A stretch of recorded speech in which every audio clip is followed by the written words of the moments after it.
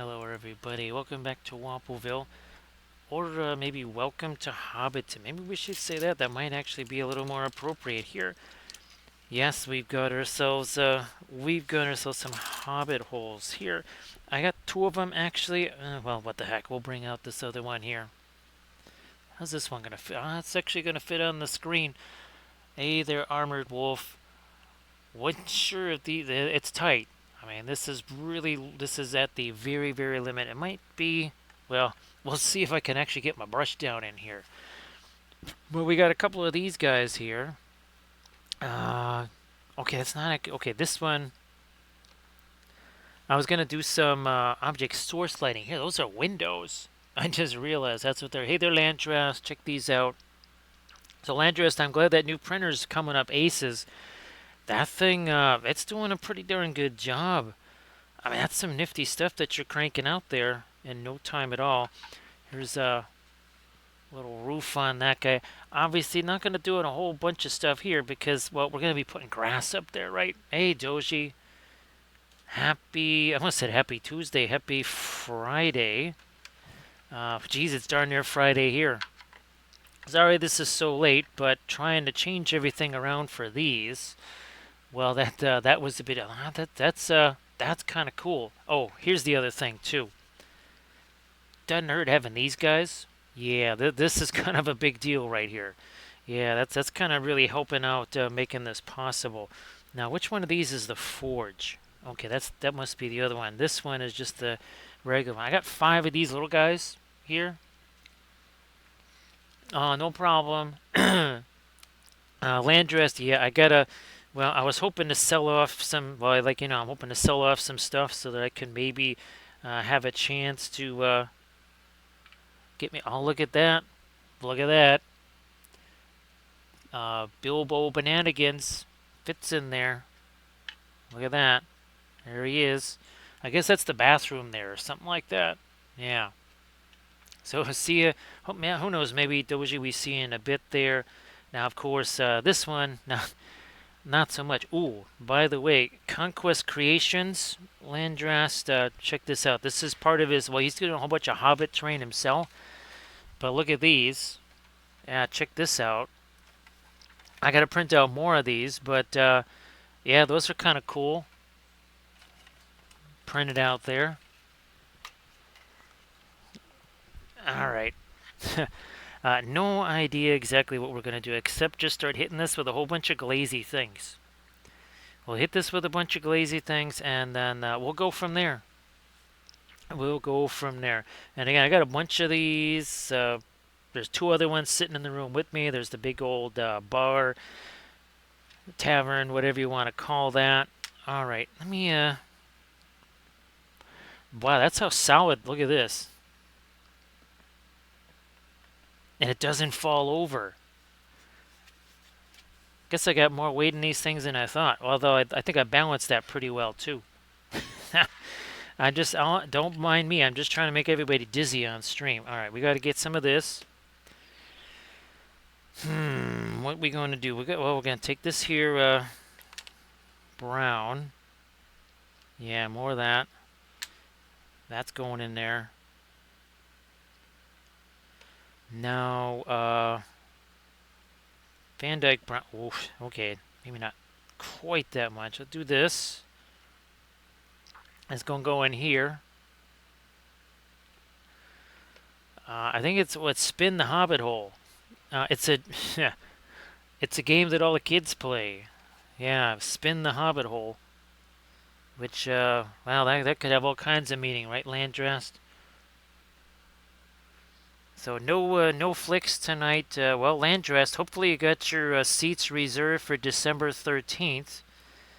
Now, Landras, is that something that you're going to be able to see on a Thursday, because I think December 13th is like a Friday, right? Because I was wondering, are you going to be able to see War of the Rohirrim before I do?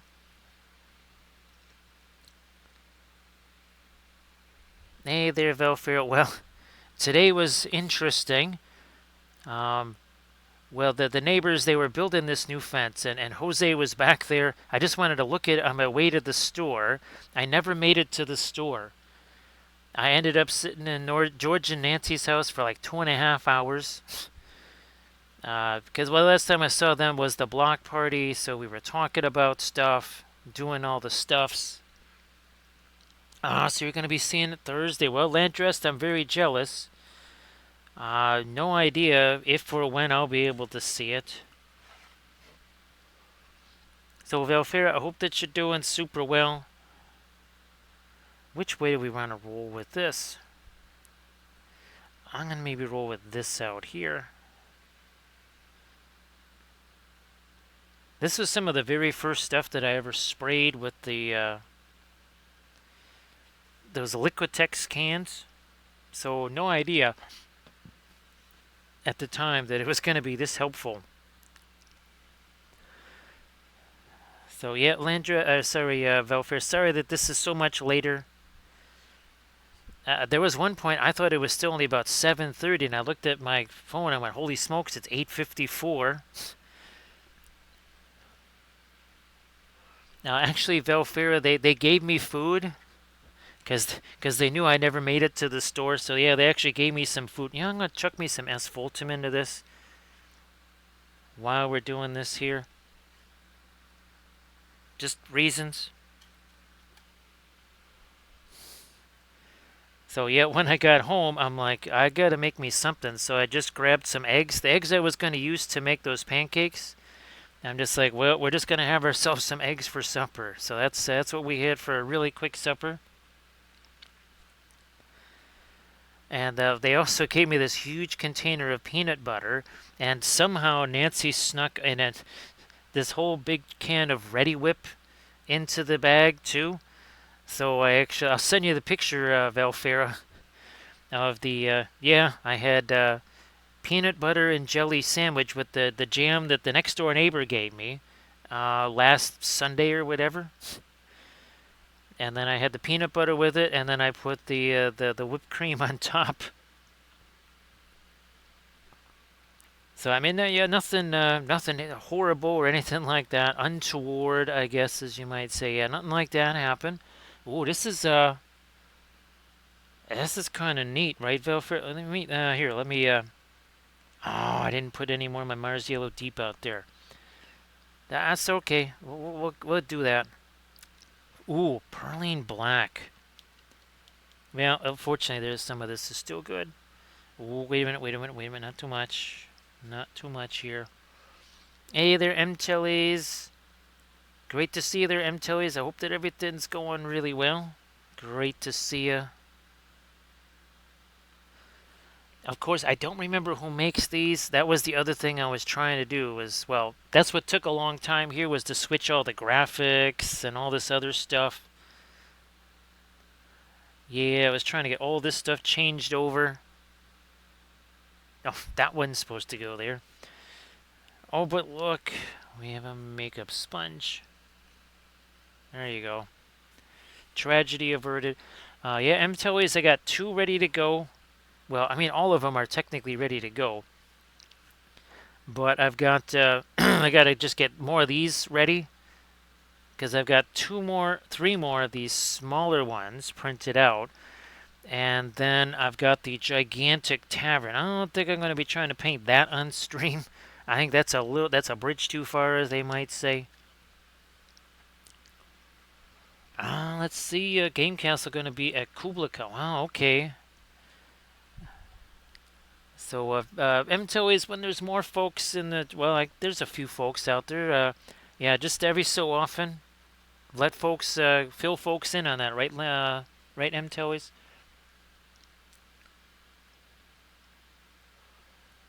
Valfira, oh, you know what? I haven't looked on Dick Blick to see if there's any nifty sales going on. You know, of the Black Friday. It seems like there's some like pre-Black Friday sales are happening already. I don't know. It looks to me, actually, Landres, this is something that's interesting. It seems like, I think it's until December something that And you can maybe double check me on this, Valfira, that Bamboo is having their stuff on sale. Like the current sale is going through Black Friday into December. Yeah, I thought so, M. Tellies. So Valfira, the thing I'm wondering is this sale extended because, well, they're trying to kind of get some things out the door? You know, does that really mean that maybe in the earlier part of 2025 there are going to be new machines coming along? I just, yeah, Valfira, or sorry, Landress, same thing. Do you think that as we kind of look at the tea leaves, is that something that we can maybe read from that? Should this be wood? Should this be stone? Well, this should be wood. I don't know, I'm going to make that wood also.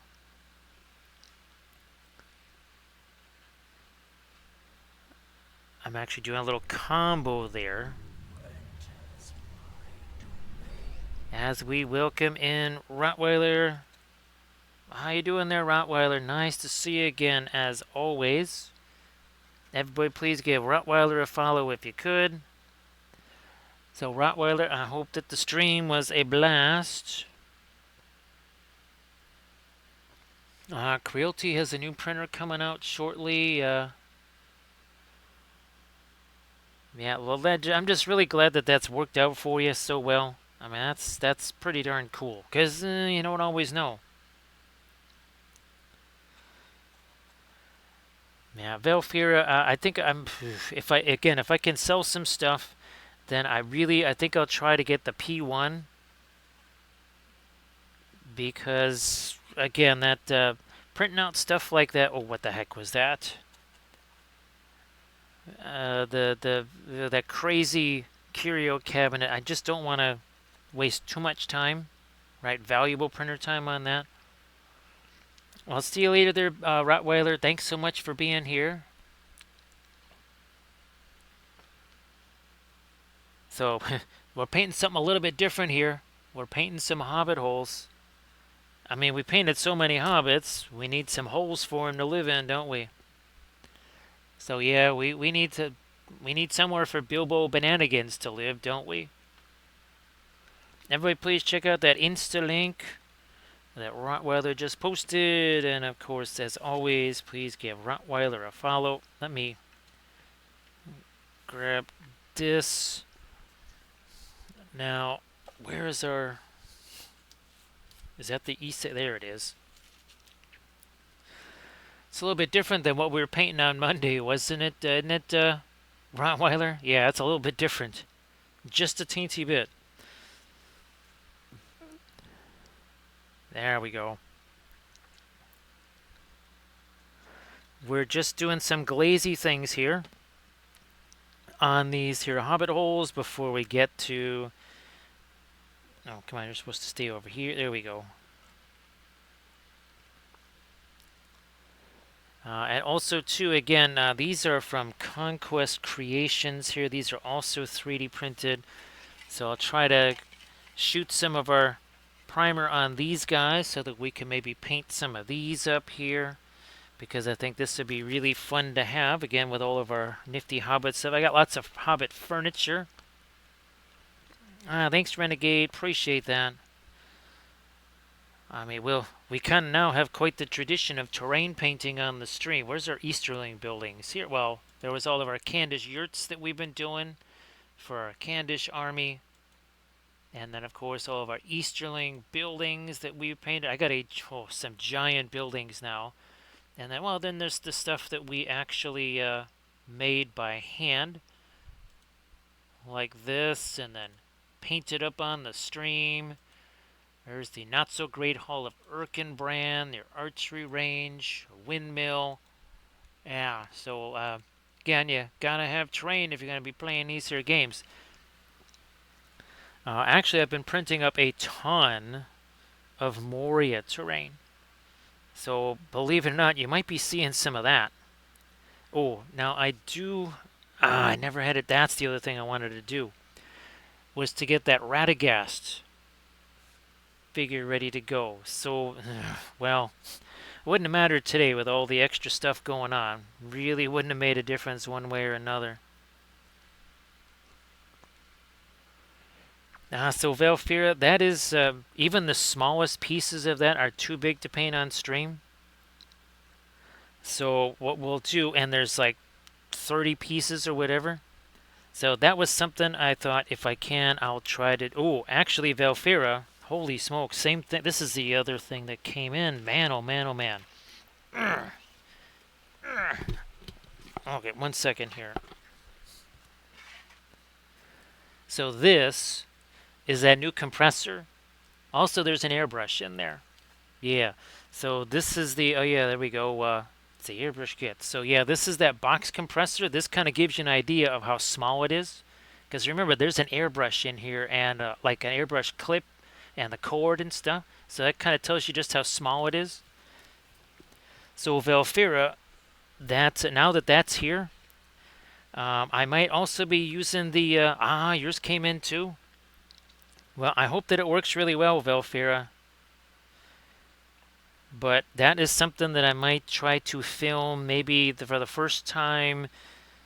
I don't know about this week, but I don't know, maybe Sunday, who knows.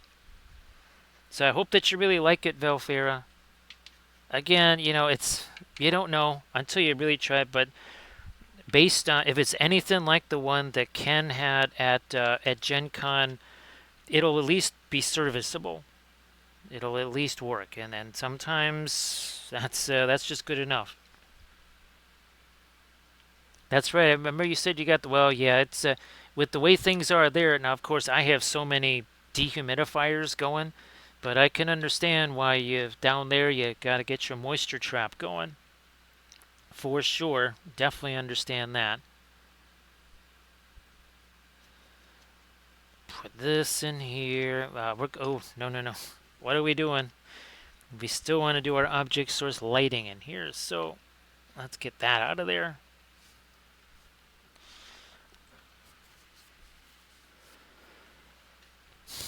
Now Valfira, now it's been a while since I used it. There were a few little things. Well, that's why I want to try using it again. There was a few little things that it's just it's a. Oh, here's the other. This is it, Valfira. What you want to do? Let's say I'm going to be spraying in here. What I want to do is start a test spray out here, then walk it over here instead of just being over here and then pressing the airbrush. It's better to start it somewhere else and then bring it in. If that makes any sense, Valfira. Yeah, actually, I think this one does too. I'm pretty sure this one also does a couple of brushes there. And of course, Valfira, when I saw it went from $67 to 53, I said, okay, I just got to do this, right? Just got to make this happen. So Renegade, ironically enough, back in the day, boy, we haven't seen this. Well, it's because we haven't seen Bithron in a long time. Let me show you something. It's been many years since I last. Wait a minute. Are we almost there? Here we are. So this is the town of Wappleville. Believe it or not, that's all MDF terrain. We did all kinds of stuff for the interiors, like wallpaper, rugs, signs. So you can see again, there's more of that. So all MDF, believe it or not. Now, of course, those kind of buildings and say bolt action terrain, you can get away with that a little bit more. With Lord of the Rings terrain, not so much. It's a little more specialized. I mean, I guess you can, but it's more difficult. That'll be good, Valfir. Like I said, you know, the fact that there's 7 different speeds on it, or 7 different pressures, and it goes all the way up to 55 psi. To me, is like, okay, you know what? That is good enough. That'll get the job done. Oh, and by the way, right, we put this in here, right? So now it looks like we actually have interior lighting in there. So our little tea lights here.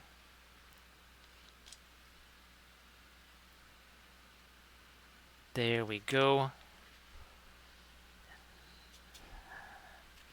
Oh, what are we doing here? Where's my Perline Black? Because we just totally ran out of that. So I'll get me some more of this out here. I'm going to need it anyhow. We're going to need it anyhow. All right. Yeah, maybe that was more than I wanted. But we got more of these buildings to do. I'm fairly certain that we'll be painting these tomorrow and Saturday on our glorious college football Saturday. Which there's not... there's always the potential for mayhem.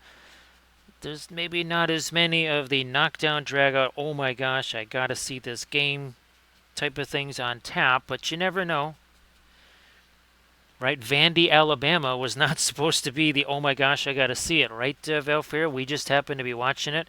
Next thing you know, some goalposts end up in the Tennessee River or whichever one that is.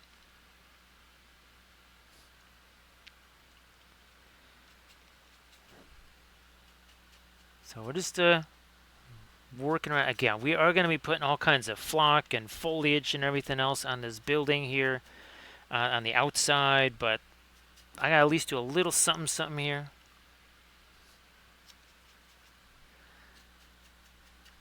Yeah, we'll work it this way. Come on, more of that in here. This is some of that reclaimed earth, or the reclaimed colors. This is that brown ochre. Basically our supercharged burnt umber, which means technically... Oh, where did you go? You're in here somewhere. Technically, we're still doing this.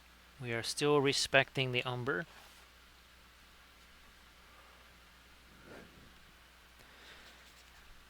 The one thing that is weird, now I guess I can understand potentially why, but why they got rid of the whole SEC East and West. Because, well, that does kind of make things easier in that sort of situation, wouldn't you think? I mean, at least that's what I would think. That's what I would think, but, you never know. Don't know what they're trying to do. Now here I am going to use some of this here green on the, or should I use red? Nah, maybe we'll change that. I'm gonna change it here. Let me, okay, that wasn't supposed to happen. Oh, that one never got glued in. That never actually got glued in. Okay. Well, then that's okay, because I can... Oh, I have no red out here. Not Naphtol red. I'm going to do some Perline red here. Because it is supposed to be... Is it the blacksmith? I think this is actually like the blacksmith. No, it's not the blacksmith. That actually has an anvil out front. Still, I'm just going to do this anyway. Just going to do this anyway. So, bear with me here while we make a little modification. The other ones I glued in. This one, it stayed in fairly well, all by itself.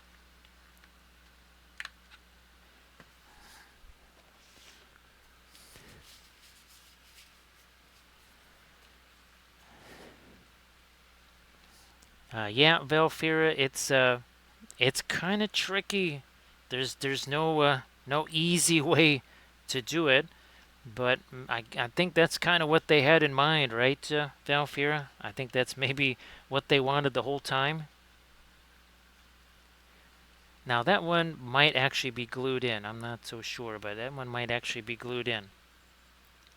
Now what I am gonna do here is, I guess, take this and then some of the... I gotta kill this thing along the top here. That's just gonna make things difficult. All right. Okay, there's not a lot of water there. We do have a little bit over here that I might be able to steal. Oh, also, this is another thing that I was doing last night. This is actually for a multiple test. This is for, oh, all the plaster stuff came in, or the marble dust stuff came in. So I'm trying to gather up a bunch of these things, right? Because these Song of Ice and Fire horsies have all these big gaps in them and stuff. So there's that. And I'm also trying to prepare stuff for doing those videos with the airbrush. So things like the Smaug, yeah, I'm just trying to gather a bunch of different things together that we can try to use the airbrush on. Again, it might fail horribly, and it might succeed spectacularly. We don't know. Hey there, Sectorix, how you doing? So Sectorix, I don't know if you heard me earlier. It's my speculation that when I saw, at least it looks like, Bamboo is keeping all of their stuff on sale till at least December. That just made me think that there's something that's going to be coming out. I don't know necessarily how early in 2025, but there's something afoot. Because before, their sales only lasted maybe a week or two. I'm pretty sure this sale is already beyond 2 weeks. And if it's going to last all the way into December, that just tells me something. Again, I don't know what it tells me, but it tells me something. Alright, well, Valfira thought the same thing. Vlandress thought the same thing. I just said, I don't know. There are no such things as coincidences in printing, right, Landrast? And again, I'm glad that new printer worked out for you. Alright, so that's good. I just needed to do that. Get that taken care of.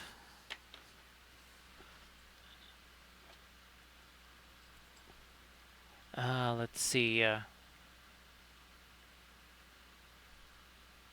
Sorry about that, Sectorix. That is most unfortunate. Definitely the opposite of Landrast's experience with the new machine. But you never know. You never know how it's going to play out. Now, these guys up here, I don't know. Let's just, some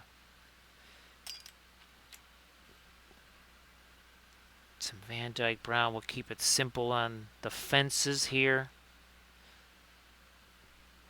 Again, I forget who makes these. I did not have time to go through and then look at that, so my apologies. Obviously, I can do that for tomorrow's stream because I want to be painting some more of these tomorrow.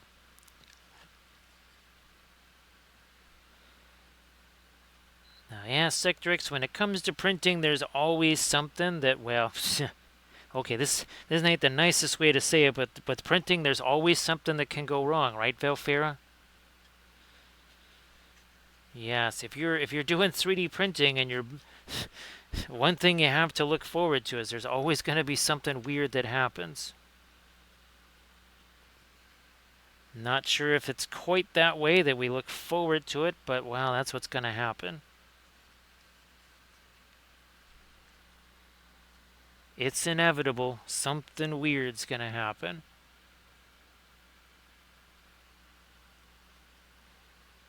Did I actually hit this yet? I don't think I did. Now, this is all looking super dark. Not really looking like it's making much of a difference, believe it or not. When we actually hit this with some of our lighter stuff, this is definitely going to be making quite a difference. Now, I think in here I can get going on that fireplace. I think I can do that here. Let me move some of these out of the way.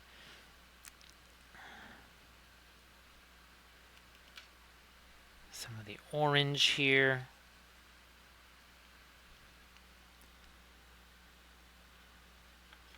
Just gonna start doing a little something there for that fireplace. A little something out here. Just to tint this a little. Hey there, Green Theory Studios. How you doing? Oh, it's almost a happy Friday. It's 11:57. So thanks. Appreciate that, Green Fairy.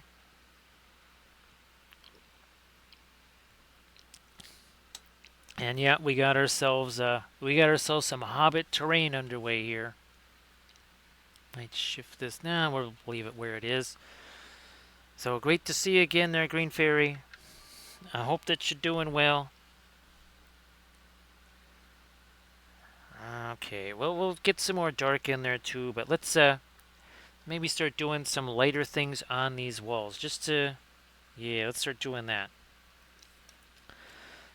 Oh, never got the fast matte white out here. All right, let's do that.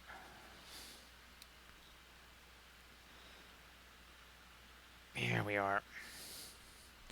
So yeah, that bag of marble dust was gigantic, Valfera. It was huge.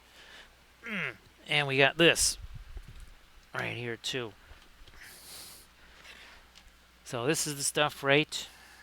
Well, it's probably sealed there. This is heavy. That's 8 fluid ounces. This thing weighs a ton.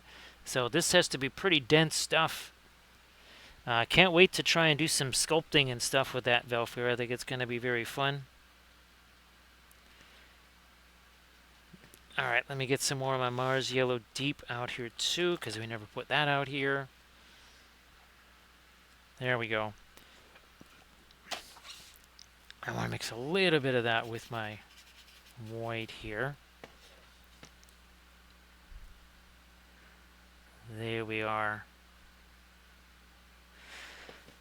And wherever we have a little bit of our glazy stuff that's worked its way on here, we're going to be able to get a little bit of nice mixing there. So you can see now just how much darker we were making some of this stuff. And this is not my lightest light either.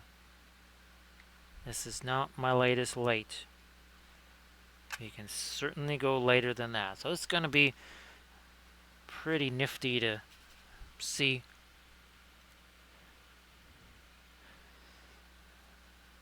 At least we got ourselves we do have ourselves a fireplace in there, such as it is. Yeah, you can see that previous glaze stuff working its way in there. Now, Insectorix, once again, the only way we're able to do this is because of the Battlecraft Supplies holders. So again, all of these things that you're going to see me painting, they'll all be on the Battlecraft Supplies holders. Now again, you can get those from their Etsy page. There's all kinds of different configurations, different sizes, different ways to use them. We keep continuously finding new ways. Oh yeah, Sectorix, we were able to play Spin the Hobbit hole here, because I was able to get so much weight down in here, and we balanced it pretty well, I have to say. We did a pretty good job of balancing this. But yeah, this is from Battlecraft Supplies. Really nifty stuff. Yeah, I didn't start out doing that. It just, I think I was reaching for something, I hit it, and it spun around, and I was convinced it was just going to tip over, fall down, but it just kept spinning. It never fell over, so I went, all right. Now, I do have Hobbit furniture to put in here. I got to find that stuff so that, well, I don't know if we'll be painting that on stream, but who knows, it could be pretty hilarious, painting Hobbit furniture on stream. You don't usually see that on stream.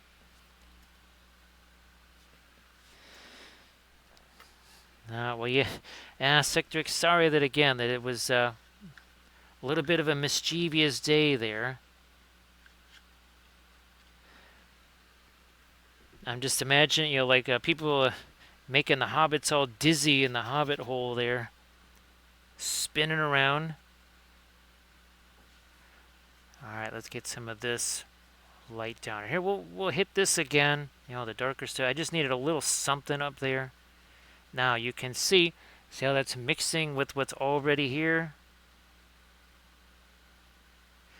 So instead of me having to do a bunch of layers, like say starting with a darker tan and working lighter and lighter, didn't have to do that. I was just able to go straight away to Bearded Celt. How you doing there, Celt? Nice to see ya. So Bearded Celt, I hope that you're doing well. Thank you so much for that raid. Everybody please give Bearded Celt a follow if you could. So Bearded Celt, we got something a little bit different here. Yes, this might look like a Hobbit hole. That is exactly what it is. We have a bunch of these. Not only do I have 5 different Hobbit holes printed out, I've got a giant Hobbit tavern. Look at this. Look at that. Hobbit crops. Hobbit crops. Ooh, where is... Okay, there we go. Look at this. So Bilbo Stabbins, don't mess with his pumpkin patch. Don't mess with Bilbo Stabbins' pumpkin patch. I think he even has... Yeah, it looks like little vines attaching him there. So yeah, there's Bilbo Stabbins and his pumpkin patch. So don't mess with that. We also have... Well, we've got Farmer Maggot and his crops over here.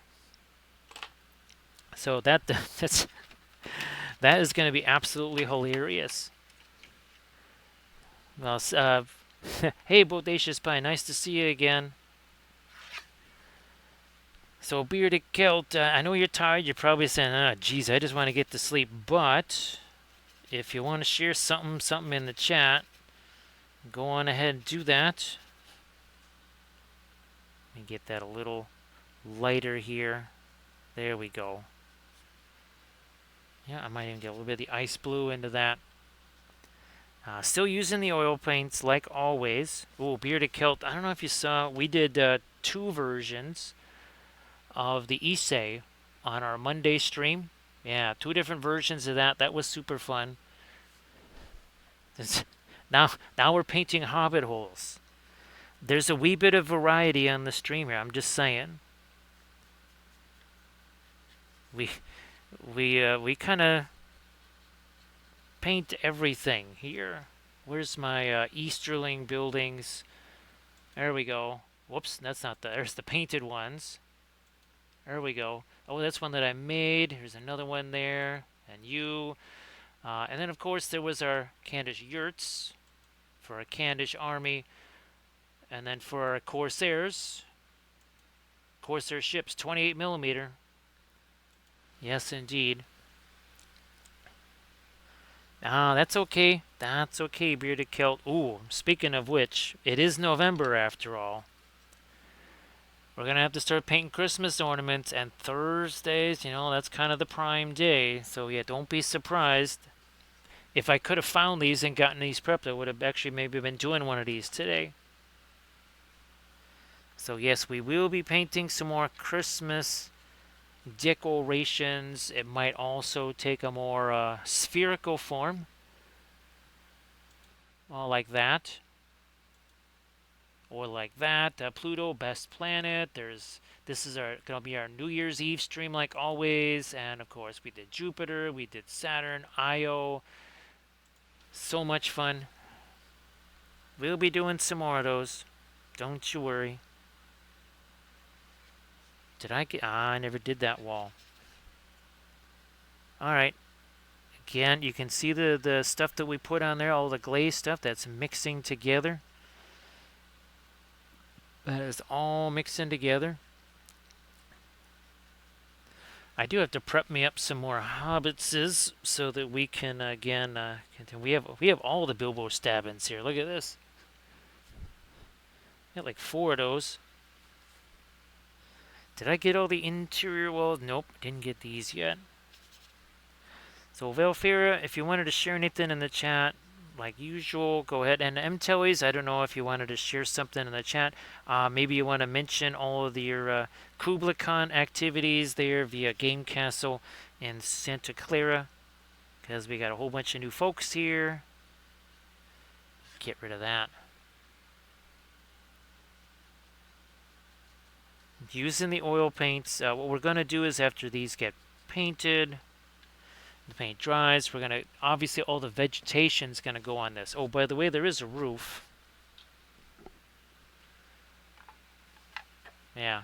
So there's a roof and a chimney right there. Now we also have to get the snow on the eagles that we did. So that was our last stream, I'm pretty sure, wasn't it? Oh no. Armada Mondays was our last stream. That was super fun, I gotta say.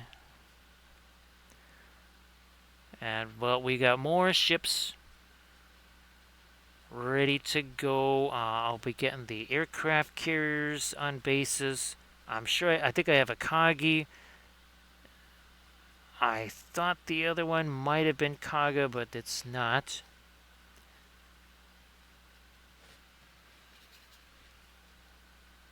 Never did this wall either.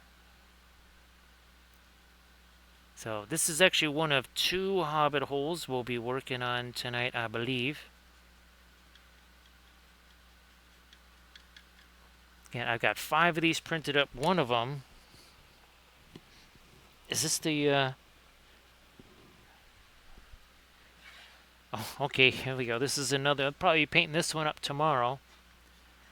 So that's gonna be fun. Again, those are all 3D printed.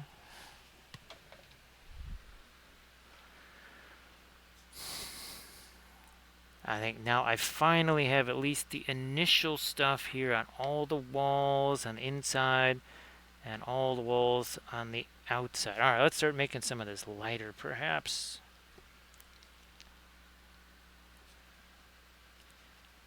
There's a little too much paint on that brush. There we go. That's more like it.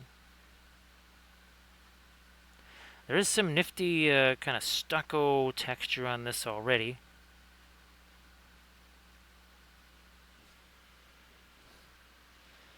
There was something that I wanted to try. Oh, I printed out some from Diwali, some of the Moria columns and such. And what I want to do, Velfer, is take the plaster stuff and see if I can actually get rid of some layer lines. We'll see if that works. Only one way to know, and that is, of course, always to try, right, Velfira? Thank you so much, Lecter's Kitchen. If you're feeling hungry, it's time to go to Lecter's Kitchen, because meat's always on the menu, boys. Meat is always on the menu at Lecter's Kitchen. How you doing there, Lecter? Thank you so much for the raid. Everybody, please give Lecter's Kitchen a follow while you're at it. Yes, indeed. Go do that. So, Lecter's Kitchen, we're painting a couple of Hobbit holes tonight. Painting a few because, well, Bilbo and Bananigans, he needs somewhere to hang out, right? He needs himself a house. We'll also be painting some fabulous... Where's that pumpkin? There it is. There's the pumpkin patch. So I'm going to try and get some of these ready because, oh, look. Look at that Bilbo Stabbins. He's got to defend his pumpkin patch there. Yes, indeed. Heck, I might have to print some more of those out. So, yeah, we've got a few of these. Here's, well, this one's not on a little holder, but here's another one. Speaking of vegetables and produce. So it's kind of nice little interior there. I actually have, from the same folks that made this, I've got a 2-story Hobbit tavern. It's massive. It's about the size of 5 of these put together and then like 3 more on top of that. And it is massive. You could quite literally play an entire game inside. You could play a whole game inside that tavern. Needless to say, I've been looking forward to painting these for some time. It became, especially with these holders here from Battlecraft Supply, now it was possible to actually get these guys painted up on stream. Well, painted up period, but what I did was I hit these with, there's no primer on these actually. What I did was I hit them with these, it's got Liquitex spray paint. It's actually acrylic spray paint. It's even foam safe. It is actually foam safe, which is really cool. Get a little bit of this down in here. Okay. So look at that. You can see that steel plenty wet, right? Now, let me try and do some. I'm gonna get my reference up over here.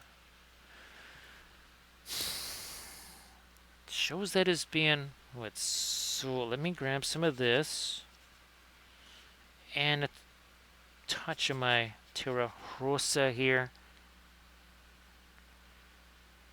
All right, and well, let's get some wood beams going here. Of course, this is very different from the last couple of things that we painted. This was our Monday stream. We actually painted 2 of these 1/1800 scale ships.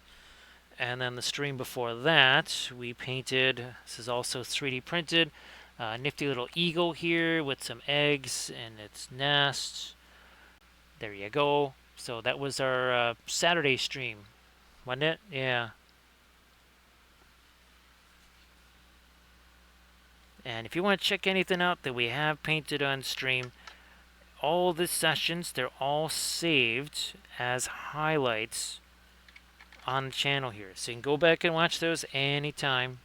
It's sort of like a YouTube channel. You can go back and watch those streams at any point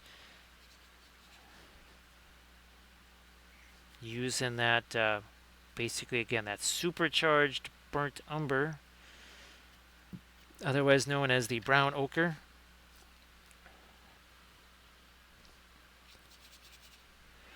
Here's some of the other terrain that we have painted on stream. We did 3 Corsair ships. This is one of them. We did 3 of those. We did an elven ship, so that's for our Corsairs of Umbar. We painted a bunch of Candish yurts for our Candish forces. And then we've done a whole bunch of Easterling terrain on the stream because terrain. It's also nice to have for let's say you want to do a D&D campaign, something like that, some RPG stuff. It is unimaginably better, right, Landras, when you set it in some nifty terrain? Let me get this. You know what? Let me hit this a little bit more of the brown. It's going to go around here because reasons.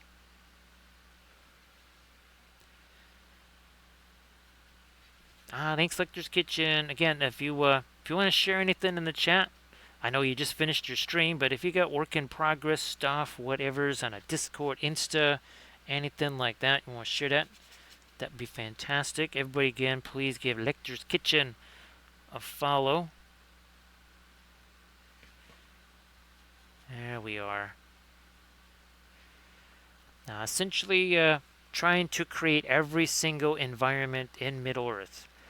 I have an entire port city of Dol Amroth printed out, Osgiliath, Fornost, Minas Morgul, all of that stuff is printed out.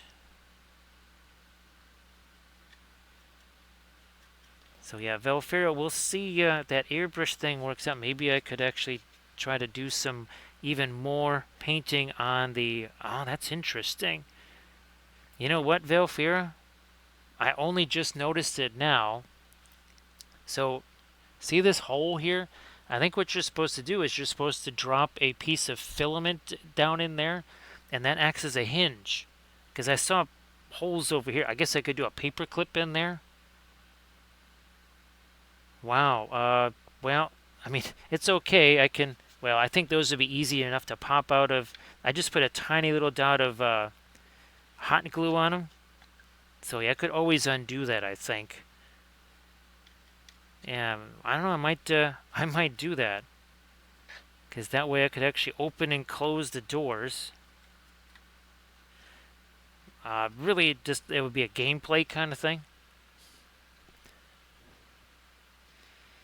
So again, everybody please give Lecter's Kitchen a follow. Nah, that might be too reddish. Let me get back to my ochre stuff there. Maybe even... okay, that was a little more thinner than I wanted. But that's alright.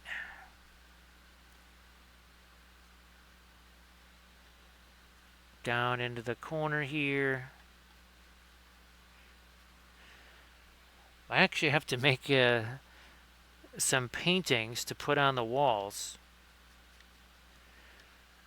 So, oh, there we go. We'll have to paint some for our flat Thursdays. Well, we'll have to paint some landscapes that would be of the right size to fit down in here. So yeah, we'll have to. Well, we probably won't paint Isengard as a landscape to put in one of our Hobbit holes, but.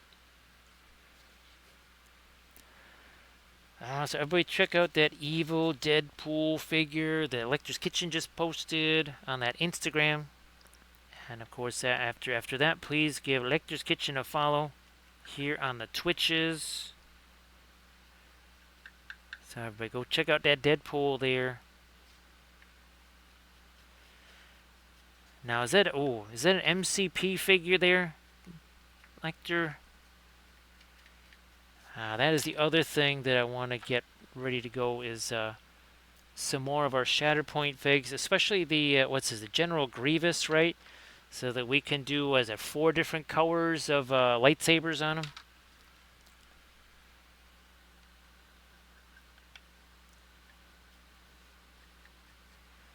So again, everybody please check out that link that Lecter's Kitchen just shared. Oh, I gotta do this part over here. Didn't even see these guys. I have to say there's a little bit more going on with these Hobbit holes than you think. I thought, oh my gosh, we'll just tear through these things in 5 minutes. Now that I'm actually painting these guys, there's a little bit going on here. So kind of a chibi style there. Well, this is not really intended to be chibi style. There's a long story behind these, but the Lord of the Rings themed gummy bears that we had sculpted, we only did 2 of them so far. We will be getting to some more. Where's the Galadriel? Here she is. So yeah, eventually we'll be doing some more of those, especially like Sauron, right? So yeah, we got to get these things sculpted up so that we can have fun painting them here on stream, and other folks can also get the STLs, and they can also hopefully have some fun painting those too. Let me get this a little bit of color over there. Okay, all right. Now let me see if I can do a little bit more with the. Maybe we'll just use this thing. I just wanted to get to. There we go. Okay. We'll use this brush right here. Forgot to break this down. So let me just get a little bit of the thinner into that. Okay, there's some of our floral orange. A little touch of that white over here now.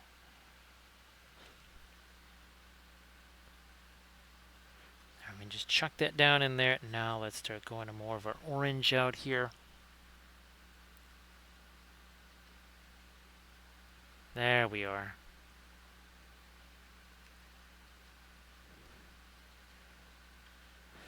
Let's turn this over. Didn't want that out there. We're using traditional oil paints right out of the tube. Now, because this is the black matte PLA filament, this if it's not dry by tomorrow, it should be pretty darn close to dry by tomorrow.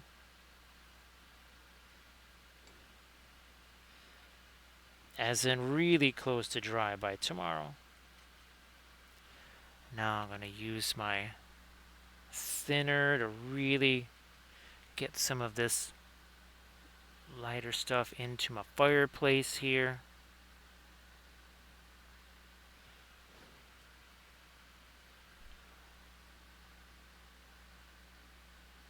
I might even also I don't know, maybe at some point we take our heavy gloss gel and actually put some fire in there. Or elementium as we call it.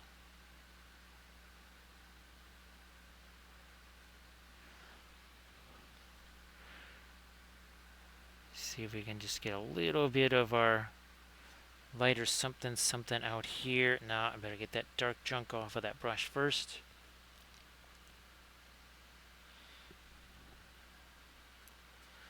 Little touch of something lighter there.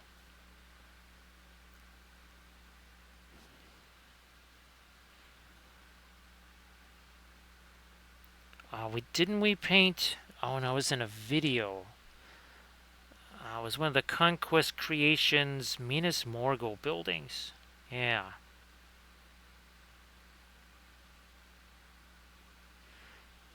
Okay, so just trying to spread a little bit of our firelight out here. When that has a chance to set, we'll maybe do some glaze stuff over the top of that too.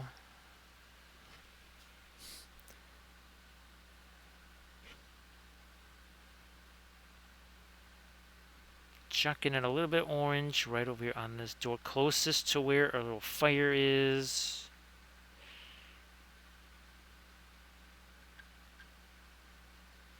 Maybe a little bit over there. So again, just trying to make that look like it's doing a little something there. Doesn't have to be crazy. Less than an hour ago, this had no paint on it. Again, that's the other fabulous thing about the oil paint. Things work very quickly. Windsor, Newton, Gamlin, Williamsburg, and now Richardson. Those are the brands that we kind of use the most.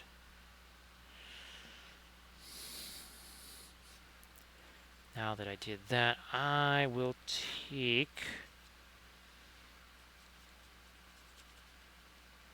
some, whoops, okay, let's not use all of our Perlene red. A little more thinner. Let's see what this is going to do here. Right in there.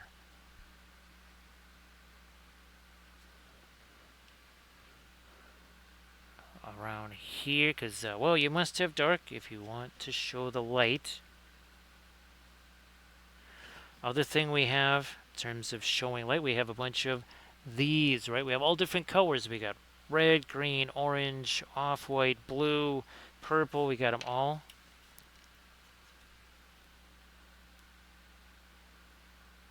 Got all kinds of fun different color lights.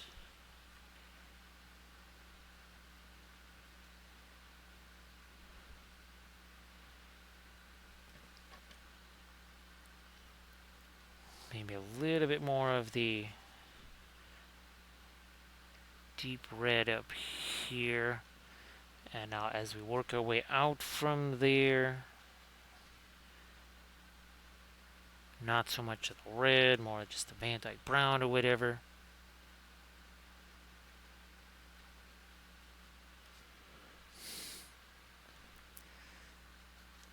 Some of that dark all the way into there.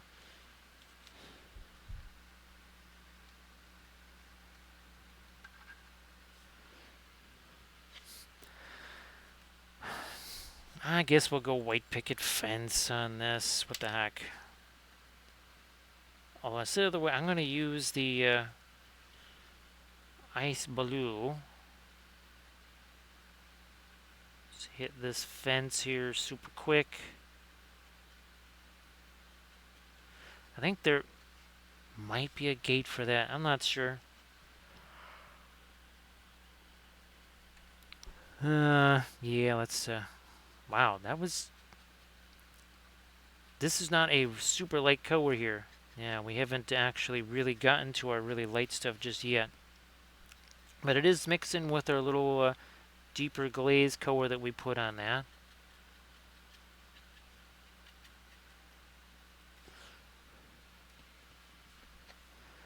Now, Other side. Give me more of this. There we are.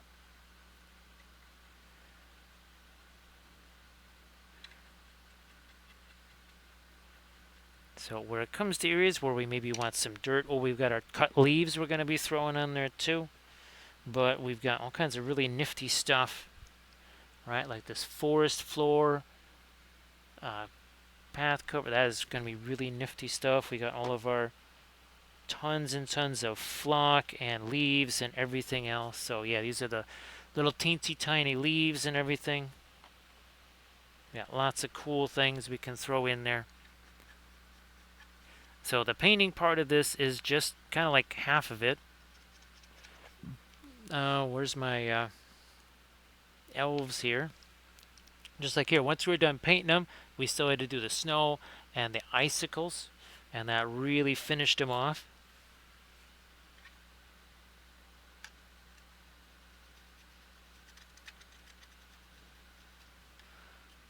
Okay, we're doing this.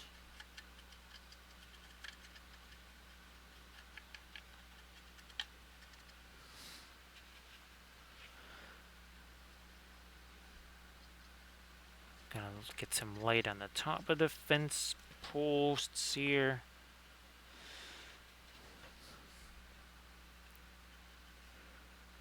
So this is done in Elegoo black matte PLA on a bamboo carbon X1 printer.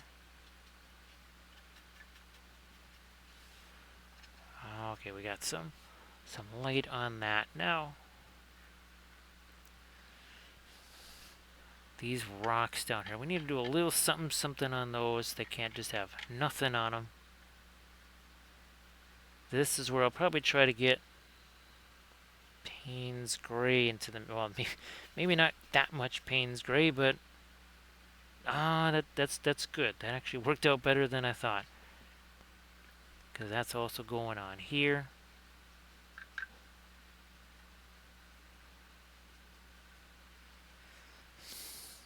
Where is there it is.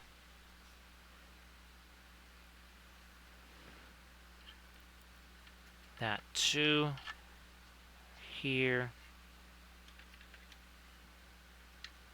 There.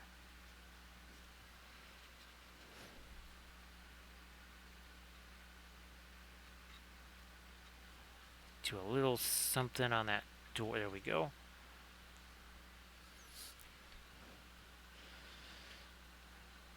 Hit this side with it as well. Fine.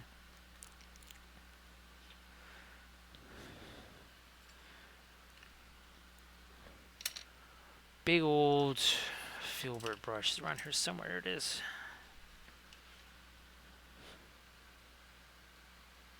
Radiant green. Some of the perline black.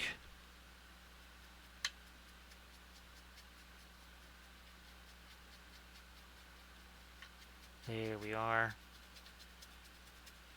That I want to do a little bit on the warmer side, so we'll wait on that.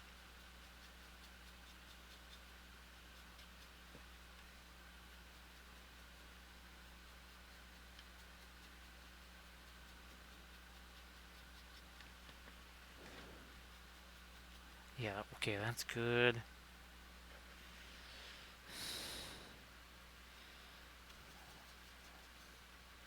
Some of the radiant green, some of the Mars yellow deep.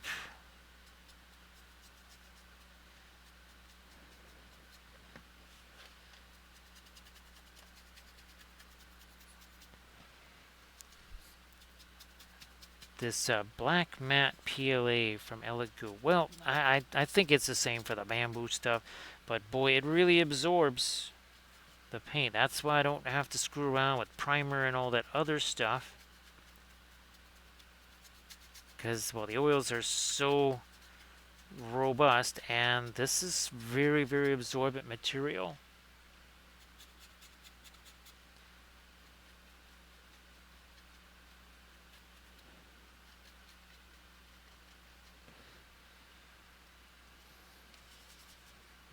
the radiant green, or Mars yellow deep.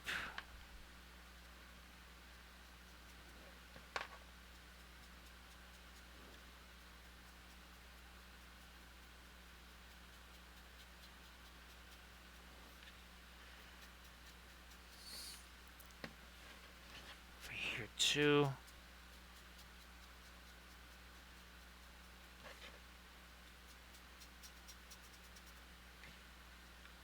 Ah, that does actually makes a difference there.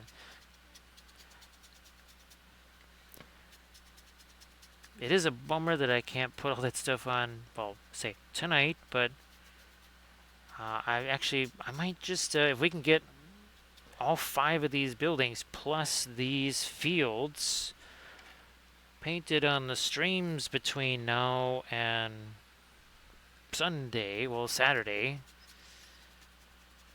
I might just say, we got a whole bunch of buildings here. Why don't we film putting all of the foliage on here? Which means then I have to make more grass tufts.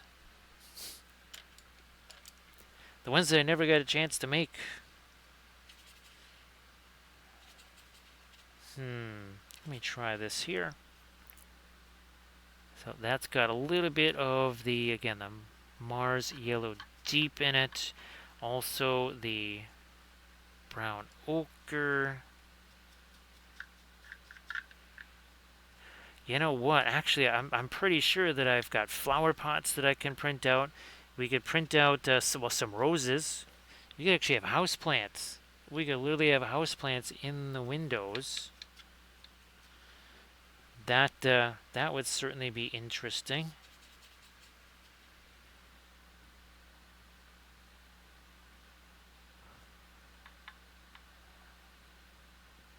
Where is my other building here? There's my other building that I was hoping to try and get to tonight. Ah, this is the blacksmith. Okay. So that's the blacksmith. You can see he's got his anvil there. He's got his forge over there. So yeah, we'll try to do some source lighting there because reasons, right? And I guess that's supposed to be okay, that's his whatchamacallit, right there for his plunge for cooling off the metal.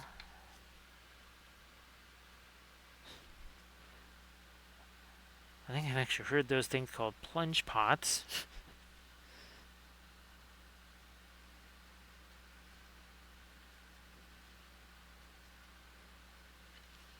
More on this stuff, then I'll probably do a bit of a glazy thing on the outside of that too.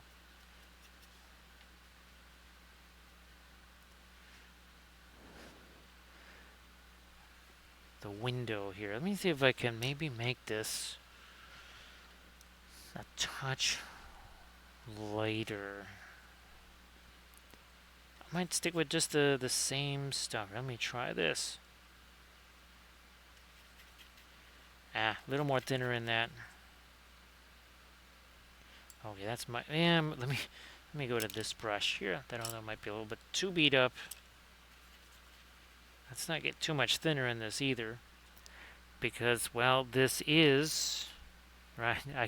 I can see it getting down into those layer lines. Oh, that's the other reason why the oils are super fantastic, especially for FDM printed stuff, is that it sinks down into those layer lines like unbelievable. So when people see the stuff that's been painted with the oil paints, they're not convinced that it's been printed on an FDM machine because they're like, where's the layer lines? The oil paints actually help to mask those things, which is super cool. Also, again, caress the brush. Don't crush the brush. How am I supposed to paint that window exactly if I've got the proverbial death grip on the brush? Hey there, Nerifel. So, Nerifel, now I don't know which part of Chicago you were in. Some parts can be pretty dicey, especially if you're not 100% sure where it is that you're supposed to be going. So I hope that that all turned out well there, Nerifel. So of course, Nerifel, yeah, you want to share anything in the chat, please go ahead. It's great to see you again.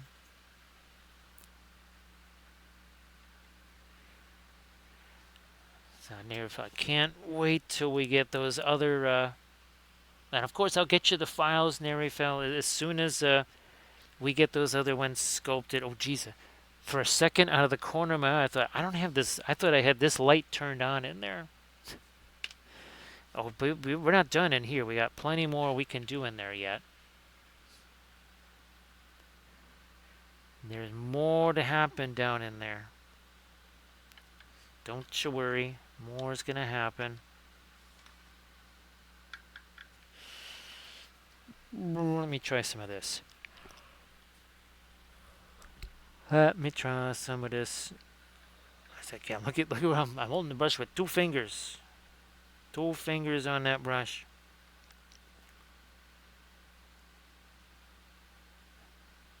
And that's the only way I'm ever going to get any paint on that stuff. That is the only way. And not going to happen otherwise.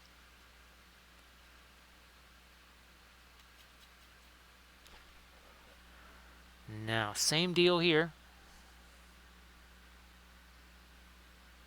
Look at that, just holding that brush on its side. And again, gotta have a place for Bilbo Bananigans to hang out, right? There it is.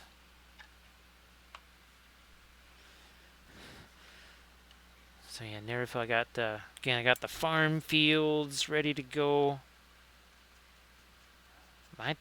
Unfortunately, I did not have a chance with everything else going on. I did not have a chance to set up some more prints tonight. I think I'll be able to print some of the Moria stuff on stream. This is the only other piece of Moria terrain that we ever got a chance to paint on stream. Of course, this is before I had a 3D printer. Remember that? That's from our Imprintable Terrain. Yeah, I gotta gather up my my dwarfy stuff that I've printed out. Obviously, we'll hit it with the spray paint and such.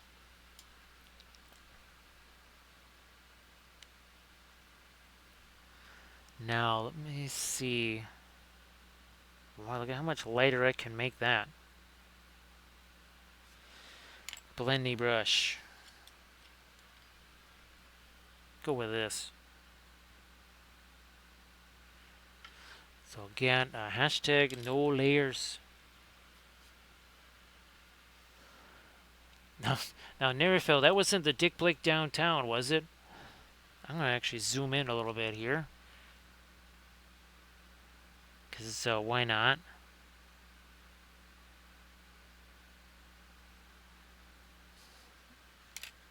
Blending brush again.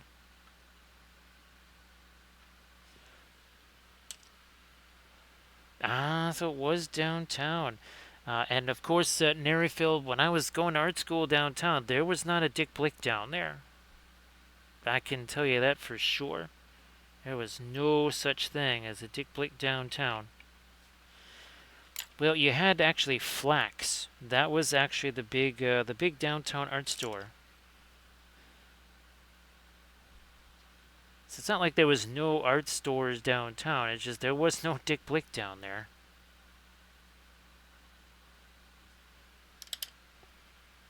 I don't even know if Flax art store is still around. Downtown is not a place I get to very often. Last time I think I was down, I was right to get Kathy to jury duty.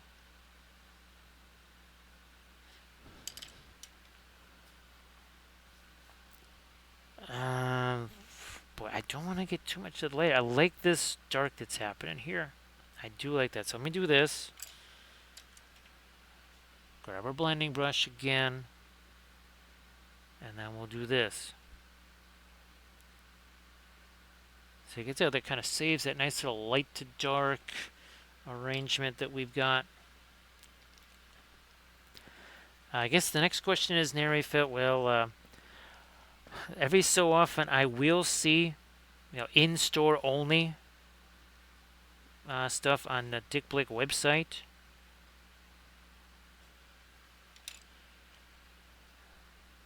I haven't actually looked for anything really on sale.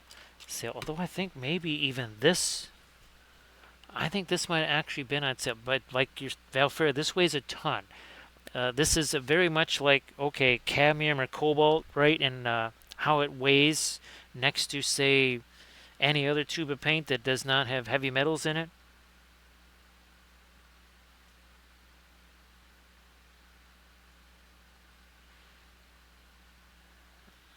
Uh, Here.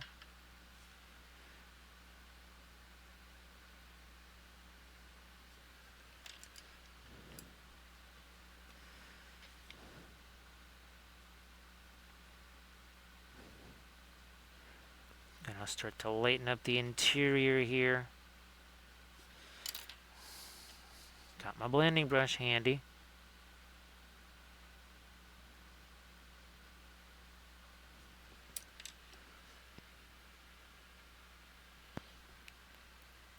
Yeah, near filled a. I might have. I think I did see that. Today was a super busy day. I basically hardly had a chance to look at anything today. Because I was trying to print things that well. I was just spent hours and hours with the neighbors today. It was very much a neighborhood kind of day today. Get rid of that.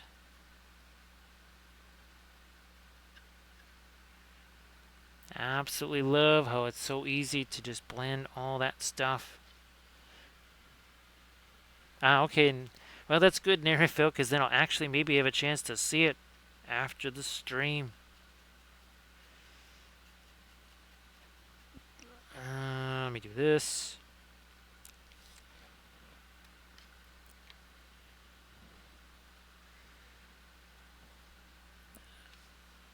Let me do something here on the fences. Let me see if this can be a bit lighter here. Oh, it can be. Wow, yeah. Look at that.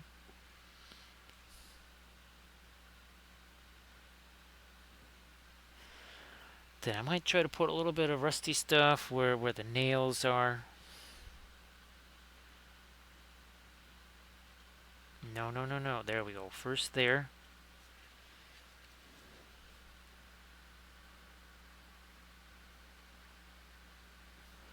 Come on. There we are.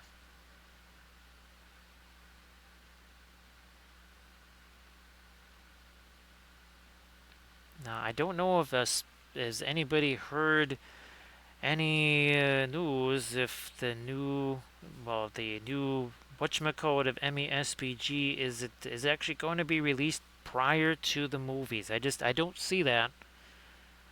That seems highly unlikely to me that would be released before the movies come out. Stranger things have happened, though. Unfortunately, I don't remember what happened the first time around back in 2001. I know they both came out in 2001. That does not tell me anything because that's when the movies came out. That doesn't. I want to know, are they going to? I don't know. November, the end of November. Is that when they're going to say, "Hey, we got new MESPGs coming out"?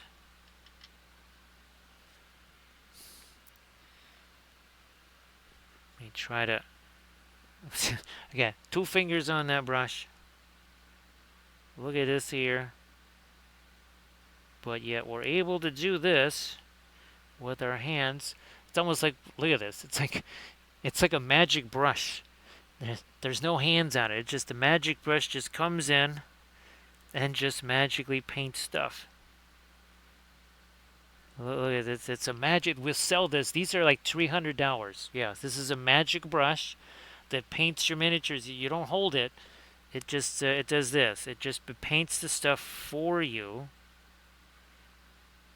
It's a magical craft brush. What would you expect to pay for a magical craft brush? You'd say, I'm probably going to pay about 30 cents a piece or something like that. You can have this brush for just 330 bucks. It's an absolute steal. Buy them now before they go up to 450. It's a craft brush that paints the miniature for you. You don't even have to look at it. It just paints it for you. Oh, other minor detail, you got to use oil paints too.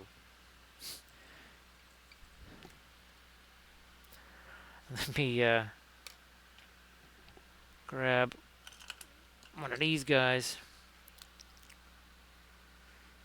Do a little bit tap, tap, tap in here before we come back. Let's do that too.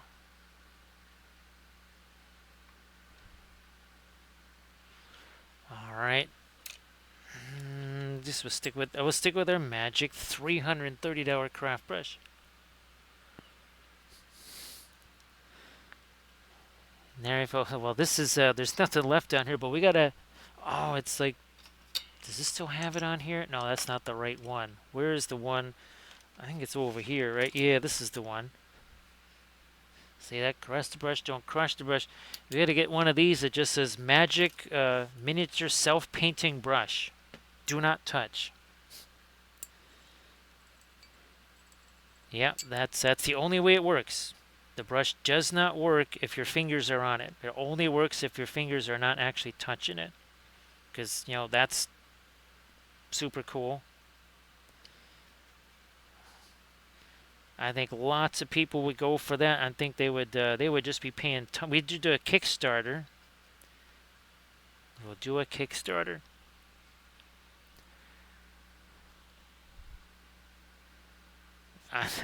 That might be a little too late. I'm going to back away from that just a smidge here. Okay, I think that might be better.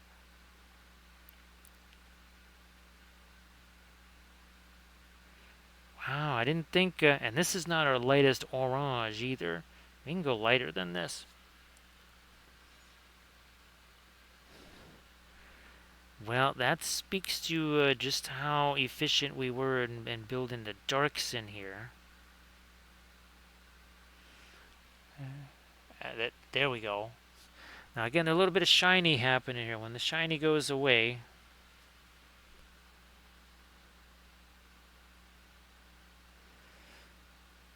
actually, oh, that's another. Those are the stretch goals, Neri fell. Those would be the stretch goals. So if basically the self-painting brush, you have to pay more for it to paint like certain people. So yeah, if you want it to be, this painter's level or something like that, that might tack on an extra $400 or $500. You want to go another painter's level, that might tack on a couple $1,000. Yeah, you got to have stretch goals, right, Nerifel? I mean, what's a Kickstarter campaign without stretch goals? Not much, is it? You have to give people something to strive for. I might need to actually put some dark on this door. I don't know. Let's see how that goes. Get some more of my orange here.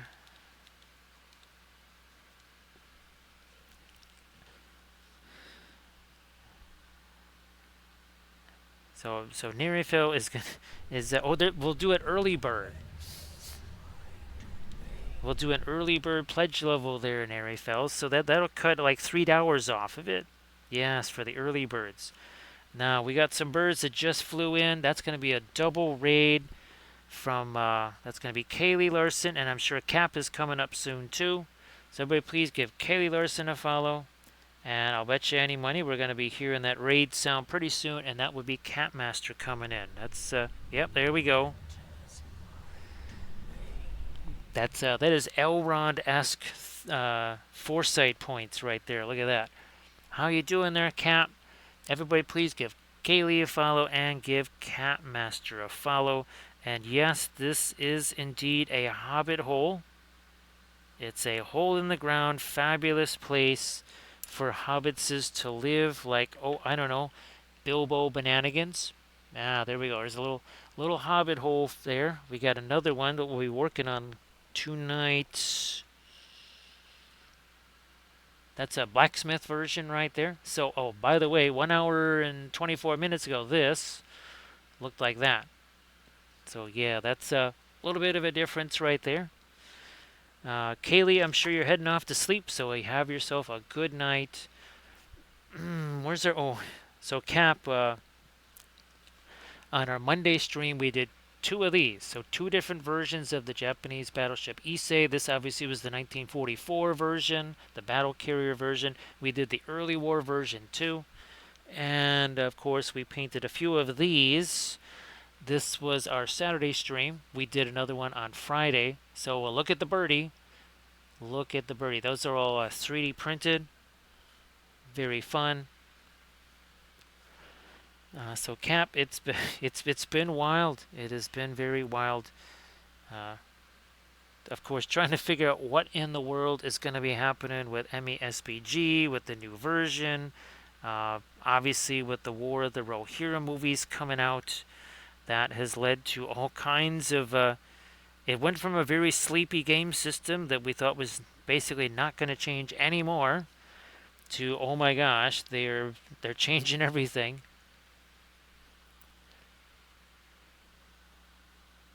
So yeah, we did a couple of those eagles, and of course, well, you saw we did several Fell Beasts and Nazgul, 11 to be precise. We also did other stuff like the Moria Dragon, a Balrog, and the Watcher in the Water.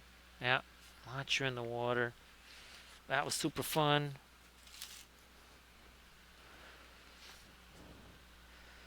You know what? I'm gonna get a little bit of this over here, just for funsies, because more my orange back there, not up there. So yeah, Cap, we actually did two versions of the Knight of Umbar. We did the Undying. We did actually two versions of the Dark Marshal. We did the Witch King. So yeah, there was 11. Again, plus the Balrog, plus the Cave Dragon, 6 goblins. That was all just the first week. Well, also too, we did the Kathy miniature, and then we did. This was our Halloween stream, right? And you saw these, right, Catmaster? Because I think you rated us on Thursday, Halloween, and those were those were very fun because they're following up these. We got to get the rest of these sculpted. So that is Sauron as a gummy bear, that is Gandalf and Gimli as gummy bears, that's Treebeard and Legolas as gummy bears. Because reason.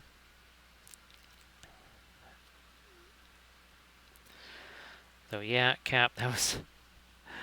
Oh my goodness, I never really would have thought we'd be doing something like that, but Twitch is a strange journey, is it not? And everybody, please give Kaylee a follow. Everybody, please give Capmaster a follow. So Cap, I hope that I know you got all those commissions going on. Hopefully those still continue to progress well. Because I think it was a bunch of Kroot, right? I think that was you had finished the other thing, and now it was the Kroot that you finished, and you move on to the next. Sorry, my brain is a little scattered here, so my apologies if I've mixed up the Kroot as the past project and not the current project.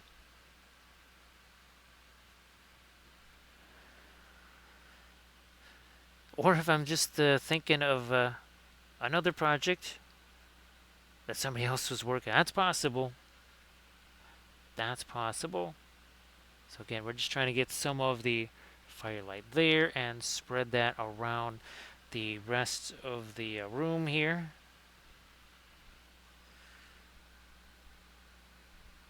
A little more over there. Maybe even lighten up those stone. That's a very rough stone floor. I was thinking it was a wood floor. Actually, it would be hilarious if the... Okay, good. That's still a stone floor too. I think the tavern, that actually does have a wooden floor.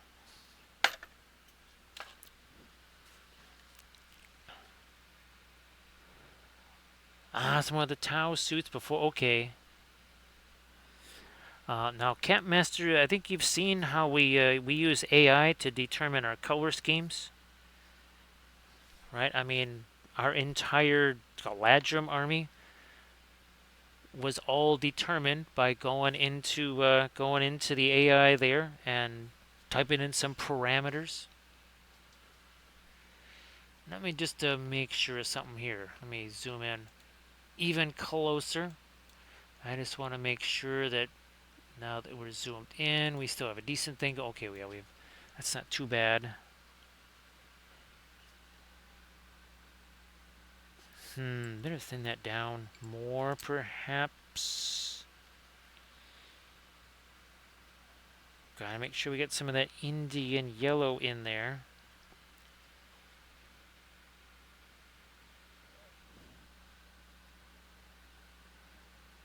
Now, Kat, if there's anything that you want to share in the chat, please don't forget to do that. Oh, I can do this. Now that I'm zoomed in, I can do that.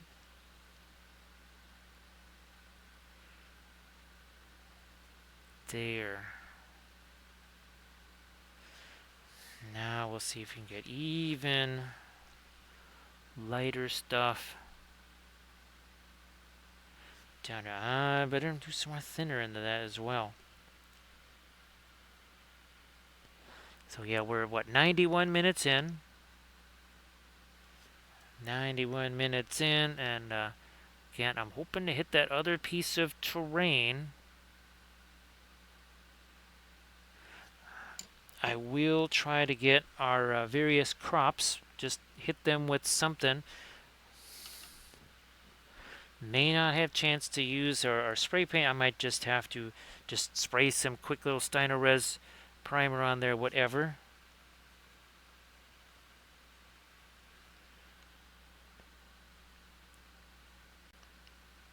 Trying just again catch the edges of these stones in the floor. I guess I better do some more thinner with that.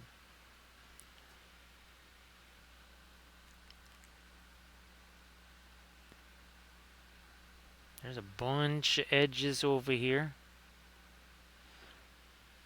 Now remember, with the oils that sinks down in here, that really does help for layer lines and such. These were printed on a bamboo carbon X1 with Elegoo Black Matte PLA.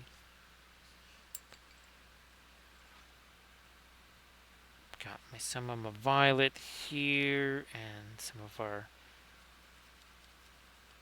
Van Dyke brown there.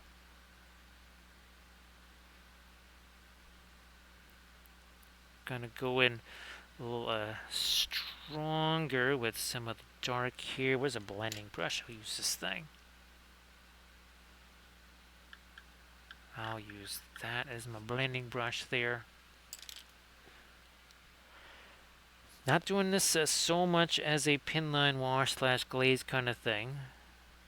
It's in the neighborhood, but not exactly a pinline wash. Thanks, Armored Wolf, for posting a link to the Instagrams. I do believe I'll be posting the Eagle to the Instagrams tomorrow. Because, well, reasons. So see you later, Cap. Thank you so much for the raid. I appreciate that. And everybody, again, please give Capmaster and Kaylee Larson a follow. That would be sensational if you could. We always appreciate that. And again, Cap, you have yourself a fantastic sleep. Oh, there we go. See, that's starting to really stand out now. We're really going to be doing this on our forge for our Hobbit blacksmith shop. Again, stay tuned for that. That will be coming up.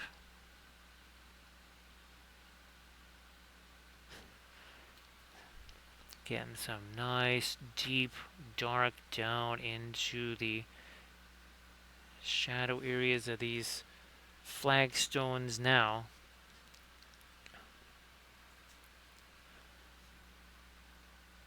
Oh yeah, look at that.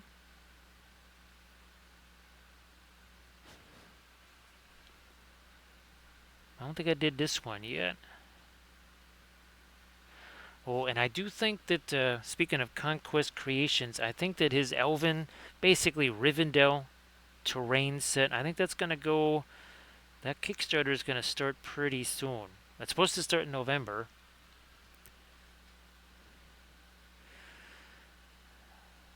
Now, the interesting thing about the Conquest Creation stuff, it may not be the most, I would say maybe Dark Realms is probably the most realistic of all terrain. Actually, the Hartolia miniature stuff is pretty realistic as well. Those can be more difficult to print out, and they're not necessarily, ironically enough, they don't basically make the best gameplay pieces. The Conquest Creation stuff is designed with all things gaming in mind. So durability, right? And it's supposed to stay together on the table. It's got the open clip system. It's supposed to be transportable, and it's rugged. It can really take a hit, and it is designed with gaming in mind, where you can't just have like one door and just have one guy stand there in that door and he can hold off an entire army by himself. He makes sure that it's like, okay, there's like 3 doors, or there's no door at all, or there's walkways to get up onto multiple levels instead of just, well, what, do you climb up there? How do you get up to that other level?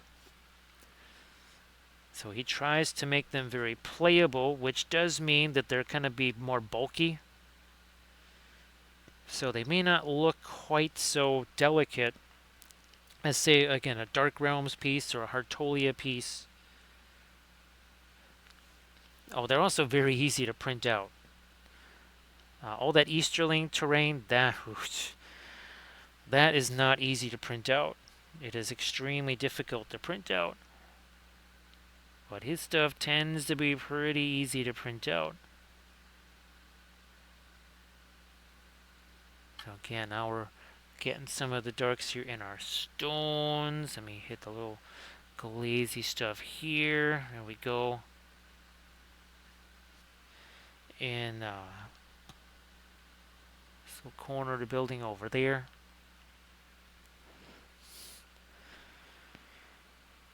Some of our Van Dyke brown here.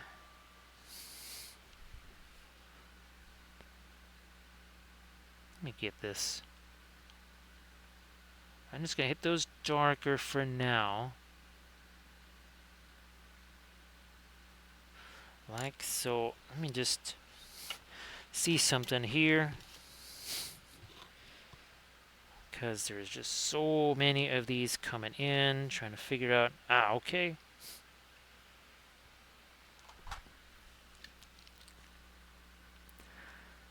Now on this door, again, we can't have our shadow areas be lighter than the lighting area. So we're going to take this,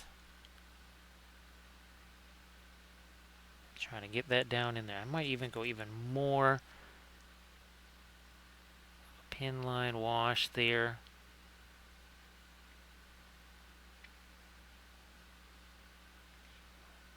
Out to the edge of the door. Okay. All right, there we are. These flagstones in the corner need some, really just some shadow on them. And again, what we have are these magical little balloon lights. We can Stick those in here, and now from the outside, it makes it appear that there's actual lights on inside here. Let me hit these real quick with some of our brown. We'll let that set. We'll come back. We'll get some lighter stuff on those two.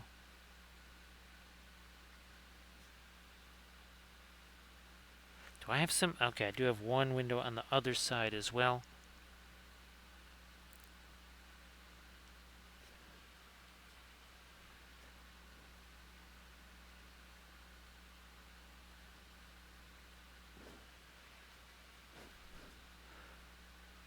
And let's try to do this.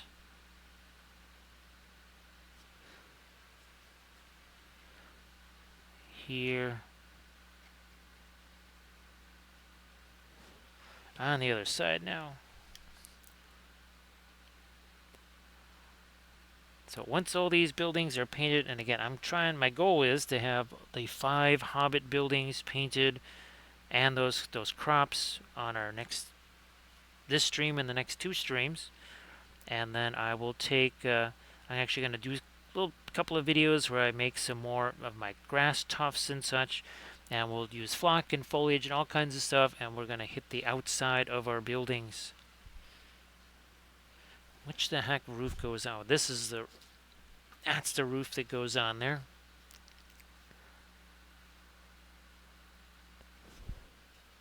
I might have to slap some paint on that too.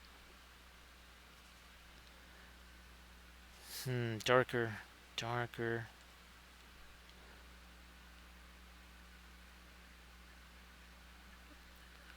When in doubt, sometimes you just gotta make things darker. There always seems to be the urge to really just highlight everything into oblivion. Sometimes you need to actually just go with more shadow and make things darker.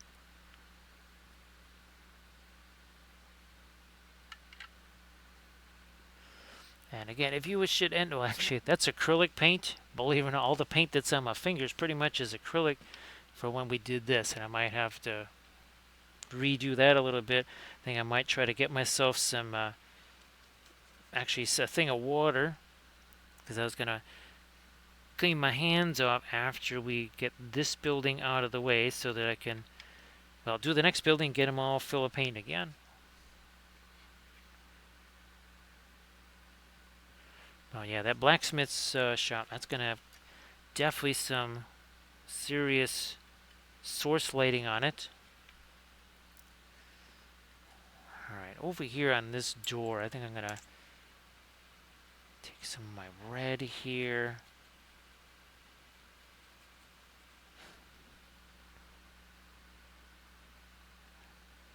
There.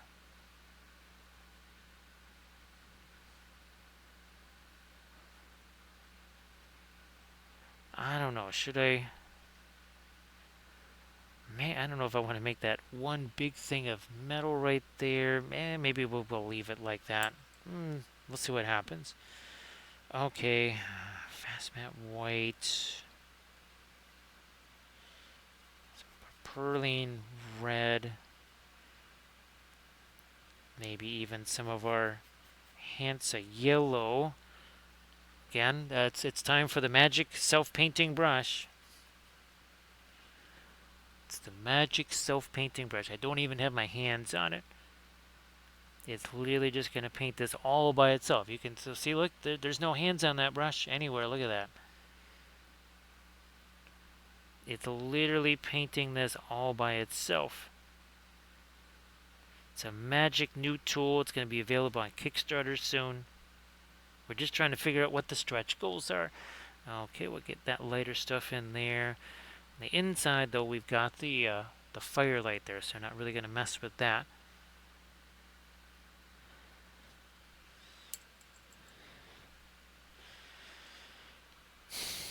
Our yellow here.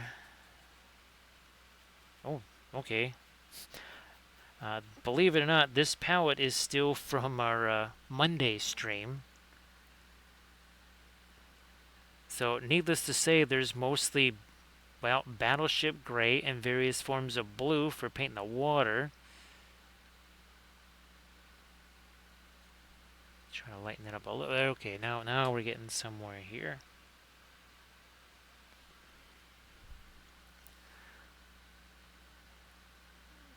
Maybe we should get a little bit of our light on that. Blending brush. Maybe I'll use this.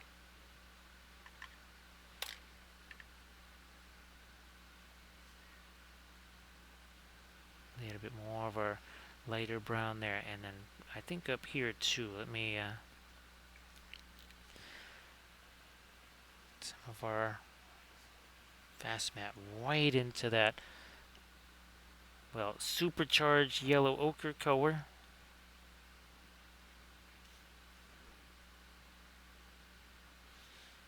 Blending brush again. Look at that. Hashtag no layers.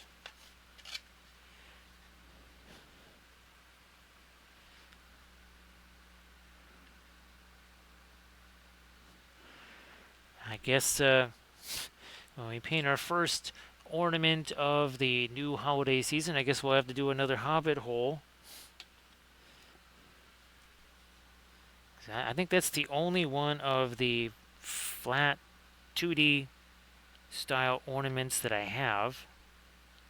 I think all the rest of those were given away as presents. I'm pretty sure we did a Minas Tirith one.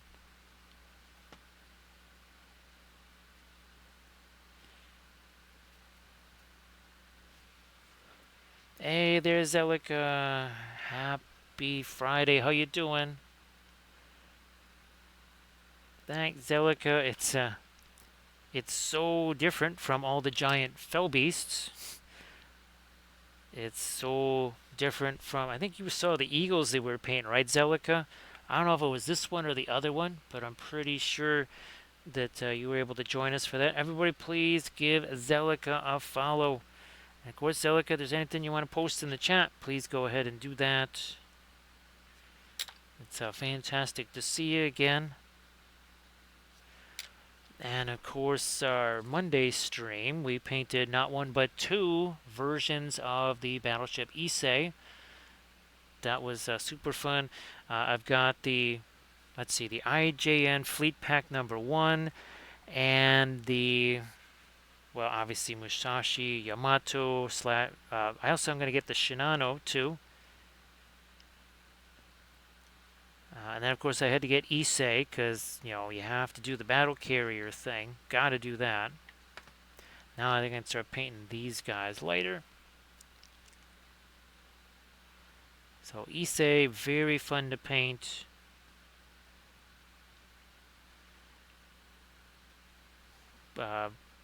He doesn't really sell necessarily like the Kidu Butai just as a unit. It's kind of split into the various fleet packs and individual ships, but we'll try to get them all.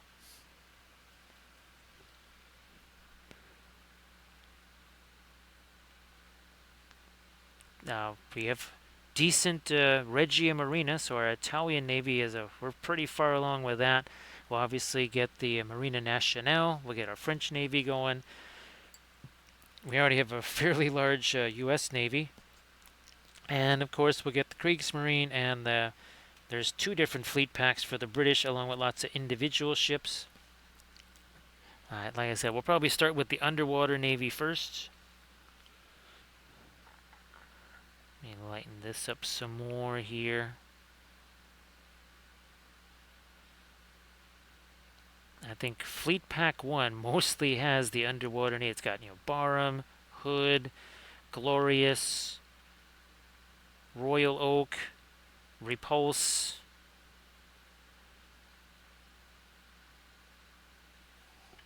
So that really changes how some of these guys look here. Now, we do have some of our rust color there. Now more of the Mars red. That's better.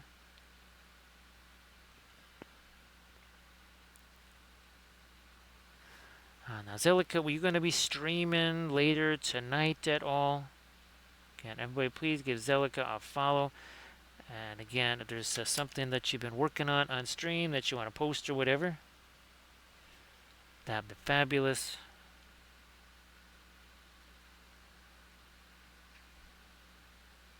Teensy bit of something there for some weathering, just because.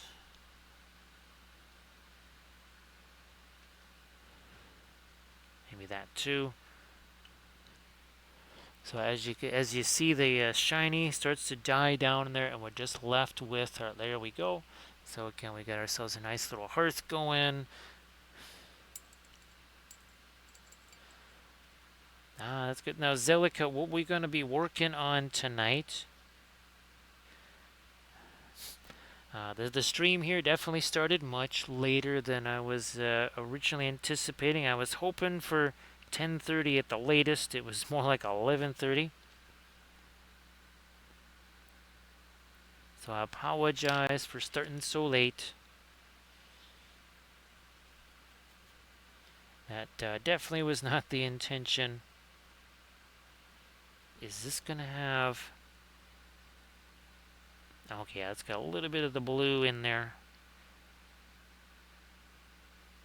Trying to work a little subtle difference in some of our rock tones here. Was that blending brush? Yep. Now they're over here. Keep seeing the fan. Here, let me zoom out, actually. There we go. Hey there, guys. Nice to see ya. Yeah, well, it's Zillica, I believe it was just a few days ago. I think it was 8:15 in the morning when I actually got to sleep. The average time of me getting to sleep is somewhere in the 7:30 in the morning range now. Not super ideal, to say the least.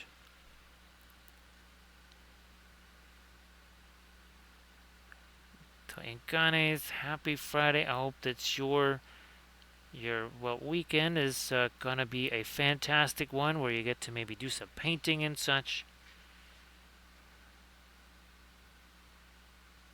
Fine, we'll do a little bit of this back here.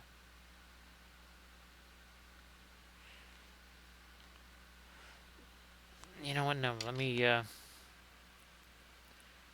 some of this on our door before we do the other stuff.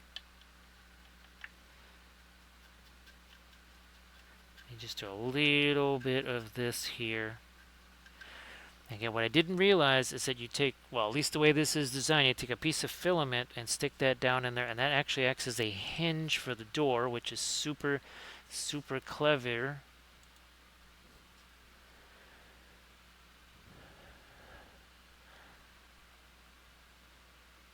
So yeah, Nerifel, that we've had to try and turn rooms into basically sensory deprivation chambers so that we could somehow try and sleep like during the day. Thank you so much, Jane, or Janet. Thank you so much. It's like, all right, I hear you. I see you in there. I know you're in there, Baggins. I know you got all the pipe weed in there. You got the ring in there too. No, look. I can still see you even though you have the ring. Seriously, you're going to do that? That's just rude. Thank you so much for that follow, Janet. Appreciate that. What's going to happen here in our big old Gandalf 6? What's going to happen? Did he mention pipeweed? What happens when he mentions pipeweed? That's what happens every single time. And again, we have ourselves a little Hobbit hole for Bilbo Bananigans. So thank you so much for that follow. Appreciate that, of course. Yes. It's going to be very fun all weekend long painting these Hobbit holes, because every time we get ourselves a follow, along comes a Gandalf. I think the only other time we could do, oh, when we were painting, when we were doing the 2D paintings of the Hobbit hole.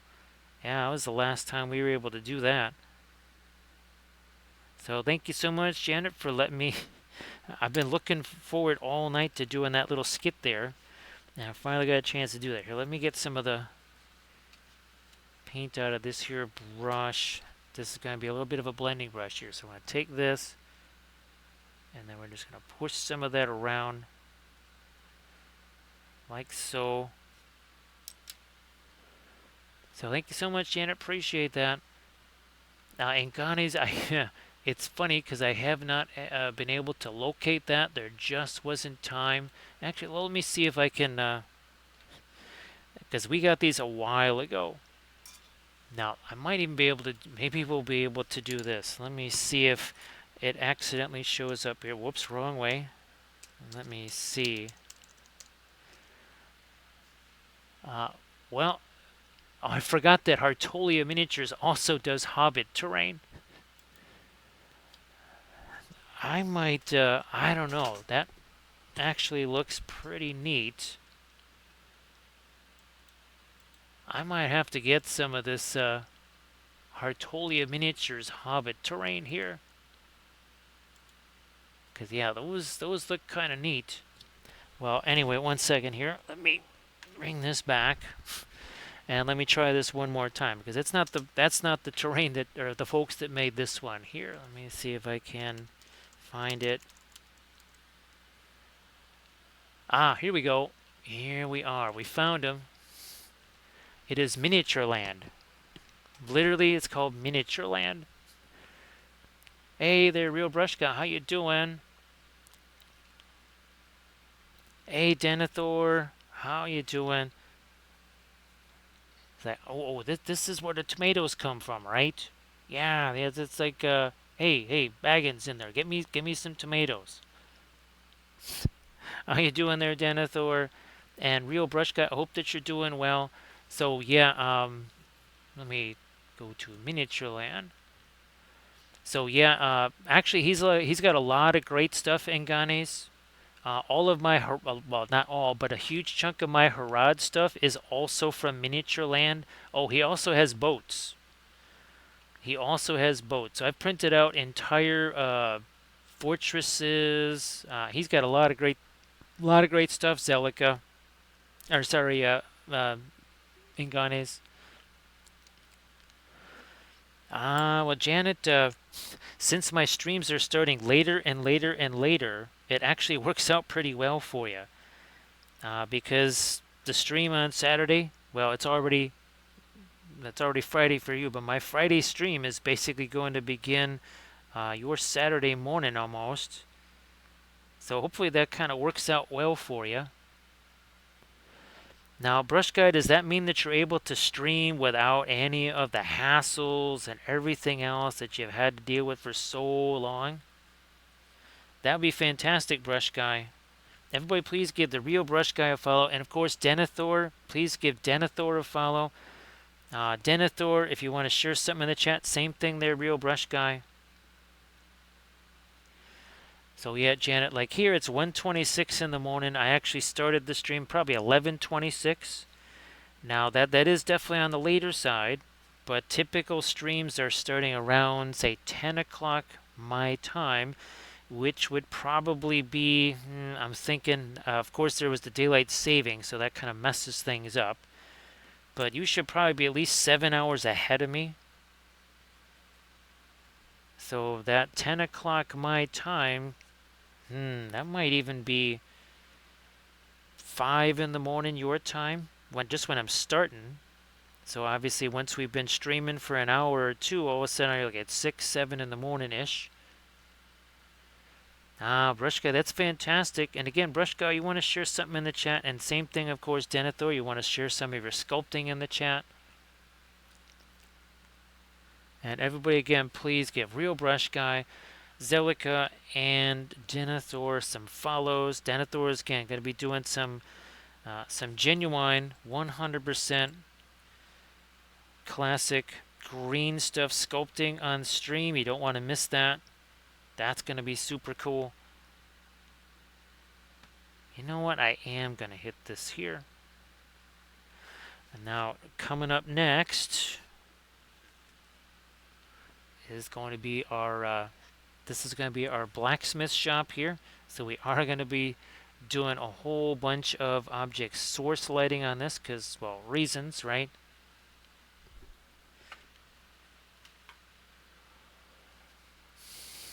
So everybody please check out that dwarf bus. Is that an Insta link? That is an Instagram link. Everybody check out that Instagram link that Rio Brush Guy just posted. Give Rio Brush Guy a follow. You know the drill.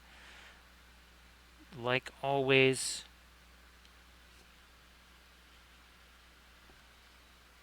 And everybody go check that out, please, if you could. Just trying to work in. There we go. Some of this. A lot of that's going to be covered up by our flock and foliage. Now, what I'm hoping to do, instead of just literally putting grass tufts on this thing, I'm hoping to actually put static grass on there. I might. I'm gonna try. Well, the easy way. I do have a wand. One of those static electric wand type things. So we'll see maybe if we can use that. But no matter what, I'm going to try and actually get some grass on this. Well, all of these guys. Again, my hope is that I can get all of these. I got 5 of these and the farm fields. Where did my farm fields go? Because we got these. Right, we got these guys here. Where's my pumpkin patch? There it is. Like, what happened to my pumpkin patch? We got to have a pumpkin patch for Bilbo Stabbins here. So we'll paint up a pumpkin patch too. And then we'll try and do a nice little tutorial video on getting all of the flock and foliage and dirt and whatever on those.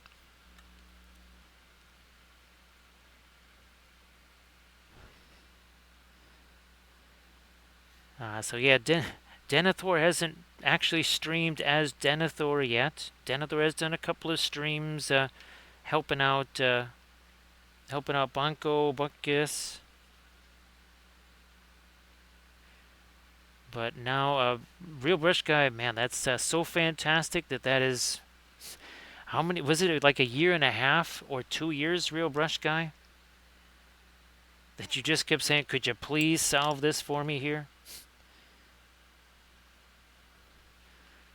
But thank goodness, at long last, the struggle has ended.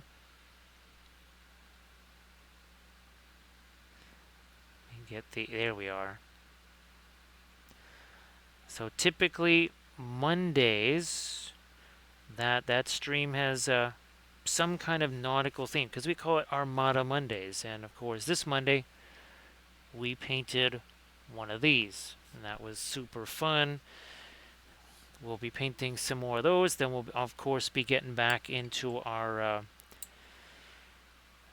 28 millimeter scale ships because we've done several of those. In fact, 4 of them.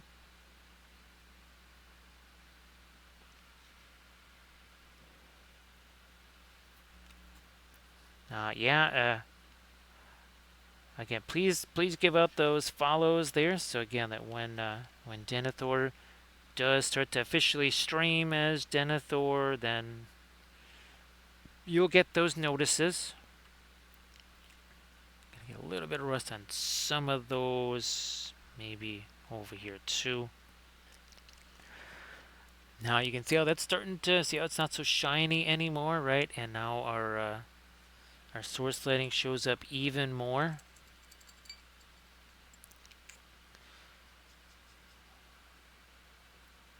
Try a little bit of this. Is that going to be light enough? It does seem that way.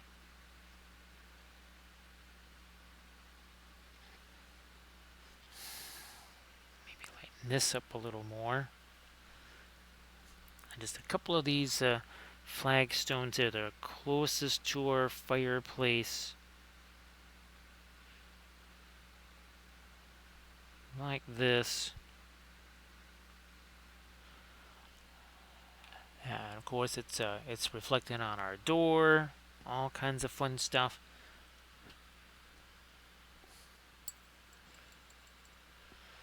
Now, so Ngane's so he's got the desert theme. He has pirates and sea theme. Actually, ooh, you know what? Is that where I got the Dol Amroth? No way. Okay, no, that's but he has a whole dockyard pack. Holy smokes, and it's $8. Wow. Um, check out that dockyard. Okay, we gotta. He definitely must have done, because I recognize the crane. Yeah, so actually he should have a whole thing, like basically something that looks like Dol Amroth. Oh, he's got the River Patrol Bridge. He's got the Island Prison. Oh, he has the Shipwreck Burrow too. Yeah, it's pretty, it's pretty darn amazing. Well, he has Lake Town. I wonder if he's not selling Dol Amroth anymore because, well, okay, that's a different lighthouse. Okay, that's not the same thing then.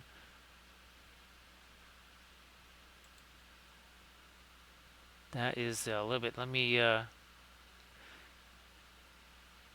back there. So yeah, he's got some really incredible stuff. I'm taking my white here. Again, a little bit of the Mars Yellow Deep. I'm going to try and sharpen up that. There's too much thinner on that. I'm just going to get some of my fast matte white out here. Let me do that real quick. Let me do that very quick here. There.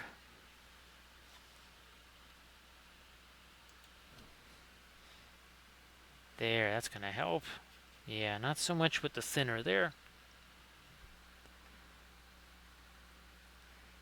Well, geez, if he's not selling the Dol Amroth city anymore, now I'm extra glad I got that. Because, yeah, I don't see it as part of his offerings anymore.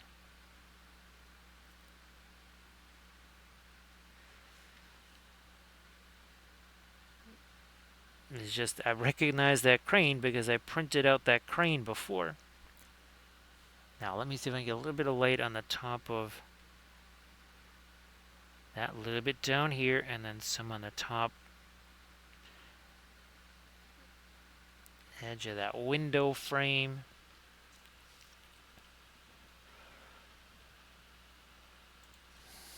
So yeah, there's a lot of amazing stuff there. And then also to check out Hartolia Miniatures. That stuff is very nice too.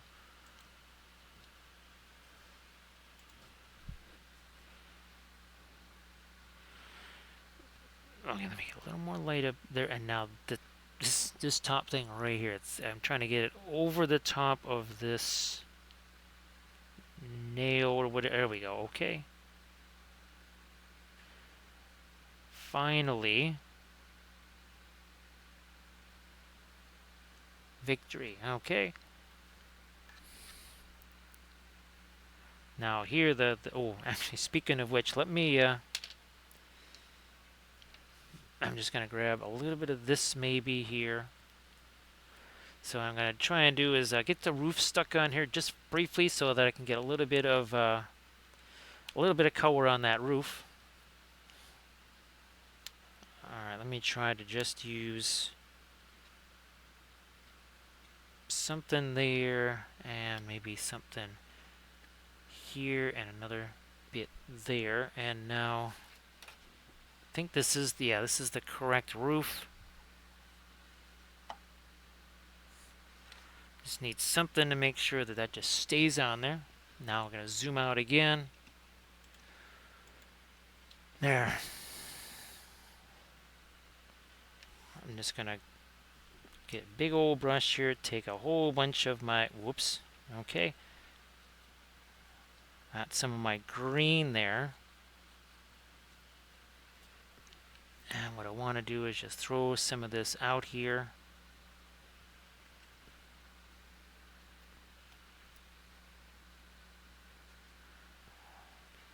Like so. Then again, this is all, it's going to get covered up with flock, static grass. Get a little bit of the asphaltum into this now. Again, trying to make different types of green.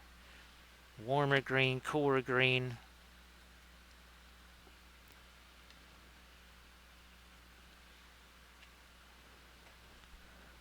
Down here.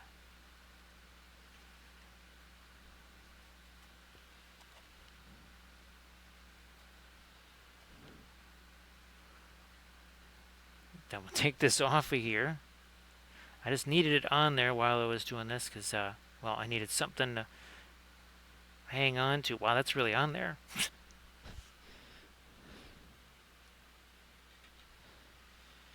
Okay, we'll get these things off of here. That's just blue tack.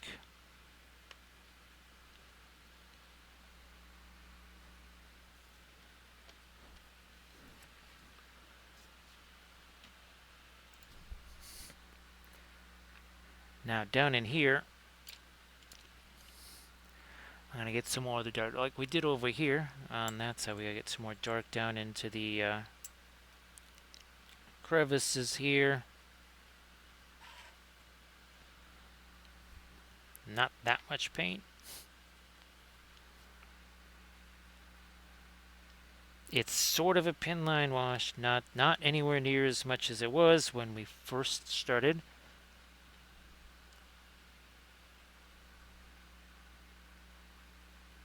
So again, just hitting those flagstones.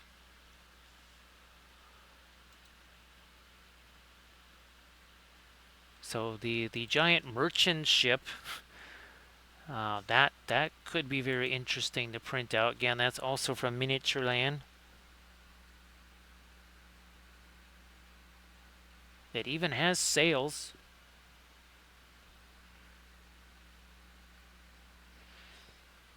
I'm not quite sure though that has a Middle Earth feel to it. It'd be fun to just paint on our Armada Mondays, of course.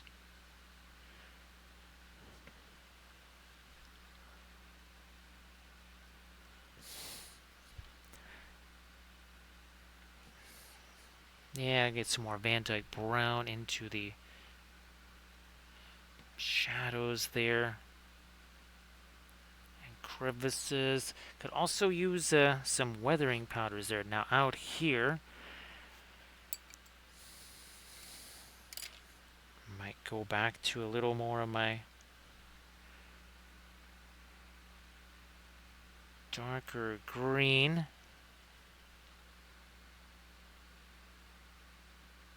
For certain parts of this. Hey there, Artemichael. Nice to see you. Of course, Artemichael, I don't know if you've had a chance to work on some more stuff. Hopefully that game worked out well that you were trying to make.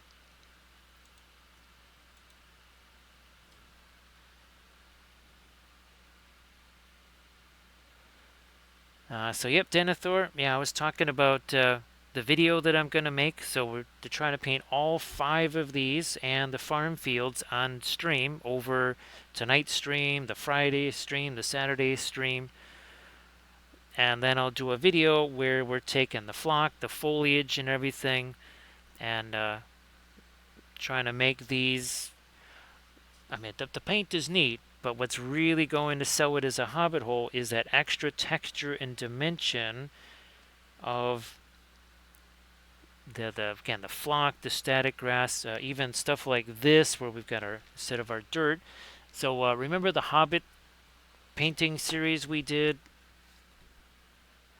right? Where again you can see all that. That's just flock. There's no actual static grass on there. There's several. There's like at least 5 or 6 different colors and types of flock just on that to make it look more like a dirt. Now, Artemichael, if there's anything that you wanted to share in the chat, please go ahead and do that, of course, as always. And definitely great to see you. No, we don't want that big old chunk of paint on there.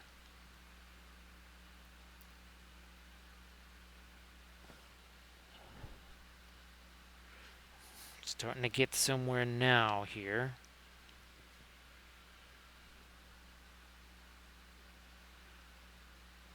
All right.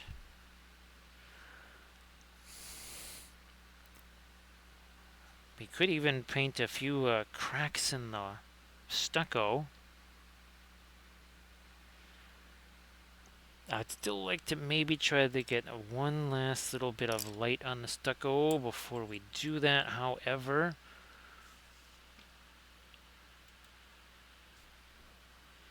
Because we got a fast matte white out here again.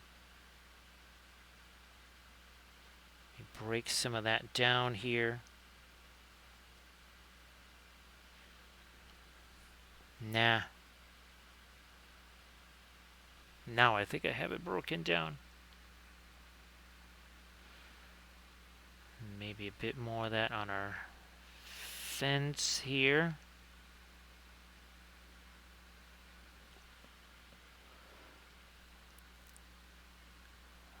You don't want to get stuck on the stucco, right, Real Brush Guy? Actually, Real Brush Guy, we've well, when I was messing around with the plastic putty and I saw that it had marble dust in it, we got a few different things. We got this, which weighs a ton. So that's the modeling paste. So that's basically essentially gel medium and marble dust. I also have a ton, it feels like a little ton of marble dust. And we're going to see what we can do as far as not necessarily straight up sculpting, but for things like, again, wings. If you saw all those Nazgul that I was doing, again, sorry I don't have any of them out here. They are all in either photo booths or actually I did assemble a new case and put them in there. I also want to experiment. I printed out some FDM stuff and I wanted to see if that could also be used to fill in some layer lines. Because like here, that's where you're really going to see the layer lines. Obviously up here it doesn't matter because we're putting the grass over the top of it. But there are certain surfaces that tend to show the layer lines more. And my thought was, could this marble dust be something that we just water down and literally paint into? Again, some parts of this, like right here, we would paint the marble dust down there, maybe do a little bit of filing or something like that. And would that actually work? Hey, amazing, how you doing? So great to see you again there, Fuzzy. Yes, actually I have another one that we are going to be starting because, well, now we're 2 hours in. I will be starting on the second one. All right, we're going to try and get this second one going here if possible. Either that or maybe we just might actually save it for the Friday stream. Yeah, I think I'll do that because I have 5 of them. If we can paint 2 on Friday, 2 on Saturday, we're all good.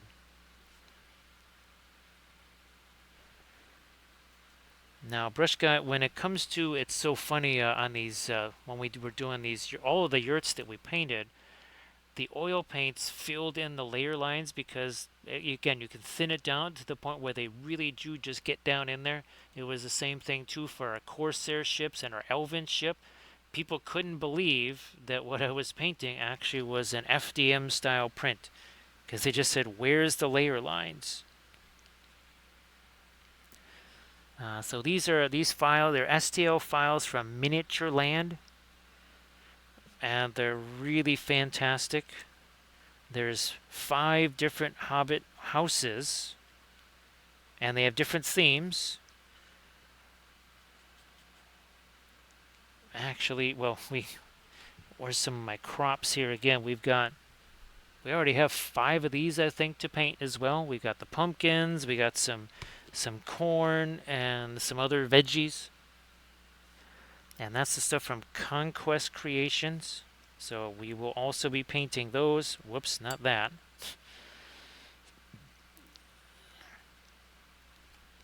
I'm looking at the fire. Actually, you know, it doesn't really cast as much light out here as I thought. Not quite so much.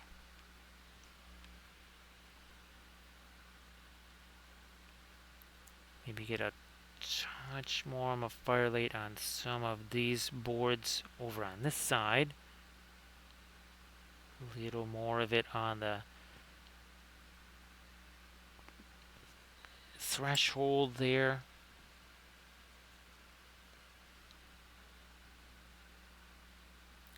You know what? I should get some more over here on this.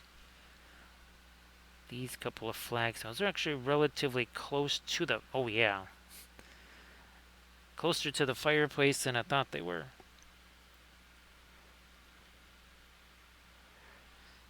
Well, brush guide, this is printed out on a bamboo X1 carbon. So that's pretty much, as far as your FDM style printers, that's kind of top of the line there. But that's still with only a 0.4 nozzle. You can actually get a 0.2 nozzle, and that, I mean, you can almost print, not necessarily, say, resin printer quality, but pretty close.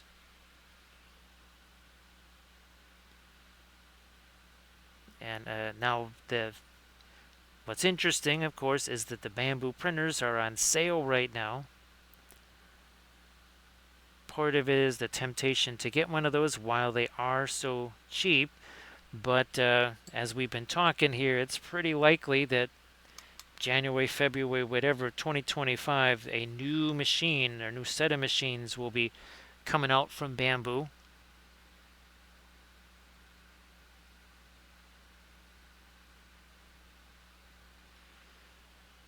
So yeah, I just realized that some of these stones over here, they're definitely catching a whole bunch of light from that fireplace there. Yeah, fuzzy. I think only one time have I ever had the 0.4 clog. Somebody else I know, I think they were trying to use the 0.2. And it was, on a bamboo. I don't know. I'd have to ask them if they did have any clogging issues with the 0.2.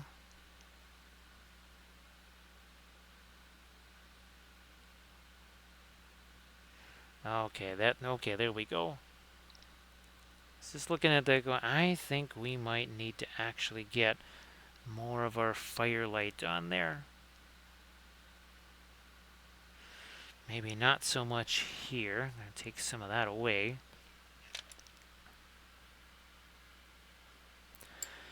Yeah, fuzzy, that's, I have a 0.2. I have never used it. One of the things I would basically like to get something like, say, a P1, which I could use for printing things like, there's this curio cabinet that I'm trying to print out, essentially non-detail stuff, or just smaller parts or whatever, just to save the bamboo for really printing the kind of the high-end stuff, I guess, if you want to put it that way. Let me see if I can lighten up this red over here. Let me grab some of this. Let me see what this is going to do here. Yeah. Just going to try and get me a little bit of wood grain something in here. Like that. That's better. Yeah, I like that a little more.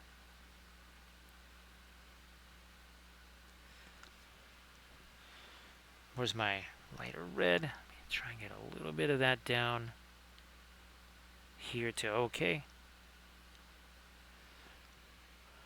What's interesting is well, all of the interior doors pretty much are the same. The exterior doors, though, there's a little bit of a difference on each one, which is kind of nice. So they're not all the same. Too light. I'm going to go back to more of my brown there. Again, we have our magical self-painting brush. There's no hand on that, but it just moves all by itself.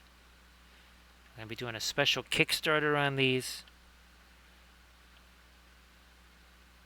Again, all you have to do is just let the brush do its own thing. Some of our stretch goals were going to be variations on the level of skill that the brush would have. So obviously if you're willing to pay more in the Kickstarter, you get a brush that has more skill in it.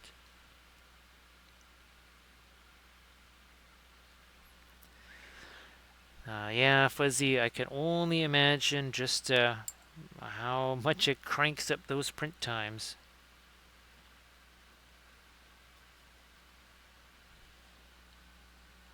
But I have 2 resin printers. Well, technically I have 3 resin printers here, so we'll let those do that kind of stuff.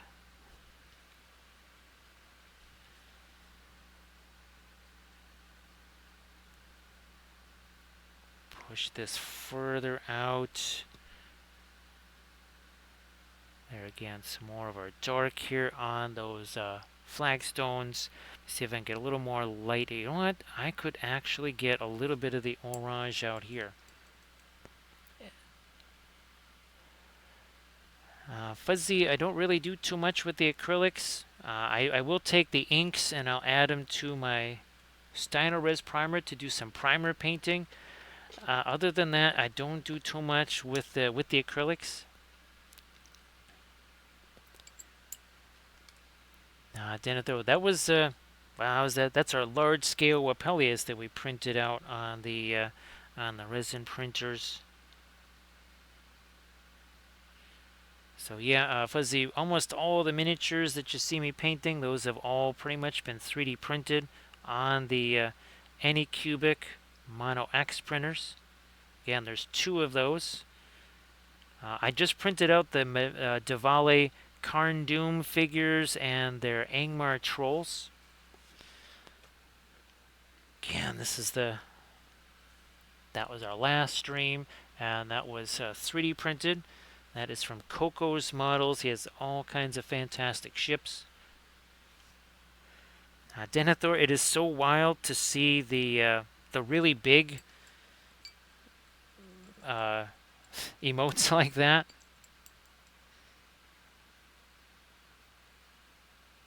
And again, everybody please give Denethor a follow. Now we can make this a whole bunch that I'm going to do that. I still got my blending. Oh, here we are. Still got my blending brush here. So let's see what we can do. We can do that.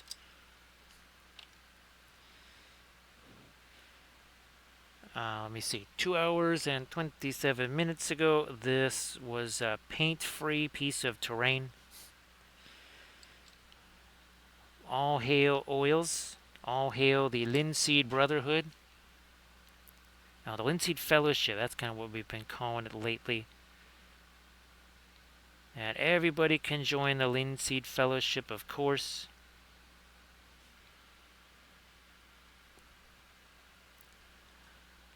And of course, the oils are just, they're miraculous for...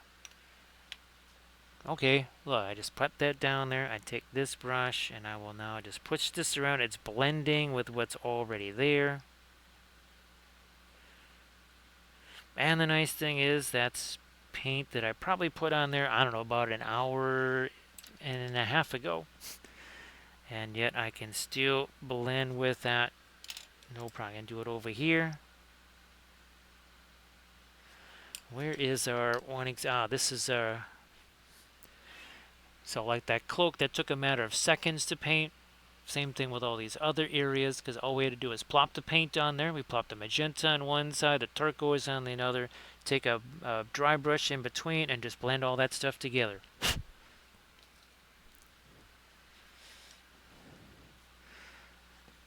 So yeah, Denethor, I have got to... I have to create a Linseed Fellowship jersey or something like that.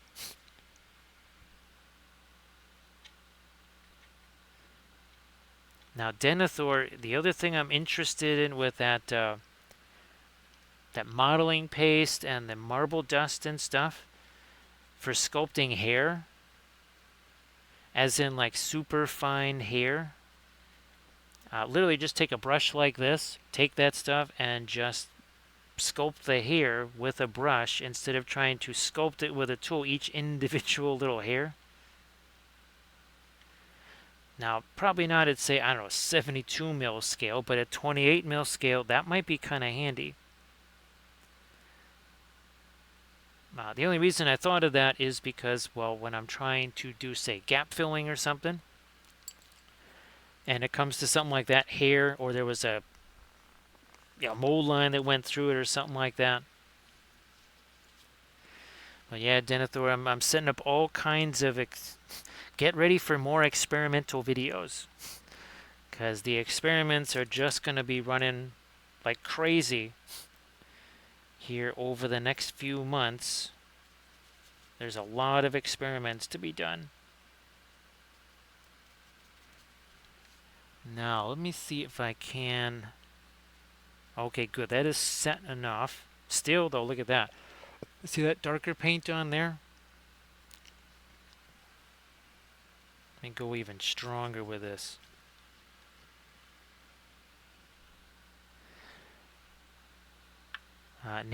Nerifil, that has to be at least a meme. Yeah, we've got to at least make a meme out of that.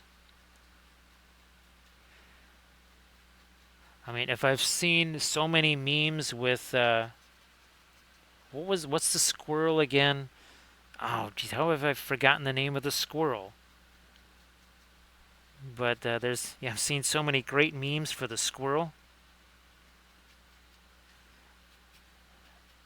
Where is well, no, I can't get to my phone there.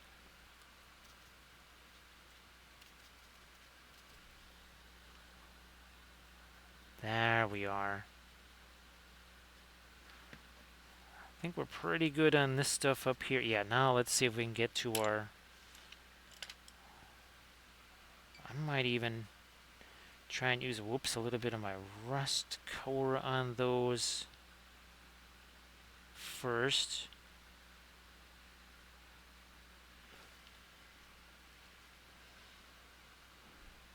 These guys...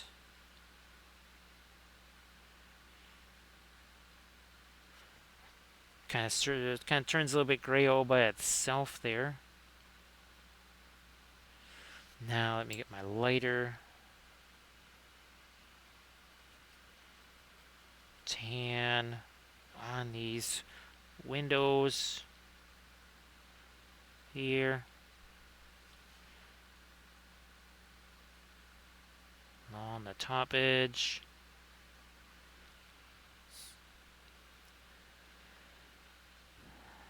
So Denethor, there was a couple of things I was thinking about. Obviously, some brushes, like I have a few brushes, well, not a few, but dozens that I've used for terrain and for glue.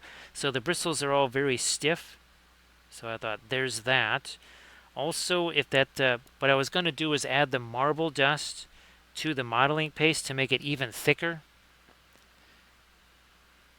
Like, if we add extra marble dust to that modeling paste, does it make it even more thick and robust? And then that's where I was thinking maybe I could use one of the, what are they? The silicone sculpting tools, like the super soft silicone sculpting tools.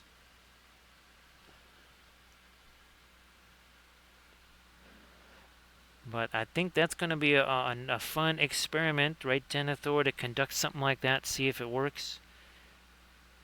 It may not work at all. It might be a huge success. It might be somewhere in between.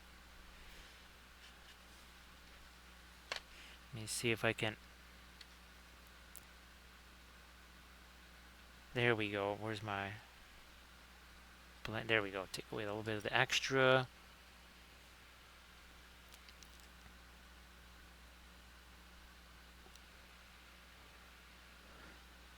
So yeah, there's a whole... Well, actually, I have even these. Those are really very stiff bristles right there. I thought there's a bunch of different things we have that could work out pretty well for doing something like that. So we'll give all of those a try.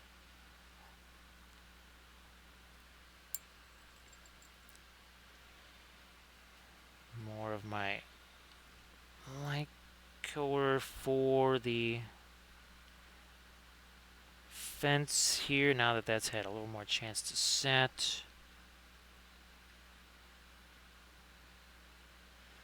See if I can almost kind of give it a little sense of some wood grain too.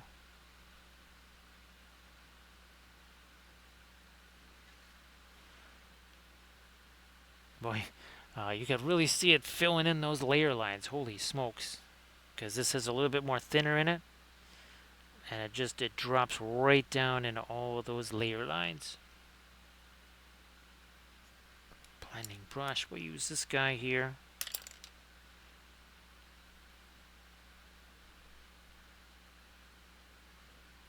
Blending brush again.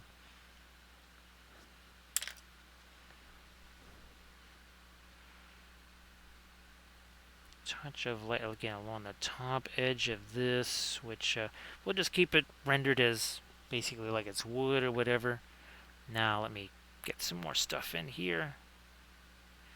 And look, see how that just blends in there? Can you imagine if I had to sit there and try and do a whole bunch of layers of slightly lighter, slightly lighter, slightly lighter?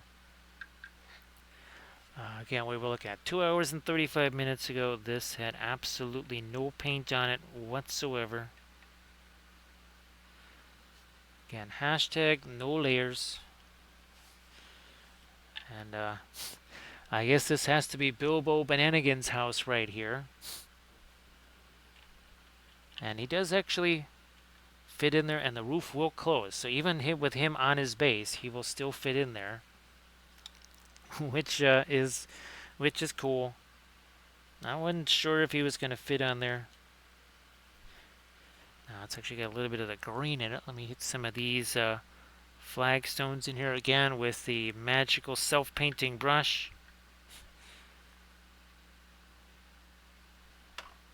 So the other ones, they've got the fire on them. These are going to get a little bit of the lighter green here. Greenish gray. We'll let that all mix. Nice to see you there, Recoil. Recoil, if everybody please give Recoil 13 a follow. And of course, Recoil, if you want to, I don't know if you wanted to share your Space Wolves or your Buggies or both. But yeah, Recoil, if you want to share that in the chat, please go ahead. And of course, hello to Mum. Everybody please give Recoil 13 a follow. So Recoil, remember when I sent you pictures of these, oh gosh, months ago? It was when I first started doing the spray painting of the terrain in the new garage. I've been waiting to paint these ever since, and these have turned out to be super fun. And we will have to paint some more hobbitses. I got one here. So yeah, we do have more hobbitses that we can paint. I think I actually have a couple other ones that are all primed and ready to go, sitting out here somewheres.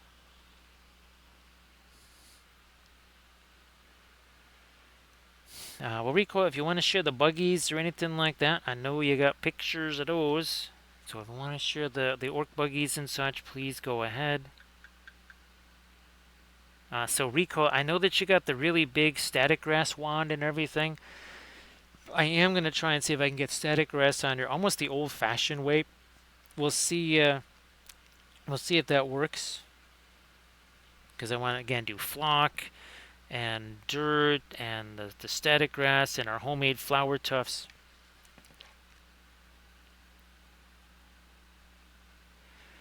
Okay, so now those flagstones look a little lighter. Let me see if I can get some interesting stuff happening out here. Let's take some of that radiant green.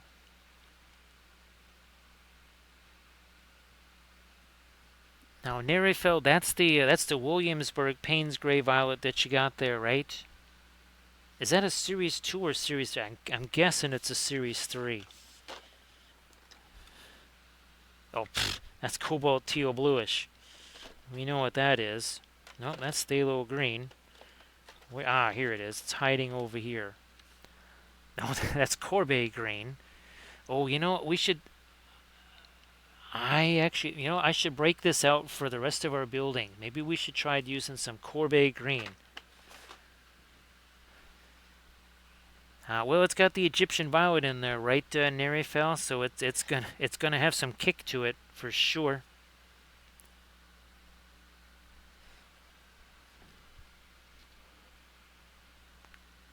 And Victor Warsuit is what Rico is hoping to stream. Now, let's see. Rico, you would be most likely streaming in about 4 hours from now or so.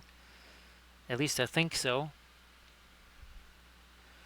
Now, Denethor, have you seen? I did a painting video with that. It was a color theory in oils. The whole idea is I have not been able to find anything else that's like the Perline Black. And this one, I did do a video. It is similar to it, but it's warmer.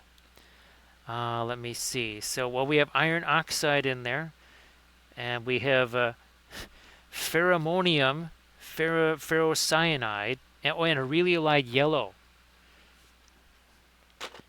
Aureliolide yellow is significant because that's what this is.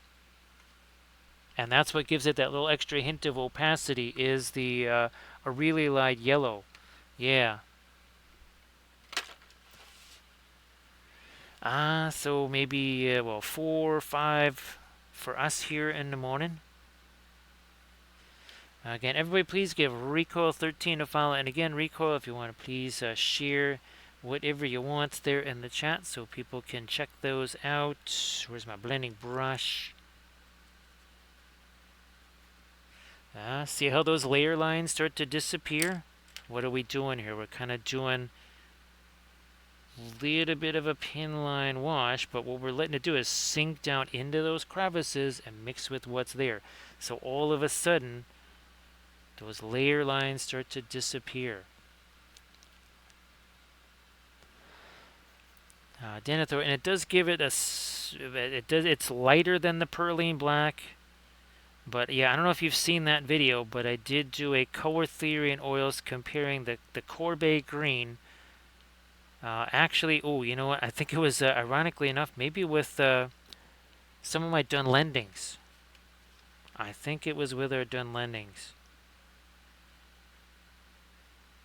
Now, I actually do have some Song of Ice and Fire, and of course, ironically enough, it's Cavalry, because it's not like this is the Cavalry channel or something. So Arto Michael, a lot of folks, obviously, if the X1 is really, it's good stuff. But a lot of folks, they've told me they use the P1, and it's got the same size build plate. Is it exactly the same? Well, no, because it's probably a good $500 less. But it's not like it's $500 worse. There's just a few things it doesn't have that maybe, say for the X1, might be more bells and whistles, I guess you could say. Nerifel, that Perline Crimson, that is some really amazing stuff. I really do love that. Hey, Jack, nice to see you. Happy Friday to you there, Jack. Great to see you again. Now, I heard tell that this might be the last year for daylight savings time. I wouldn't mind that. You wouldn't mind that, right, Arid? No more daylight savings time. Everybody, please give Arid Wave a follow if you could. And of course, Arid, please post your Pinterest links in the chat. So, Arid, this is, we're back to some terrain again. Let me see. 2 hours, 44 minutes ago, we had no paint on this whatsoever. It looked like this. This is what it looked like 2 hours, 44 minutes ago. So, yeah, just our basic little bit of spray painting on it just to make it lighter. Now, this is our blacksmith shop. So, we got the anvil, we got our forge, we've got the quenching pool right over here. And oh yeah, there's our anvil and such. So yeah, we'll be. I actually have a whole bunch of tools and everything else. If I can find those, I think I know where they are. We'll try and get those painted up too.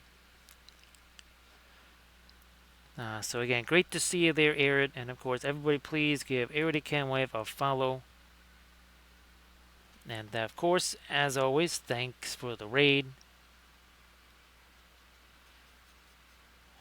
And please go check out, again, when Arid shares the Pinterest link, go check out all that fabulous jewelry.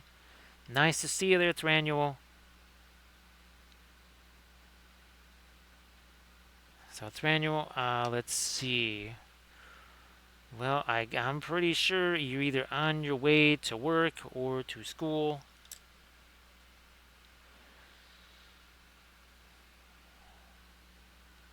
Now, Arid, are they 3D printed dice towers? Because I know I have that one Lord of the Rings themed dice tower, which I might actually be able to break that out, and it might fit on screen now. I don't know. It's pushing it. Maybe we try to paint that dice tower here on the stream too.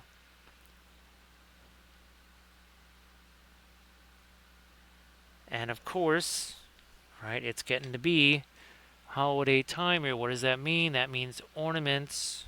We're getting closer and closer to that magical time where we start painting up the holidays here.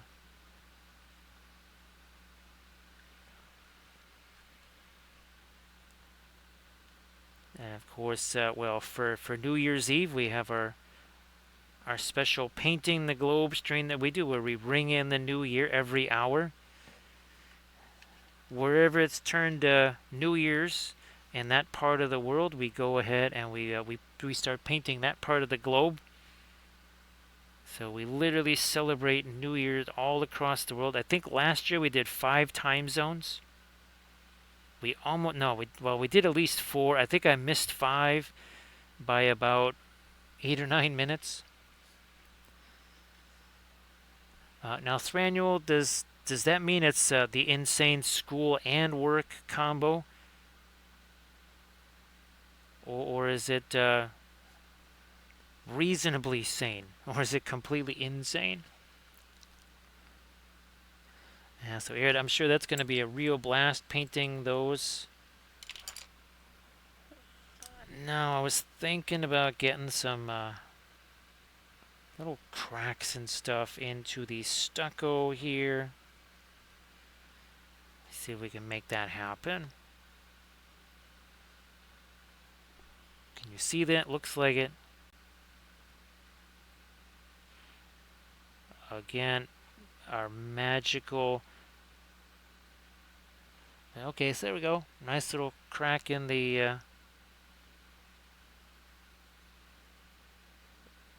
me go this way with it.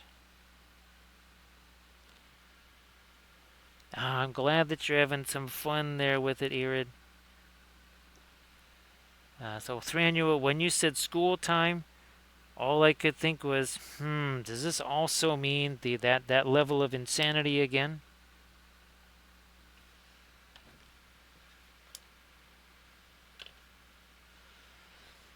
Well, Irid, sorry that you had to. Whenever you have to get things, usually on an emergency basis, the same thing that normally, well, when you're kind of anticipating it, right, and when you're looking out for it, you find it shockingly cheap, or at least reasonably priced. Now all of a sudden it's like, oh, well, now I really need it. That's what's going to happen. So again, look at that, getting some nice little cracks in our. Oh, look at that. Look at that. Nice and easy. Look at this. Doesn't have to be hard, right? And again, this is FDM printed. Yet we were still able to paint those nifty cracks right over that surface.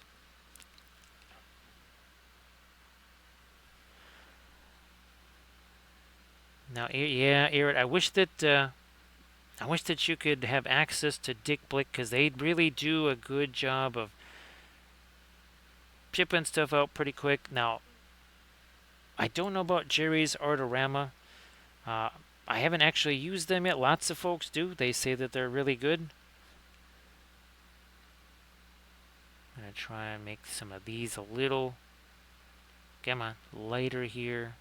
A little less of the rust on that. And then even on some of these nails here.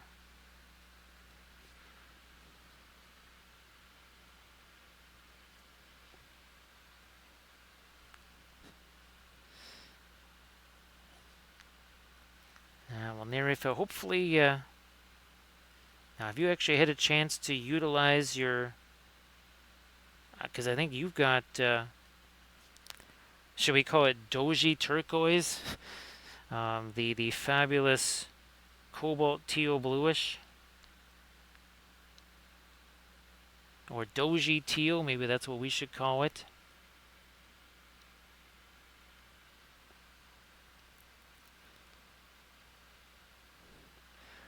But I'm trying to think the last time I was in a Michaels was probably 2018. I mean, it doesn't matter to me.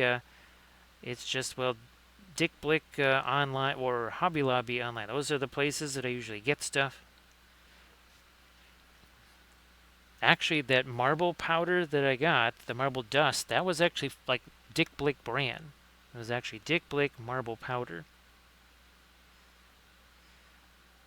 Yeah, Denethor, I'm really curious to see what that's going to do on the... Remember that Smaug that I was telling you about? With the gigantic wings?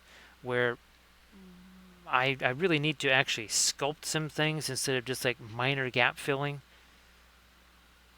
That's where I'm really hoping that this enhanced marble dust stuff is really going to come in handy.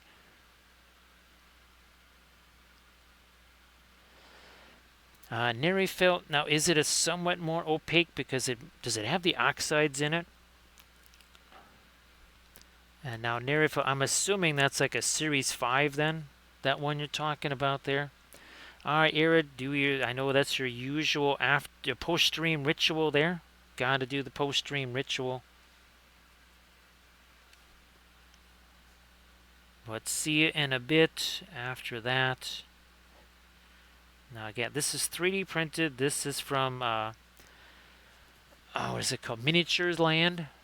They don't really have a logo, so if you're wondering why there's no logo in the corner, I mean, they have sort of a logo, but it doesn't really say much of anything about what they are.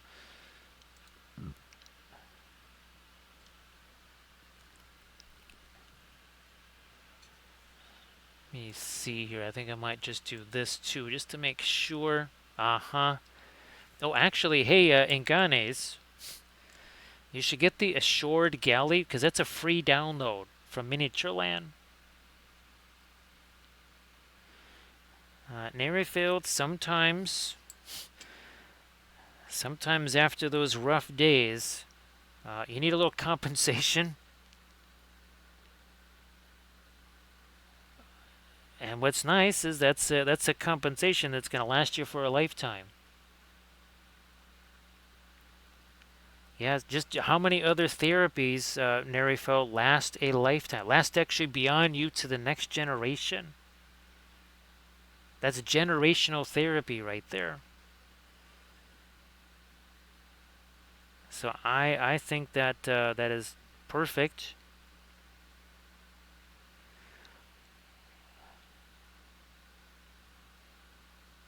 Now I can say, you know what? That didn't really work out, so that's not where I want it to be.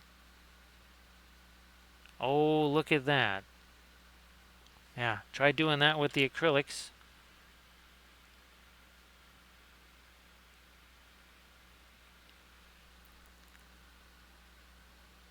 Well, Nerifil, is that going to have to be like our version of Yin Min Blue? It's funny you should mention that, Nerifil, because I actually did have a genuine cobalt blue, not the Winsor Newton cobalt blue, but I think I had a Williamsburg cobalt blue in the cart.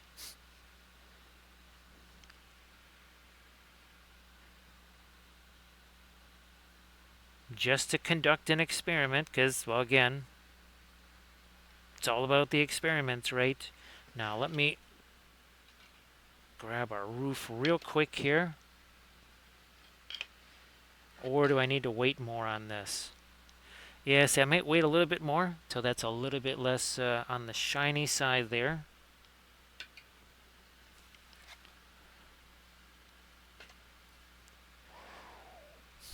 Yeah, Neri failed. Now, one of the reasons why I did the Lizard Man stuff, I want to actually try and paint a Lizard Man on stream again, like our party skinks, and try the Cobalt Blue. Now, I did try Cobalt Violet.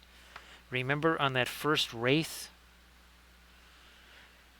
It was, I mean, it did some interesting things, but for its cost, the fact that it's got to be used in such a specific a way, as a, very limited way, you want more utility than that, right? You want to be able to use it for many things.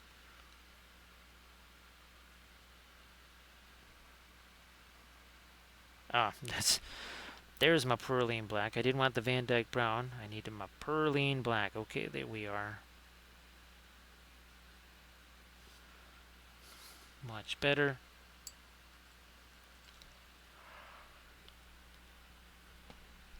You know what, let me, like we did over here. I think that's sitting over here, maybe. There we go. Knew something was missing over there.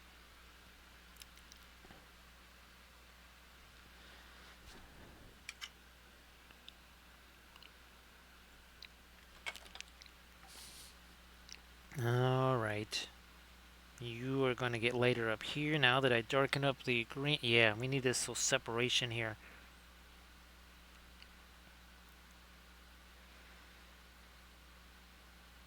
This is a very odd sensation right here. Having painted Hobbit holes on ornaments, I think I did 2 of the 5x7 paintings. I also painted one on a bedroom wall. I've painted, what, 1, 2, at least 5 different Hobbit holes, but all flat. It is really bizarre to be spinning this around like a 3-dimensional Hobbit hole with an interior after painting the flat version so many times. So thanks, Nerifil. That'll be, I think it should make for some fun experiments. Now, Nerifil, of course, we're now obliged. If we have that Williamsburg Cobalt Blue, we have to somehow do a miniature that has Egyptian Violet, Cobalt Blue, Cobalt Teal Bluish, and Perline Crimson. It would be the most expensive miniature ever. Well, at least as far as the paint on it goes.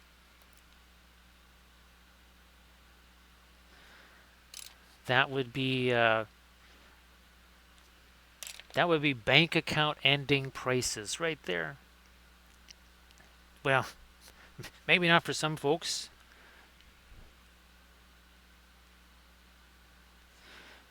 Yeah, we need a little bit extra light there. I'm not going to do so much of that in here because I want the firelight happening, right? Speaking of which, got to get some more of my firelight over on this stuff here. So let's switch gears. Back to some firelight. Now this is set nice. I think the last time I'd really messed with this at all was probably an hour and 40 minutes ago. Because what are we? Oh, we're already on hour 3. Time flies when you're painting a Hobbit hole.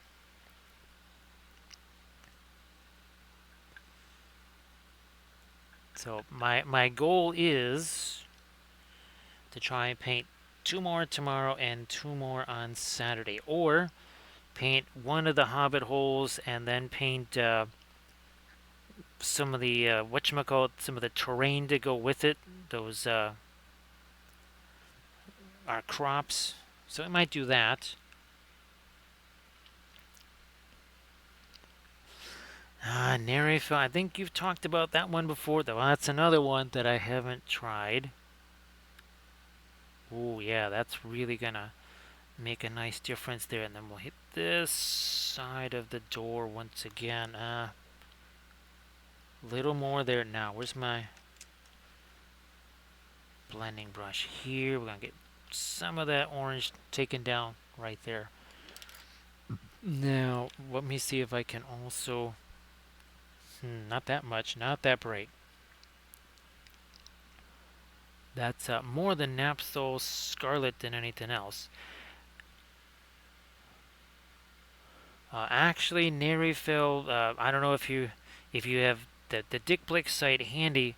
I keep forgetting to look to see if Gamblin has a regular Napthol Scarlet or, well, Williamsburg is not going to have it because they have Fanchon Red.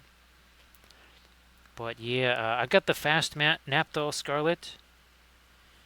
That is starting to run a bit on the lower side, and of course you can't get this anymore.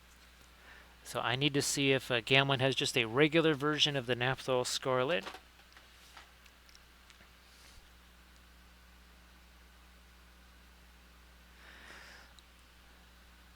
Now, sometimes when we're talking about different colors, and we say, well, what makes this one so special?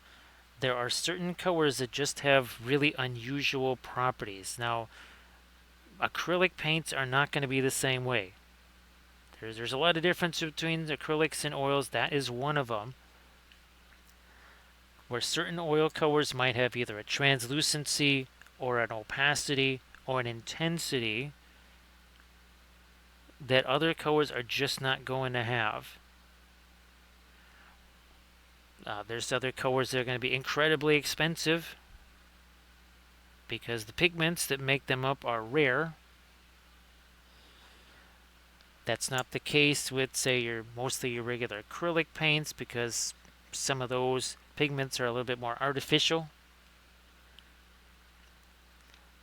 Whereas some of your oil paints, especially, say, your Williamsburgs or whatever, those are going to be not just really high level pigments. They're going to be a lot of them. It's going to be more highly pigmented to begin with, so that's why it's going to be pricier. Fortunately, a lot of the colors that we use, especially for those starting out with the oils, you do not have to get those super snazzy colors. Some of our basic ones, indigo, Van Dyke brown, Naphtha red, Indian yellow, those are not pricey colors. Prussian blue, phthalo green, yeah, those are some of the least expensive colors.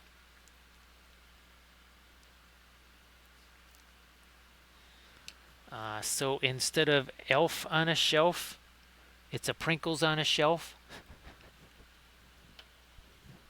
You never know where Prinkles is going to show up, Nerifel.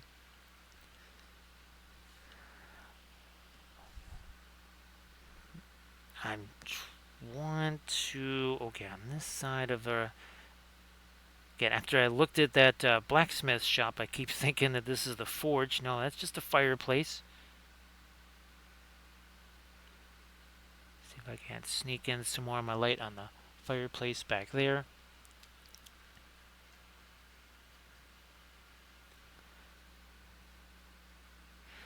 Actually, Nerifel, I wonder if somebody has done an STL file that's relatively close to that particular sculpt. Then we could have infinite number of Prinkles and just keep printing those out.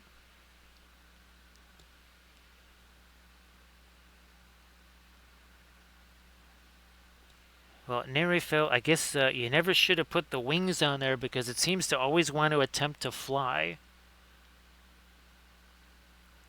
Just because it's got wings on it, I think your version of Prinkles just, for whatever reason, it's like the Icarus syndrome. Yeah, I think your Prinkles must be named Icarus because it's always trying to fly to the sun or something.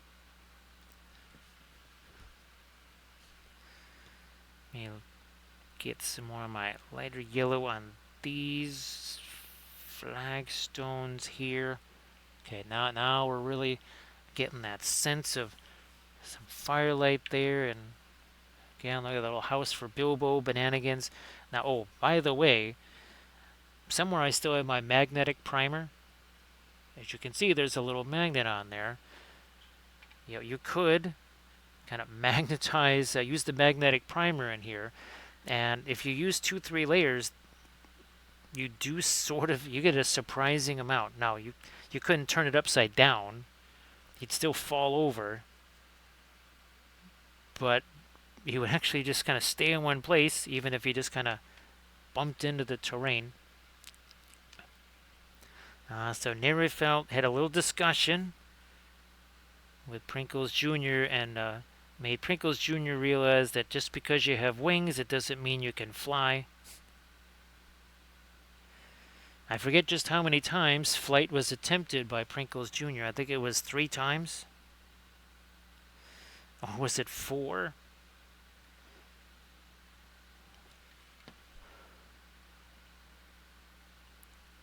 Catch a little more of my light out here on some other, not just the edge, maybe also sort of in the middle of some of these flagstones here. Hey there, Nathblues, how you doing? So happy Friday there, Nathblues. Appreciate you being here as always, of course.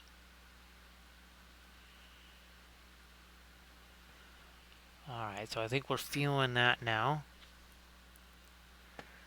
I would like to... let me see if this is going to work here. So some of the Van Dyke Brown and some of the Perline Black.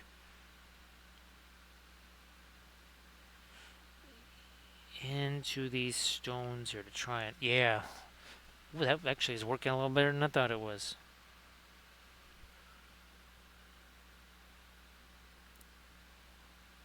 Yeah, that actually that really restores a bit of shape and detail right there. Look at that. Be tough to get it back here. I might also use a bit more of my thinner.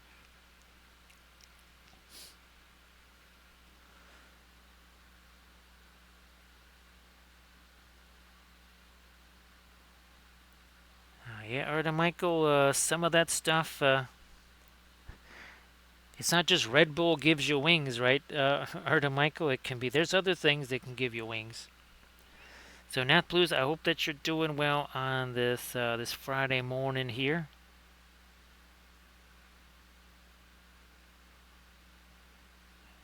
We've got ourselves a whole passel of streams that are gonna feature Hobbit terrain. Yeah, my goal is by next week, it might not be a full-on Hobbit table of houses, right? Because I still have to print out the old mill, some other Hobbit buildings, but I mean, even these 5 houses and that giant tavern and some trees and the crops, that's going to fill, that'll fill a 4x4 table end to end, but it should do a pretty good job on a 6x6 as well.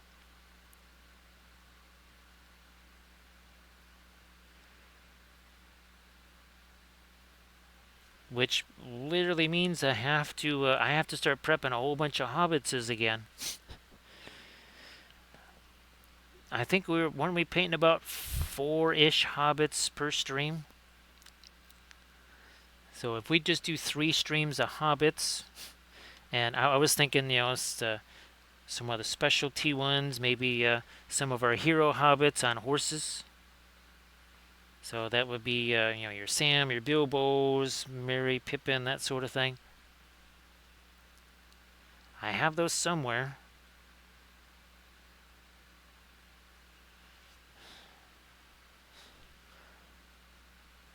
Gonna darken up this little bit right now. There we go. Now those windows start to stand out. We'll do the same over here. And of course, on the Patreon page, what did we just... Do I have my Tomb King Sneaky Snakes? I do not have them up here.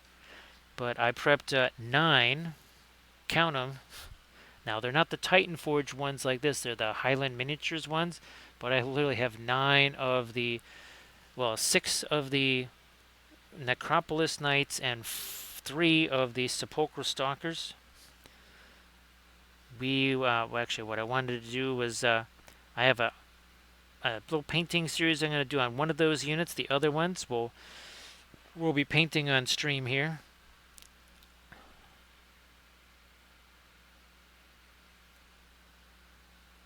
So also too, we have our Lizard Man series and our Skaven series. Do I have my Lizard Man guy over here where you can see him? No, but I do have this. This was our latest painting video. So this is actually true metallic metals, but all done with oils.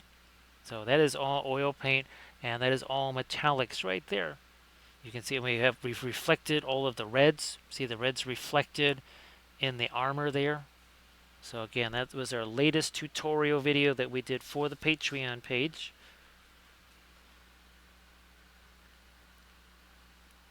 And if you do that $15 pledge level, get your popcorn ready, because you are going to have to binge 2,000 plus hours to watch it all. And then you're still going to need some more popcorn, because every month I do about 20 or so hours of new videos. You'll be busy. It will take you pretty much the rest of your natural lifetime to be able to watch them all. Because I just keep making them. Now over here I need me some dark on this side of the fence. Put you over there. We're going to grab you. Van Dyke Brown. For these guys here.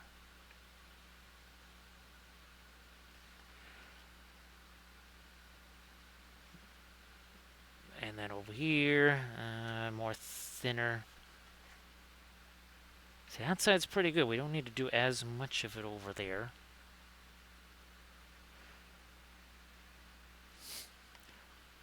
Well, a little harder to see these two. These nails back there.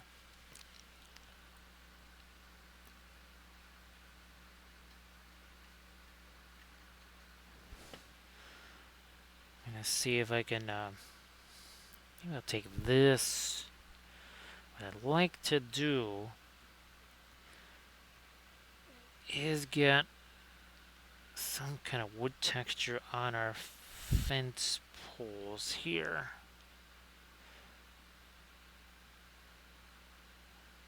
I mean, love me the white picket fence kind of thing, but we also need to have that.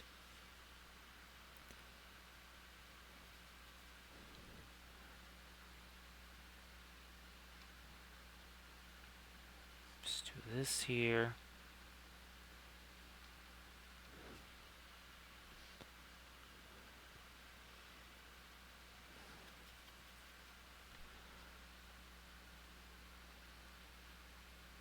Get a little more of the wood texture up there. And that got a little wider than we needed it to be.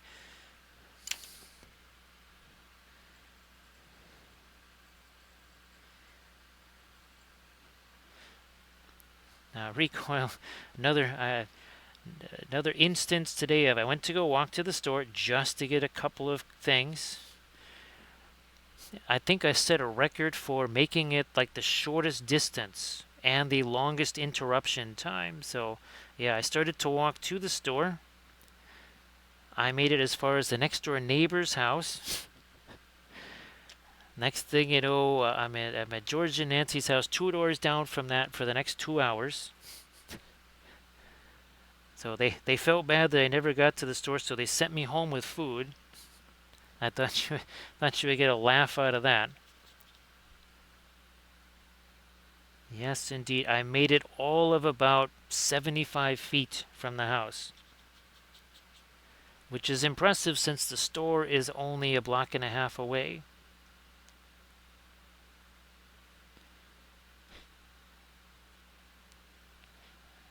Yeah, I'm like, okay, that really did work out well. I think all of these have these little dormer type things. Yeah. Now again, these are from Miniature Land. There's a bunch of other places that do Hobbit style terrain. Dark Realms does them. Printing Goes Ever On has done some. Their they're like Schmobbit terrain. They're not. This like really looks like the real deal. I mean, even when oh, I might be able to do some dry brush on this now. Even when they've got the tops on them here,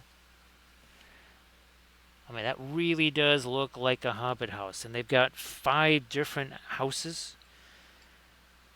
Again, the other ones, they kind of have a Hobbit look to them, but they really aren't quite if you know what I mean.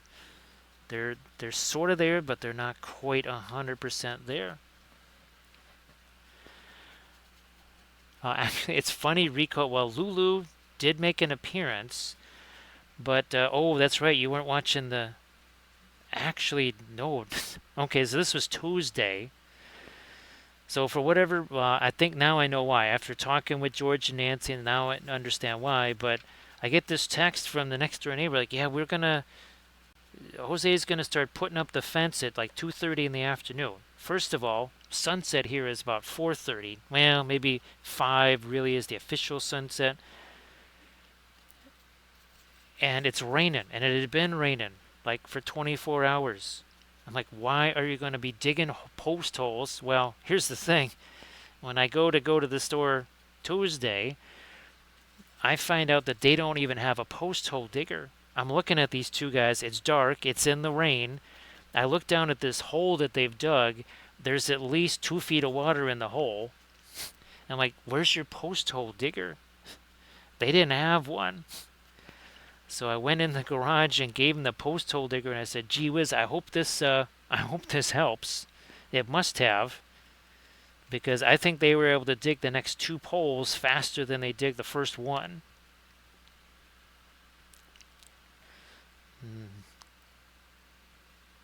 Now, Arda Michael, I'm not sure you want to say that. You don't want to jinx that, Arda Michael. Because you know what's going to happen. There's going to be about 3 nor'easters in a row.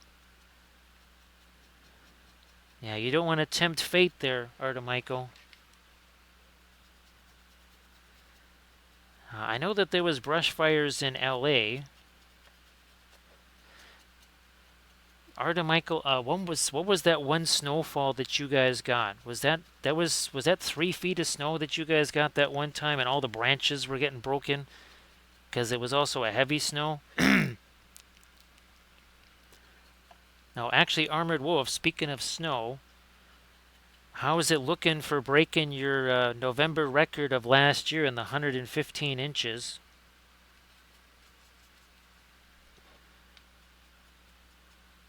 Because I think you're at what, about...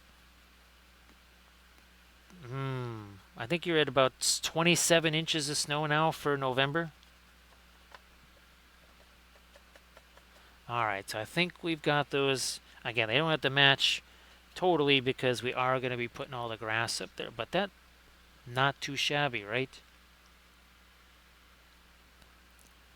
So Artemiko, I think this was back, I think it was the winter of 22, or was it the winter of 21? And then we were trying to figure, okay, if that had been rain, how many feet of rain would that have been? I think it was something like 9 feet of rain is what it would have been. All right, let me take some of you and some of you. And let's start doing something here with this chimney.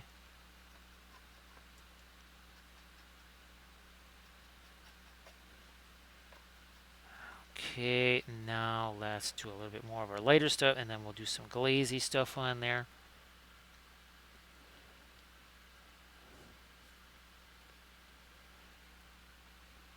Yeah, Artema, I think it's 22. That's the one I'm thinking about, where you guys just had tons and tons of snow. So Armored Wolf, well, let's see. It's November 8th. There's only 30 days. You got 3 weeks left to tack on, was that 93-ish inches or so? Well, of course, as I'm sitting here talking about jinxing things, I probably just jinxed that.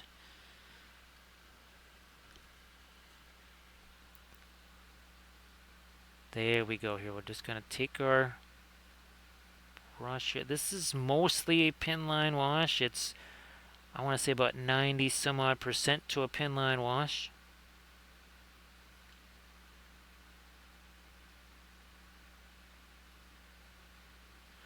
Yeah, there we go. That's happening real fast.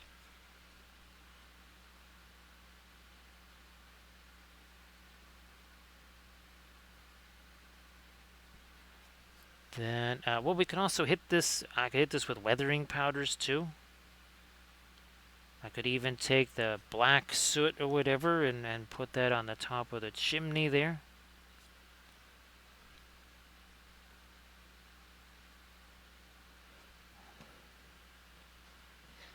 Ah, I see some stuff over here we gotta get.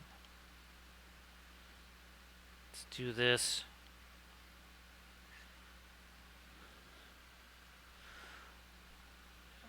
Some more of our light. Or some more of our dark there. They will come back with more of our light after that has a chance to set. First though, let me take maybe this brush. Van Dyke Brown.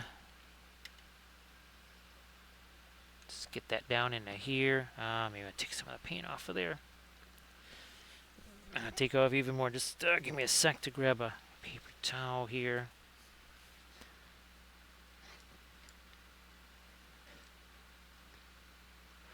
And that is enough for now. Alright. Take this roof off of here.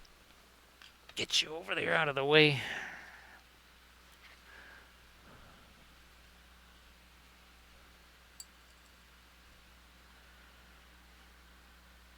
Let me, you know what? I do still have my water. What I'm going to try to do here is get a little bit of my black over this again. I might even use this brush here.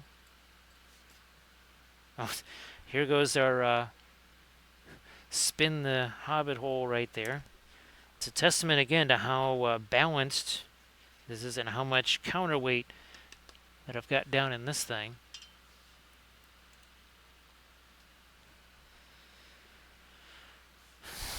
Back to our not blackest black there. We will use the Stuart Semple stuff once all this is said and done. Oh, wait a minute. I can just grab some of it here. Some more water.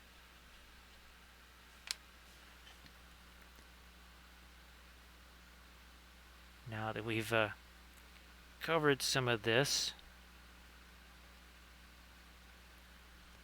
we'll have to do the same thing with our other one too. It does make it easier to see what you've got here value-wise if you don't have some kind of weird gray or just primer exposed there. Again, this was, well, actually, this was never primed. Just realized that.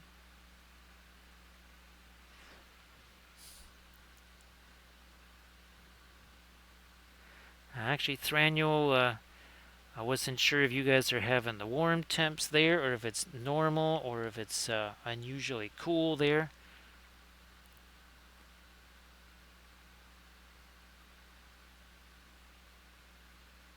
Let's hit this here.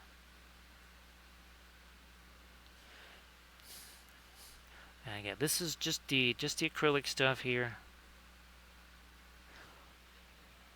Yeah, that now I can get, again, take it away some of these little fingerprints and everything else. That kind of helps.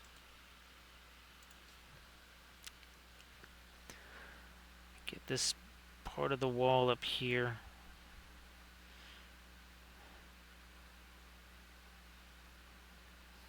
Oh, that's some of our blue tack that got stuck in there.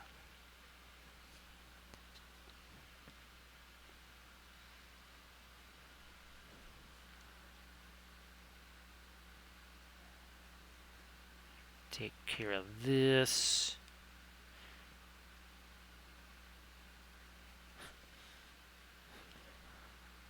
That black is black.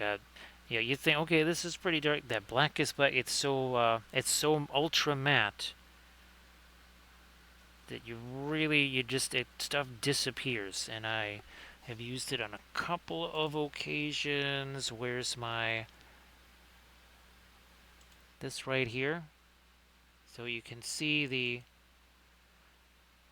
it's easier to see on the second one. So the plinth there, that's got the blackest black on it. And where's my Faramir diorama? So there again, see that is not an artifact of anything I did with, say, with the photograph. That really is that dark. It's insanely dark. Well, Nerifelt, back in the day when I was doing the acrylic stuff in the shaded base coat class, there was a point where everybody had to put the brushes down and used only their fingers to paint the miniatures.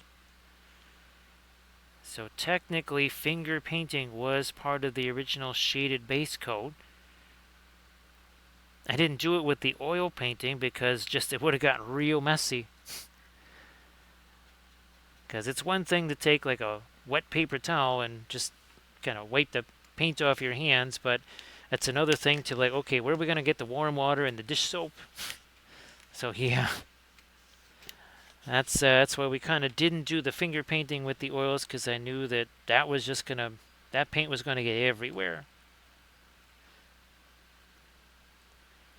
Again, if you wanna get the oil paints off of your hands in a hurry, all it takes is just the dish soap and some warm water, and it'll be gone in no time at all.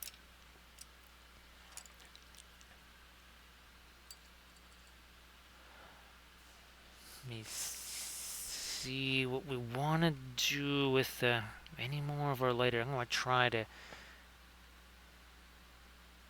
I think we got the light stuff there. I'm actually going to try a little bit of Perlene Black, some of the Ice Blue. Now, this is a very cool green color here. I want to get that on some of the rocks here, basically like a bit of moss or whatever. It's not so much about the value. I'm not changing the value at all. I'm looking to change the color here slightly. Seems to be doing the trick.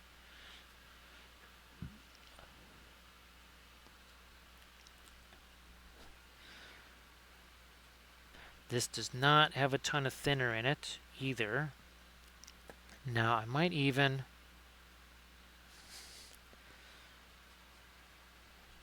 try to get some of this on our picket fence here.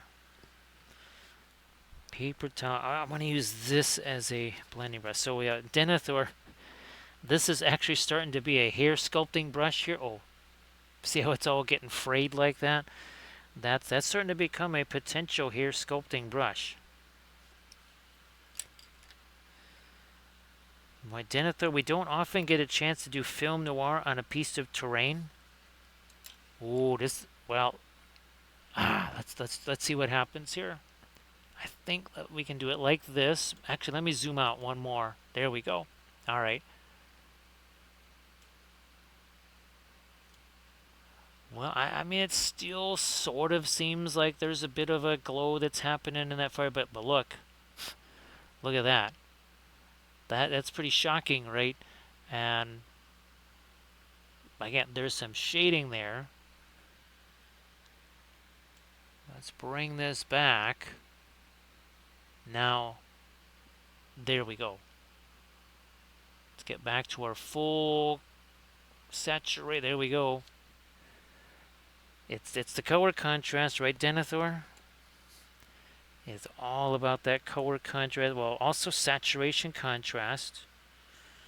Temperature contrast. What do we got over here? We have a cooler color, less saturated. We got a warmer color, very saturated. That's like double.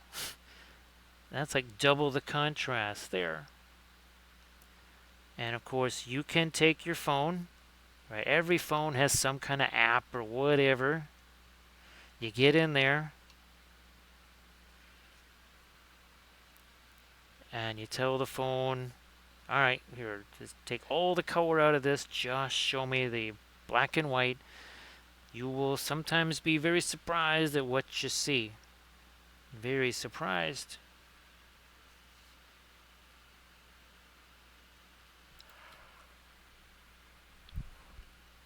Yeah,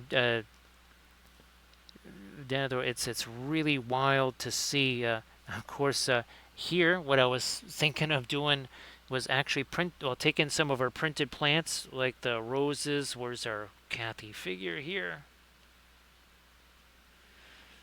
Right, like some oxalis. Actually, that's what I should have done. Was actually literally plant some oxalis out here.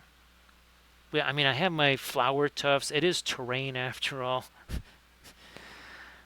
Although I have to say, it might be less hassle to just print out the roses and the oxalis and stick them on there and paint them.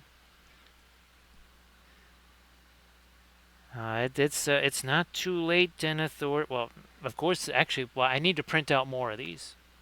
Like this one is just a basic house, whereas yeah, we don't need 3 blacksmith houses unless it's a very cavalry intensive Hobbit town. But there's the farm one too. Oh, here it is. Yeah, there's this one. What's I forget what's on the inside. Okay, so there's going to be another hearth in there. But again, I do have Hobbit furniture because printing goes ever on. Well, he did Hobbit buildings. They look sort of like human buildings with just round tops on them instead of like this, like an actual Hobbit hole. They're nifty, and they would do in a pinch. And of course, I think there's one of them that is sort of like the old mill. I'd have to look at Dark Realms terrain Hobbit holes. It's been a little while since I've seen theirs.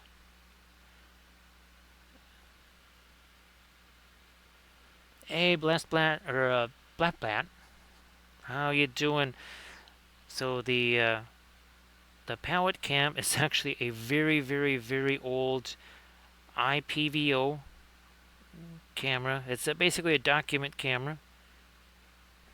And the one that we're using here, that is the Logitech C920, which is really handy because it's very easy to just do this. And again, you know, do our stuff with the contrast. We want to do the film noirs. We can, of course, adjust our brightness very easy like that. It's so easy to control.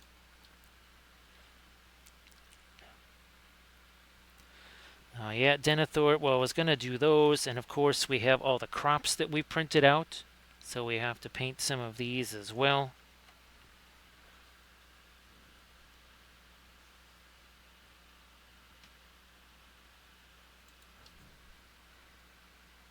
Back to my Van Dyke brown here.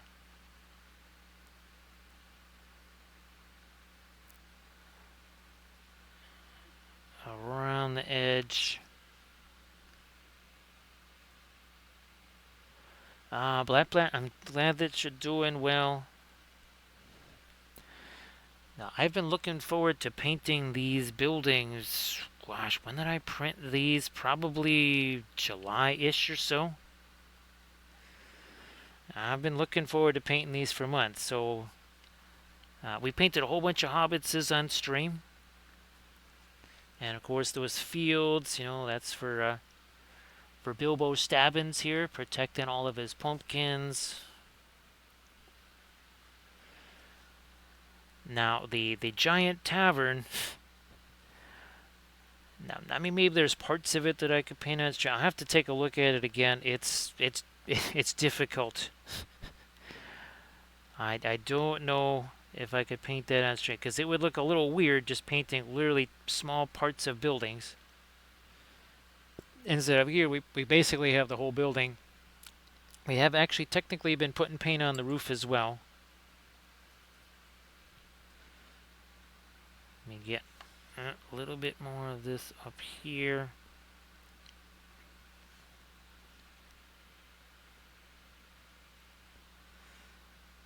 So again, great to see you again there, Blatt. I hope that you have maybe some cool stuff planned for the weekend. Of course, this Saturday is going to be a big college football Saturday. Yes, indeed. Maybe there's not, on the surface, there doesn't seem to be quite those marquee matchups, but all of the best games have been the non-marquee matchups. That Michigan-Indiana game, that's pretty important. Because if the Hoosiers do win that game and go, 10-0? That's going to create an interesting situation in the Big Ten, or the Big 20.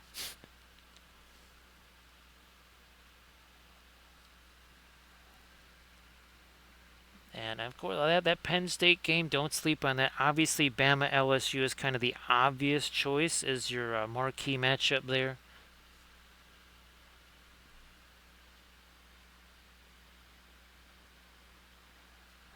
Blatt, I'm glad that you've been able to play some games.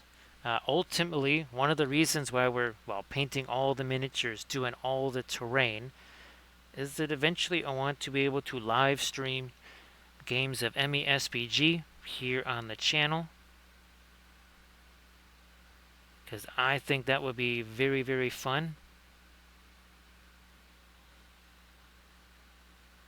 And of course, we will be using the War of the Ring board game as a strategic AI that kind of influences the game from a distance.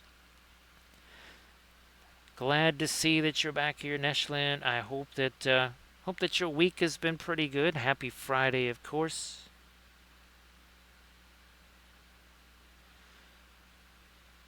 So yeah, Neshlin, we're finally getting down to our Hobbit buildings, and I might, I don't know, maybe overnight I try to print one more of these, or I look at some of the other buildings and we see if we print some of those. Actually, well, I don't think Valfera is still here, but they got Vandy at 24. And they're playing South Carolina. Obviously, they just won a very big game.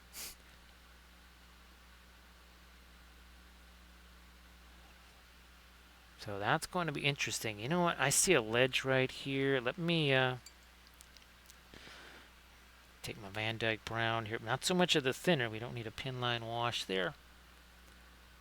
But right along this line. Right there. Okay, we got some separation there. We need to do the same over there. Georgia Ole Miss. Depends where that is. If that is in Mississippi instead of in Athens, well, that could be interesting. I think if that's in Athens, Ole Miss, I don't think that's going to work out so well.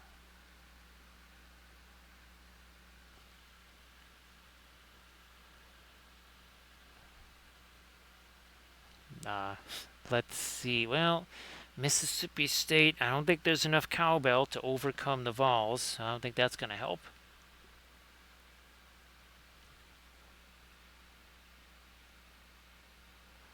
Hey, Emerald Marine, how you doing? Well, let me see. Do we have... we do for Emerald Marine. We have an Emerald Marine. So welcome in, Emerald Marine. How you doing? And we have an Emerald Marine for you. Oh, by the way, we have special rules for our Hobbit terrain. Remember, Hobbitses can move full speed inside the terrain, no problem. However, if some other fool should choose to get himself in there, if he tries to move full speed, he's got to roll a dice, and there is a 1 in 3 chance that he clunks his head and knocks himself out on the ceiling. So there are special rules for our Hobbit terrain.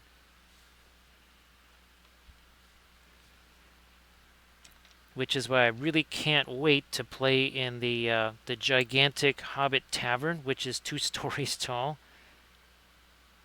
Also, I have a giant palace now for my Easterling army, and I have a gigantic tower. I mean, we're talking about this. This tower is probably about like what Orthanc would be, only it's a giant pagoda.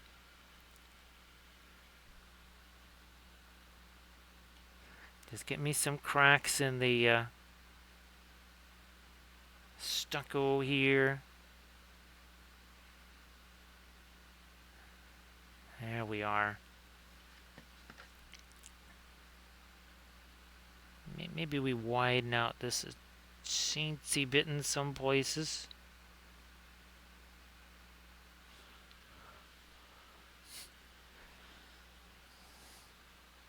So yeah, Emerald, let's see. This was the tallest building that I had printed or painted so far. The building that I just printed out is about 3 times the size. It's about 25. I think I've measured. It's about 25 or 26 inches tall. And what's hilarious is that I could make it infinitely tall because the 4 levels, the 4 top levels of the pagoda before you get to the roof are the exact same width. So I could print 10 of those things. I mean, I could literally have a 40-foot high piece of terrain. We're not going to do that. But yeah, I could actually make it literally that big. That would be funny.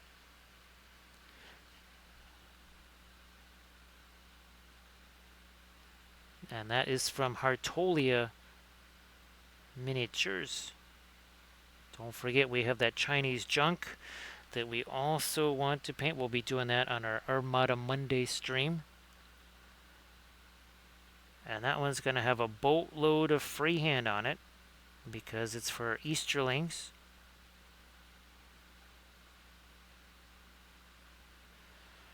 Trying to get me a little bit of my dark here around these nails on our door. There you go.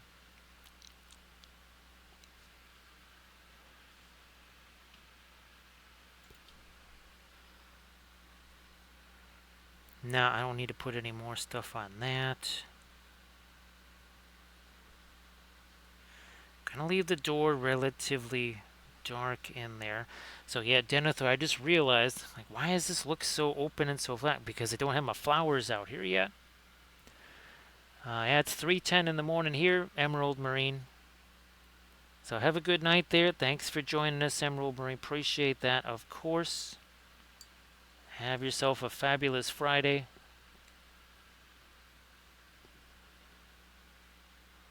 This door here, let me take my ice blue. Instead of going with the cool, I'm going to try this. I'm going to get some of my warmer gray. Maybe I can go lighter than that.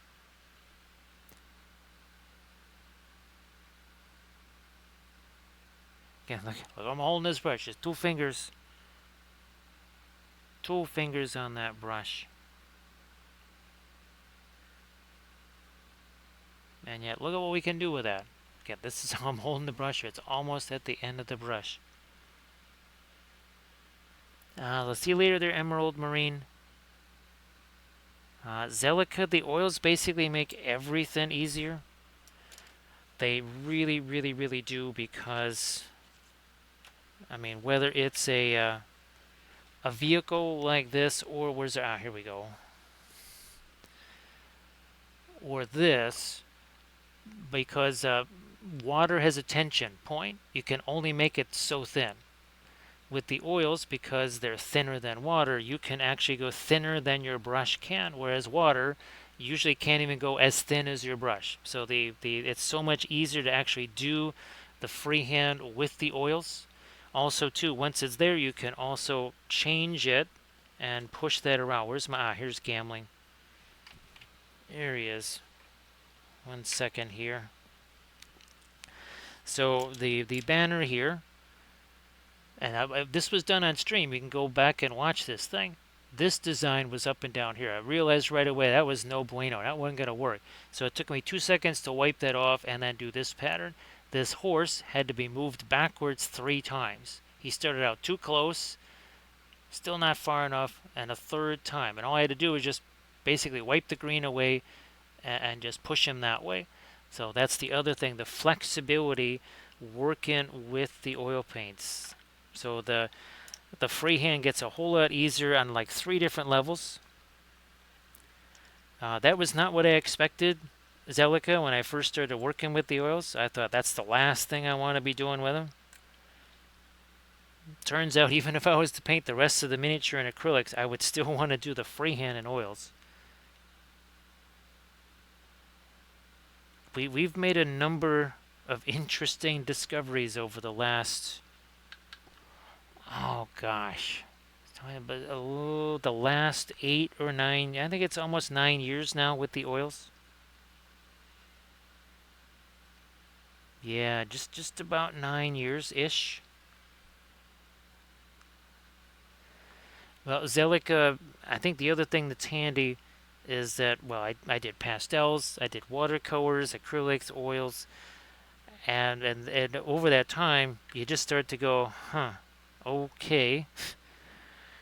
In this medium, this is really difficult. In this medium, this is really easy. There's things that I could do with the pastels that I can't do with anything else. Let me see if I can scroll on back to some of our old 2D art. Here we go. There we go. So here's some pastels. Again, there's things you can do with those that you cannot do with anything else. All right, the stuff I did there, I loved pastels. Sadly, they were just too difficult. They're too difficult to get prints of, too difficult to carry around. Whereas the watercolors had its benefits because it was easy to scan. Right, I think here's another one of our watercolors there. Then we get down to, well, this is the painting I did when I was 13. The oils, obviously, they have their advantages too. So, yeah, it's kind of like armor, right? There is no catch-all for everything. Actually, Zelica, I suppose you could say that I do technically get to do pastels again because I do use weathering powder sometimes. Let me see. Now, what I never realized I could do back in that time was to take something like, say, pigment fixer or even the rubbing alcohol, and literally turn it into a liquid. Where's my? Here we go. So this is where I took the rubbing alcohol and the weathering powders and turned them into a liquid and basically washed it onto the vehicle. So yeah, that's actually all weathering powders right there.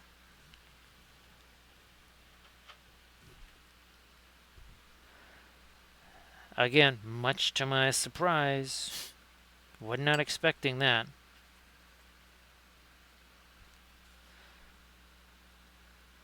So there's we still make unexpected discoveries pretty much on a daily basis,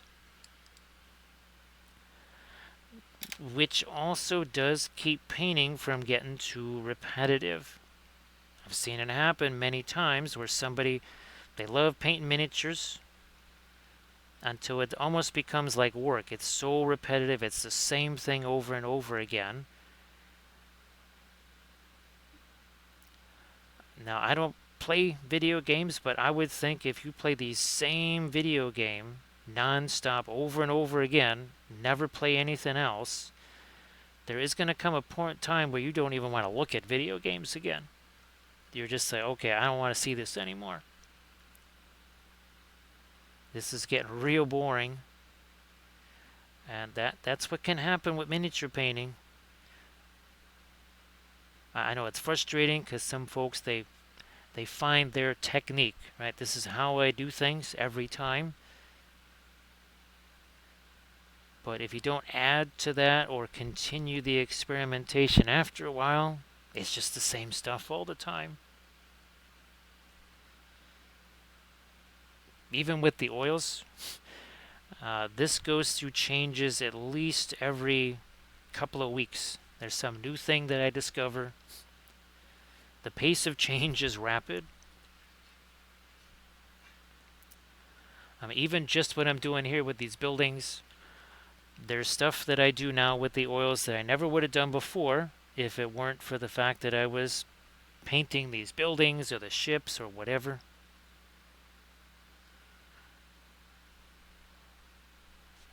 I wasn't even sure if I could paint the terrain with the oil paints. Turns out it, well, makes everything easier. Especially with these layer lines here. Because like here, I basically filled all those in. I mean, you could almost count them like tree rings before we put our paint in there and let it really soak down into those recesses. There's no way I could have known that if I hadn't at some point just said, all right, we're going to go for it. We're going to paint the terrain with the oils and see what happens. Is it even possible? Turns out it sure is. This is actually some of our Hansa Yellow Medium. Which, oh, that's the other thing, Nerifel. I have to see if Gamlin has a regular Hansa Yellow. Again, love me the fast matte stuff. But once that runs out, it runs out, and there's no more. Now, I do have Radiant Yellow, of course. We may end up going back to that. They're not quite the same thing, though. Hansa Yellow has less opacity to it, less white in there. Alright, let me... That there we go. That window frame does not have quite the light on it that we need. Especially up here. Now, this roof here, whoops, almost grabbed it by the chimney. So that roof, remember what we do is we take a light like this, we take some blue tack, we stick it on the roof. Once we put the roof on here, then it shines some light in here. So let me grab this thing. So you check out this window here. See that? Right, so it's sitting right up here in the ceiling, and it looks like a lamp just hanging down from the ceiling or whatever.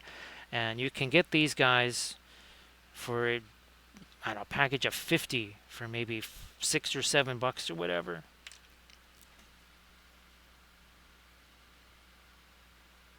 So Gamlin does it, and that's the regular version, right? Okay, that's good. Well, you heard me in the last couple of streams talking about getting the Gamlin Payne's Grays so that we have all three. And we'll try all three of those. I think I'll try and snag that. I did get my backup tube of Fast Matte White.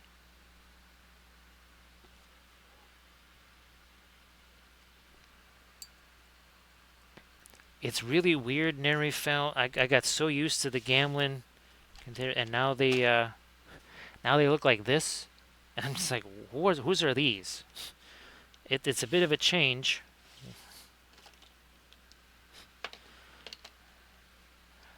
I mean, that's a fair bit of difference right there.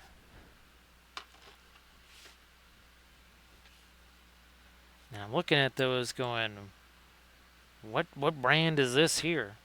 I don't know what this is. Speaking of my fast matte, I needs a little more of this. Out you go. There. Oh, by the way, these guys right here, they are just, it's for toothpaste. And these work really fantastic. I think that's a set of 6 for $5-6. They really work well because, well, you're not crushing the paint, right? It's not coming out the other end. Also, look at that. It's actually a nice little way to organize your paints too. So, again, you can get these on Amazon super cheap.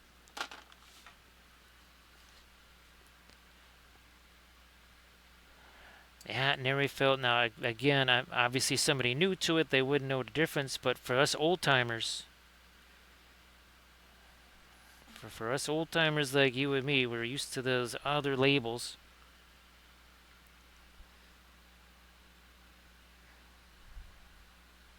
Actually, now, Nerifel, when did you first start painting the oils on the minis?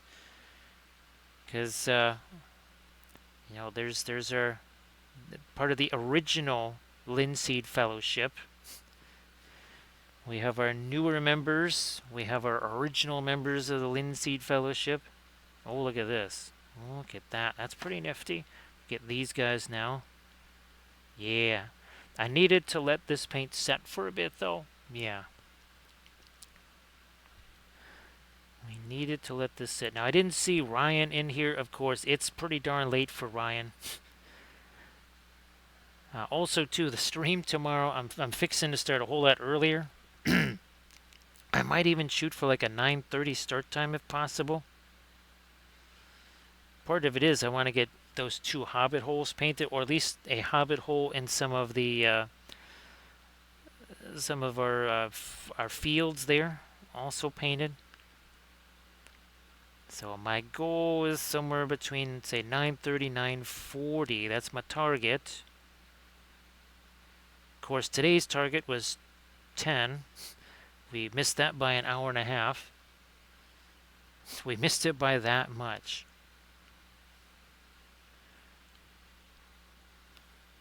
I like the fact that we just let that get darker out towards the edge there.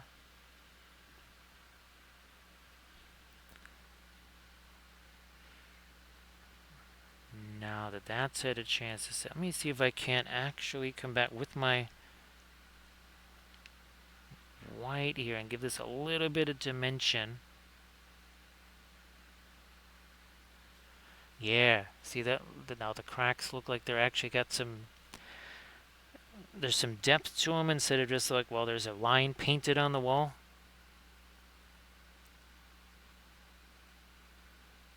Trying that over here. The fence post is kind of getting in the way.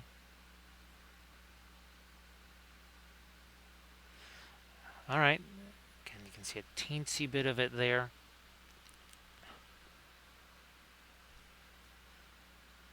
This one may not show up a lot. It's going to show up more than I thought. Look at this. Look at that. Okay. I can see that there. Now, the interior, well, let's try it. Let's try this. Can't be too much thinner on there, though.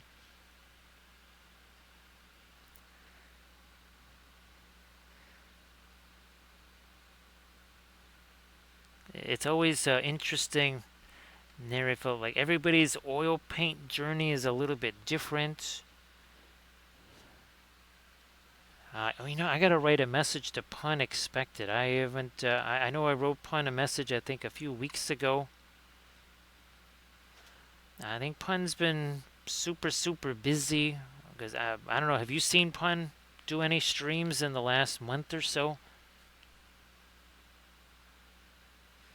Obviously, it's great that Stila is streaming again. So that's great. I still haven't, oh gosh, I still have to shoot Drax a message and see if Drax is doing okay. Hopefully, that is not too light. You know, let me get some thinner here. All right, watch, look, see what that just did? Look, it's still going. It's still tracking us. So we're going to do this. All right, we get rid of this thing. And now I'm going to take this. And we're going to do a little bit of tap here. And what that will do, see again, that's taking away more of those layer lines.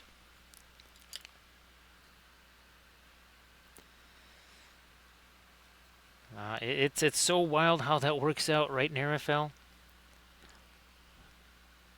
So Irid, I'm sure that had to feel super good. And of course, Irid, if you want to share your Pinterest link again, now that you're back, please go ahead. Everybody, please give Irid Camwife a follow. Irid, you're going to be painting some more of those dice towers on your Saturday stream, right? So everybody please give Irid a can wife a follow so you can watch Irid paint some of those nifty dice towers. At least I think that's what you'll do on your Saturday stream. Again, 7 p.m. Pacific time. There we go. Alright, so we got these dormers looking pretty nifty. What I'm going to do, I got to remember tomorrow to use the Courbet green. And I want to see how does the Courbet green compare to the Perlene black, because we've never really done this kind of glazy stuff with it. We were mostly testing it for things like staining properties and other stuff.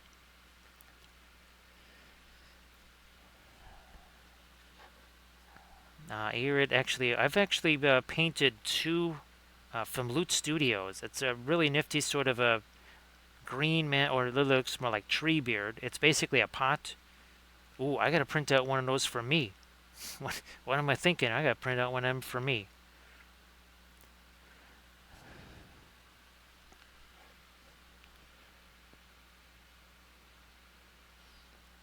Yeah, it's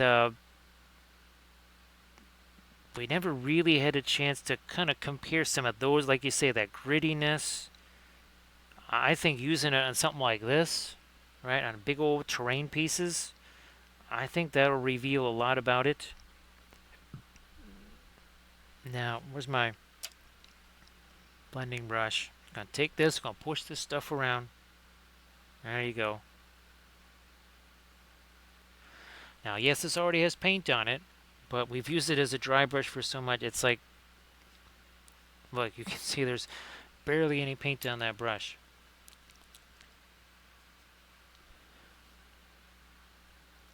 Yeah, Nerefeld, there's well, I still have a bunch more Dunlendings to paint.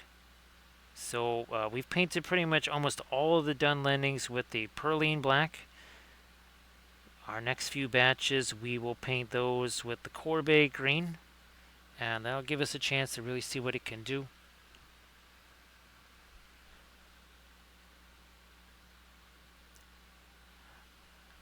Okay, yeah, I can't wait to see this again with our plants out here. I just wish that I had thought sooner to just print out. I think I had maybe thought of it at the time. I thought, no, it's just terrain. No. How dare we say something like, it's just terrain? It's never just terrain.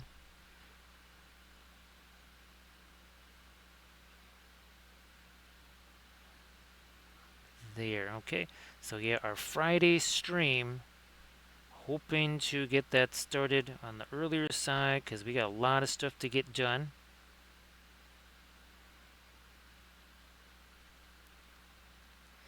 Because I think that's going to make a pretty nifty video there. Seeing all the foliage and the texture stuff added to all these buildings here. I'm wanting to see that myself.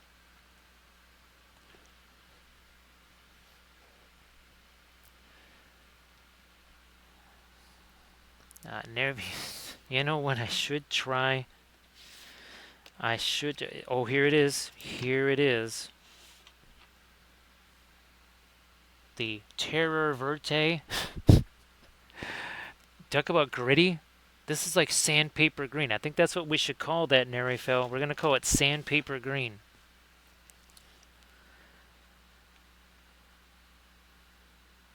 I think we all need to retreat to our safe space every time the Terror Verte shows up.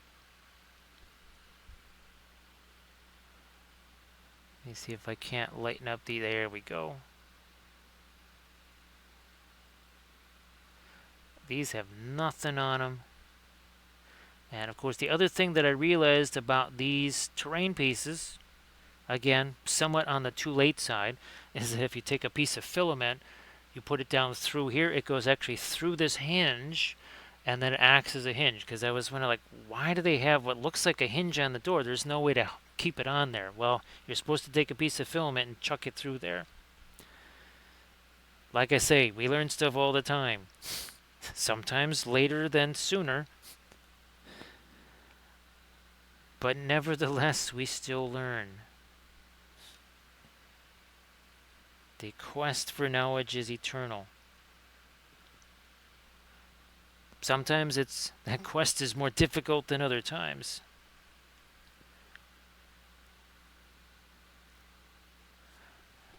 Here's another case where I'm gonna actually, let me do this. I'm gonna take my Van Dyke Brown and such. Nope. I almost have a green thumb. Now we're gonna put this over here. I need a touch more thinner in that.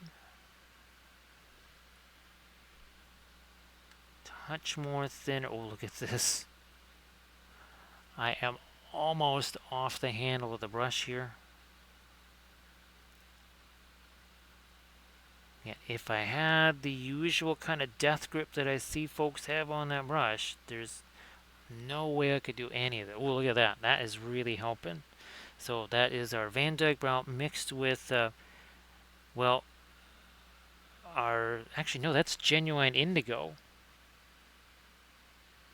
Oh, no, that is,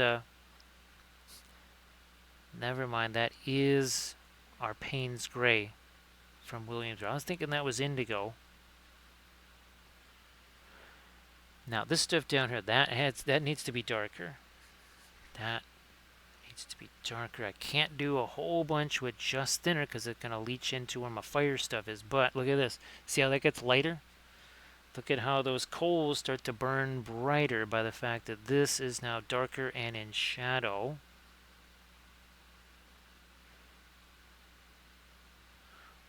Boom.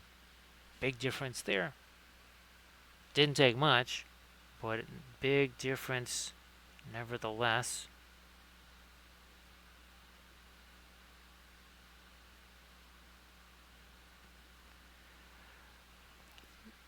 And of course, now that I've been printing out a ton of Moria terrain,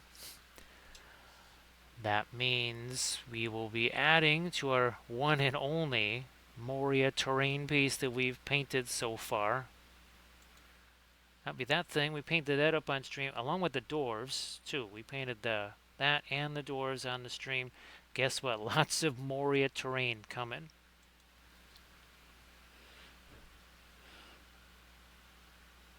Well, just terrain in general.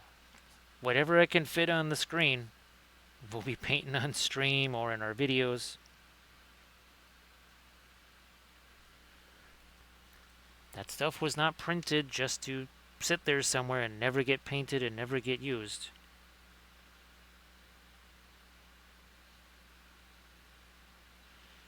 Yeah, for the longest time, I know Drax would always ask, when am I going to start doing the well, he thought battle reports.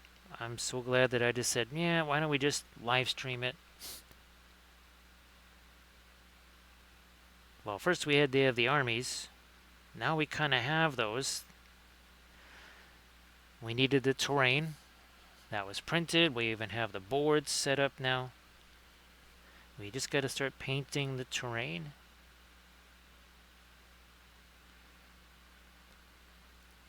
And again, all this, see this light to dark that's happening here?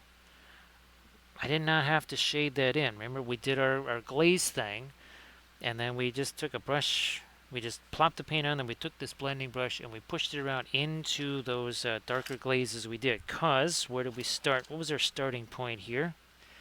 Looked an awful lot like that. The bit of a difference, a little bit of a difference between these two. Again, that's the piece we'll certainly be painting tomorrow.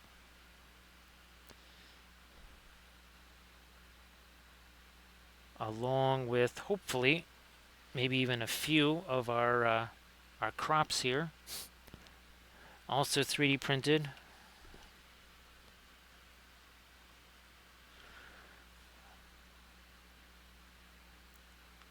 Who knows, I might have to experiment with the new compressor on that.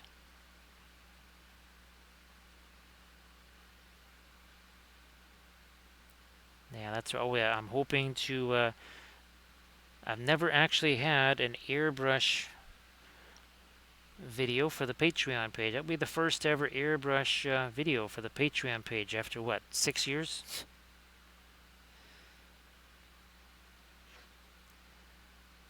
You know what? I'm going to throw me a little bit of my light up there. Yeah.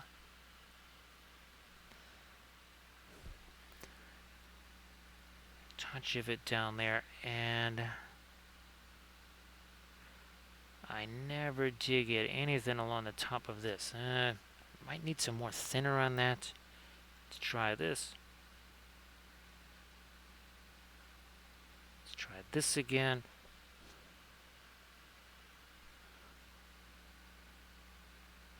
There's a little latch there.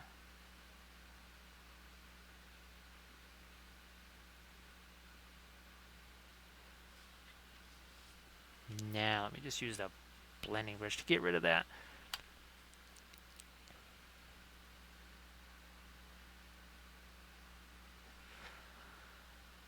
No, I don't want to do anything more. There's going to be flowers here. Let's not spend a bunch of time on something that will quite literally be covered up by foliage. Not a good use of the time there.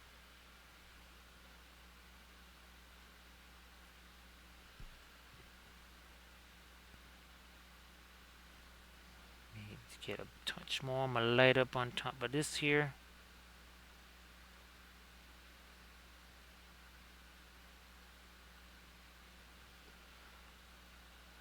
Bit more down there. Yeah.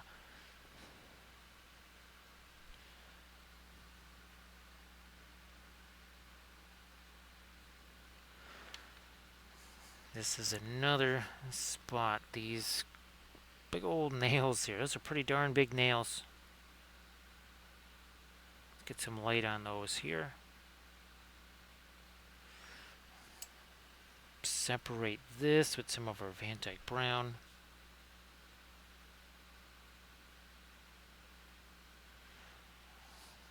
That works. I'll reinforce the darks and the recesses of that door. So I think all the interior doors are basically all the same. The front doors are all different. Now I probably put the wrong door on the wrong building. I mean, it doesn't matter because they fit. But yeah, the outer doors have a little more decoration. All the inner doors are just like this. They're just planks like that. This is 3D printed from Miniature Land, or is it Miniatures Land? Can never remember. Whoops, wrong. Okay, there we go. It's Miniature Land.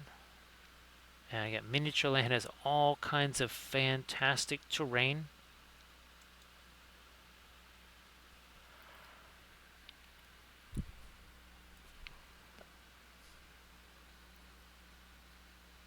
A lot of nautical themed stuff.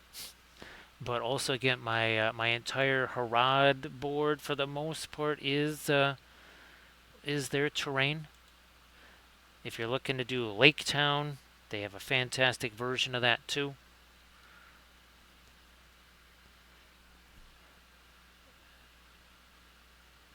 And it's just $12 for the entire set. It's crazy.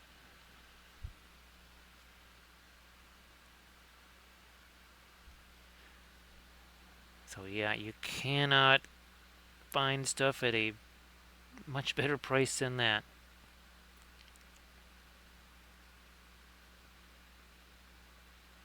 Okay, I'm trying to put a little more wood grain. There we are. It's kind of the last little thing we need to do on these fence posts here. However, I had to wait. If I tried to do this, I don't know, an hour ago or so, it probably would have just, again, would just literally bounced off of there.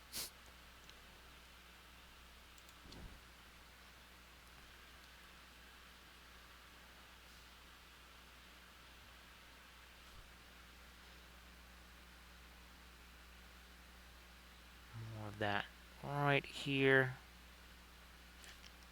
And these guys too.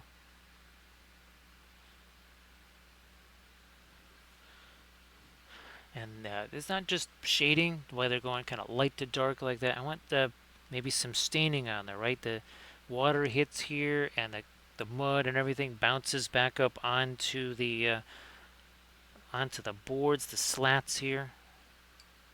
Now I will try to get a little bit more of here. Let me take some of this. Made that a teensy bit later. I want to at least get something behind there for some of the slats. Okay, yeah. I mean, there's a sizable gap there and over here. I want to put a little something lighter in there.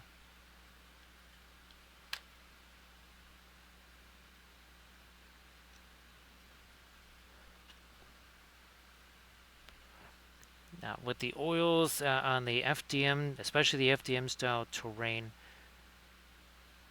when you start getting the thinner onto your brush there, keep in mind which direction you're going with it, right? Because as you saw here, you put that down, it will just go along the layer lines and it'll just go like that. So too much thinner, it will spread out like crazy along those layer lines. I'm just trying to get back to my reference here.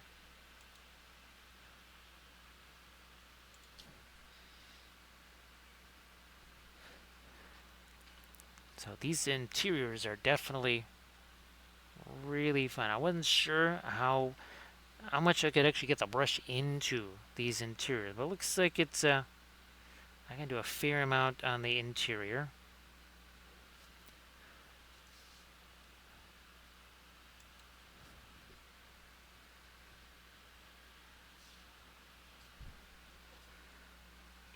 Alright. Some light on the underside of this crack, I guess. There we are.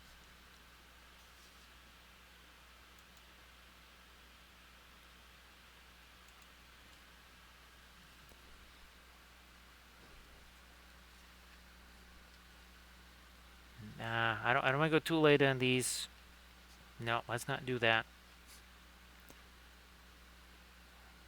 That probably wouldn't have been a good idea, is to add a bunch more light to those. I will add some light to the window frame here.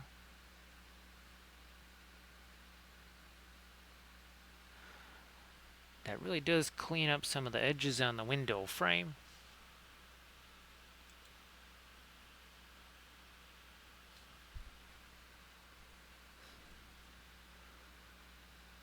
Couple more strands of our lighter fence post color here. Now here, of course, we're going against the grain of the layer lines. This way we're going with them.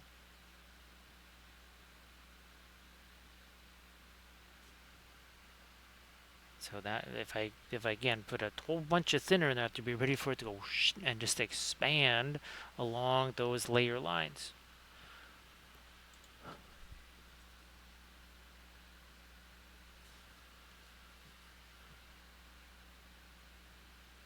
This line down here.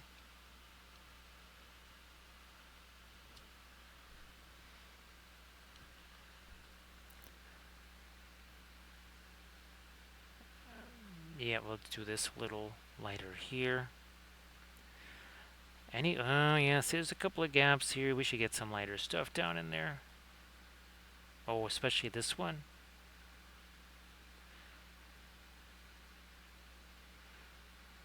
That's just a bunch of rust there. Alright, yeah, that makes a little more sense now. I'm looking at that going, yeah.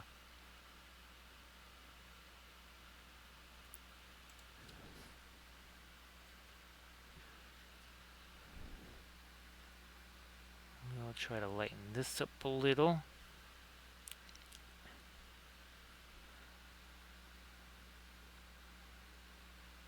Good thing I just happened to look at this, because that's a big old gap right there. This one too, I'm going to hit that a little more, a little later, and then that's another spot I'm going to target with some lighter stuff here. Let me see if this will work.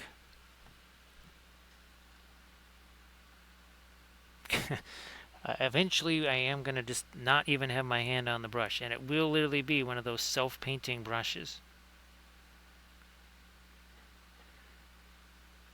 Kickstarter campaign to come, that's for sure. Alright, let's get the dark along the edge there.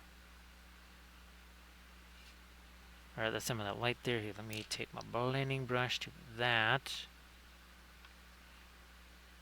Oh, okay, that's more of the, that's what those things are. I'm like, that's really rough texture there. That's because they're the nails.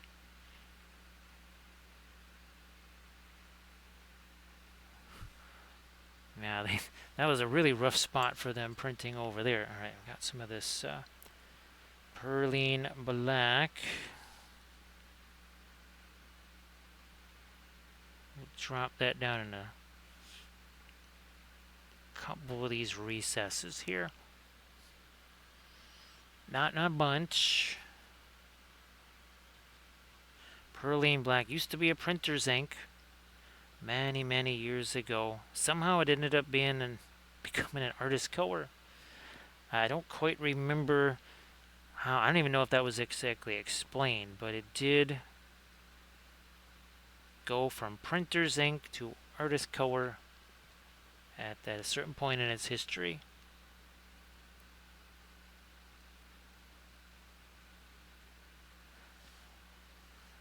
And then, yeah, once we can still see some of our, remember that brown, that's from our glazes that we did. Wow, now it's been almost 4.5 hours. So somewhere around 4 hours ago, that is when we kind of infused it with that brownish color there.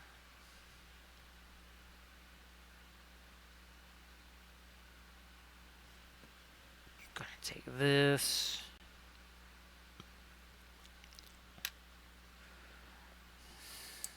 Now I might go a little bit more towards the gray. Let me see what happens here.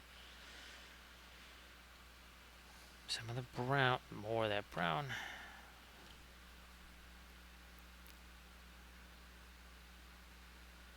To almost maybe make those look like some kind of stones, or a couple of stones in here. Well, look, see here, we got ourselves a Hixie. Hixie, how you doing? Everybody, please give Hixie 666 to follow. So Hixie, thank you so much for the raid. Great to see ya. So Hixie, look at this. Yes, that's a Hobbit hole. Is a Hobbit hole. Yeah, Hixie. Well, hopefully you don't have to stop too early, because I know usually you're just kind of getting up underway there. So yes, we are painting a Hobbit hole. Look, it even has. We even have the roof for it here. Look at that. Oh, let me zoom out so you can see a little more of it, like that. So there's a genuine Hobbit hole. This is a 3D printed from Miniatureland. Let me move this out of here so you can see what it looked like. Basically like this. Well, thanks, Hixie. Appreciate that. So 4 hours, 23 minutes ago, this is what it looked like. Yeah, it looked like that. As you can see, it's got a little more color than that now. And again, this is 3D printed. Painting it with the oil paints as always. Our last stream, I'm not sure you could get something that's about as different from this as possible, but that's what we were painting. It's one of our 1/1800 scale ships. The stream before that, we were painting one of these. So it's a wide variety. It's a cavalcade of different things here on the channel. Okay, zoom back in there. Now, Hixie, if you want to share anything that you've been working on in the chat, please go ahead. Everybody, please give Hixie a follow. Hixie does some fantabulous painting. You want to go check that out. So yeah, Hixie, again, if you want to share something in the chat, you go on ahead and do that. We're trying to kind of get almost a little bit of stone texture on some of these here. We wanted to have a little bit of that greenish tint to them. but now trying to almost get a little bit more of a stone type of flavor on these. There. Um, and of course, we want to get to our farm fields too. So I think what we'll be doing, like you've been hearing me say for 4.5 hours now, is we'll paint the blacksmith hobbit hole on our Friday stream with maybe some of those crops. And then we got another house.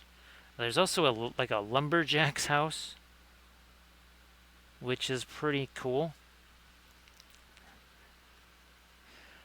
I got the gigantic 2-story tavern. Well, that might, it's probably not going to get painted on stream. These hobbit holes are really pushing the limits of size and what we can actually show. So yeah, now that's starting to look at a nice little pathway to the door there. Of course, I haven't painted these yet before, so we're kind of learning what each of these is. Okay, that's what this is about. It was the same thing for our Corsair ships that we did. Where are they at? Yeah. Oh, and Hixie, these are I think you saw the Lord of the Rings gummy bears. We got to get these sculpted here because that would be way too cool. We've got to get those sculpted and turn them into STL files so that everybody can print those. And then when we do our CathyCon in October, we can have a big old celebration with everybody painting Lord of the Rings themed gummy bears.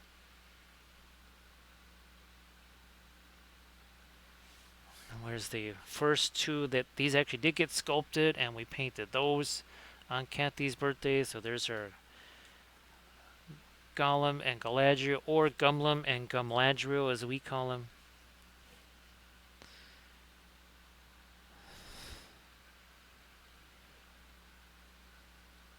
What I might do is base some more of our little hobbitses, but even on some lower bases, but they do fit. Look at that. We have that's Bilbo Bananigans right there hanging out. Guess this is gonna be his house. Everybody check out those Discord links there that Hixie just posted, and please, of course, give Hixie a follow. So Hixie, as you see, if you check out those in the Discord links there, Hixie does all kinds of tremendous miniature painting. So please go check that out. Now, what I'm also trying to do here is fill in those layer lines. That's what we're trying to do here. You know, I'm gonna zoom out so you can see a bit more of it there. So yeah, we're trying to do a little bit of layer line fill in here. It is possible, well, especially with the oils. Because, well, you're wet blending for one thing. They can be made so much thinner, they can sink down into those crevices. Now, Hixie, are you in the voice Discord with Kate? Because I see that Kate is painting now. She must have just started not that long ago. Well, it's almost 4 in the morning here.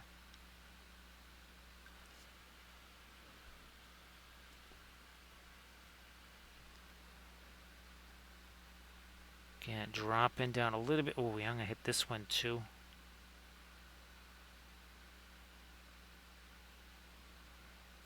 Looking to eliminate some of the layer lines. And of course, when we put stuff like this in there and our flock and such, that's going to really just abolish a whole bunch. Whatever we couldn't wipe out just with the paint in terms of layer lines, that is going to do a number on what remains as far as layer lines goes. So on the Tuesday streams, okay.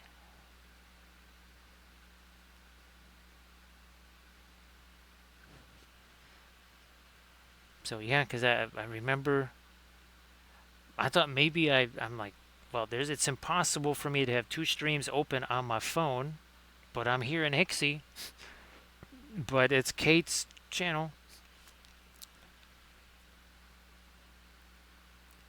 So again, everybody please give Hixie 666. I'll follow. Check out those Discord links too. Boy, that really does make a difference. And then again, once here you're just getting that little bit of tinting of the brown paint. That was that brown ochre stuff, but you're going to get the full impact of all the flock and foliage there once all of these again are painted, they're dry. We'll do a tutorial video on that process. I'm looking forward to that. That's going to be super fun.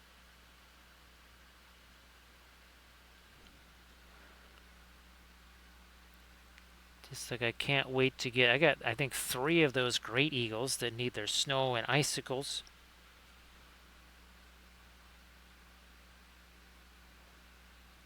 You know what? We are going to lighten the tops of these boards. It's a careful balance of thinner, more thinner to less thinner. Again, too much and it's just gonna spread out there. We had just enough thinner to make the paint flow, but not so much that it was just gonna sink down into those crevices and take off. Now these rivets here, I just gotta go darker around them. We just need to make these things make a little more sense here. They gotta read better.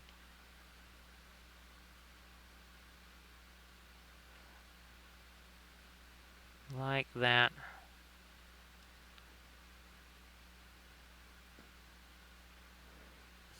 I'm going to try and clean this up a little. One thing I do notice on open circular things that's where the layer lines kind of have a little weird spaghetti-ness. It's almost like it's trying to make a corbelled vault or something. So again, everybody please give Hixie a follow.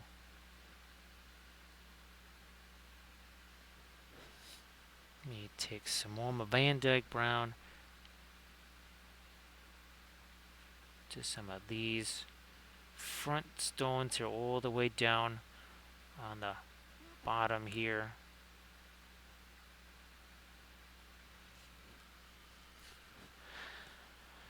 And the approach to this was no different than how we did all of our Nazgul, and it really was no different than how we did this.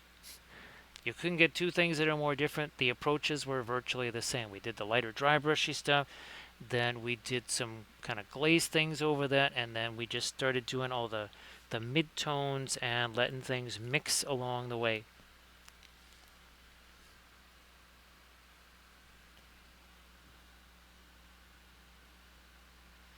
Let me hit this 2.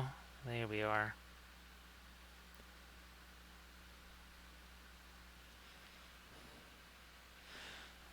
So for next Monday, of course, we get back to Armada Mondays. We will be painting our first IJN aircraft carrier. I do think that's probably going to be a Kagi. You know what? I'm tempted to let me see if this works. It may not. Might be more than we really want, but I'm going to try and get a little bit of the orange here on I think you can see what we're doing here. Right, just a little bit of that orange on the stones out. Just a little bit of glow. A little something here. Something there.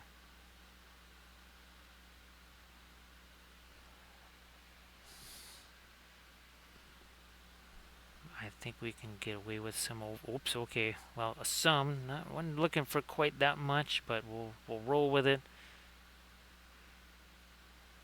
You know what? I might also get a little bit more of that orange out here too. Also over here. when thinking about that originally, but I think we're going to do that. That does need some more over in the corner there.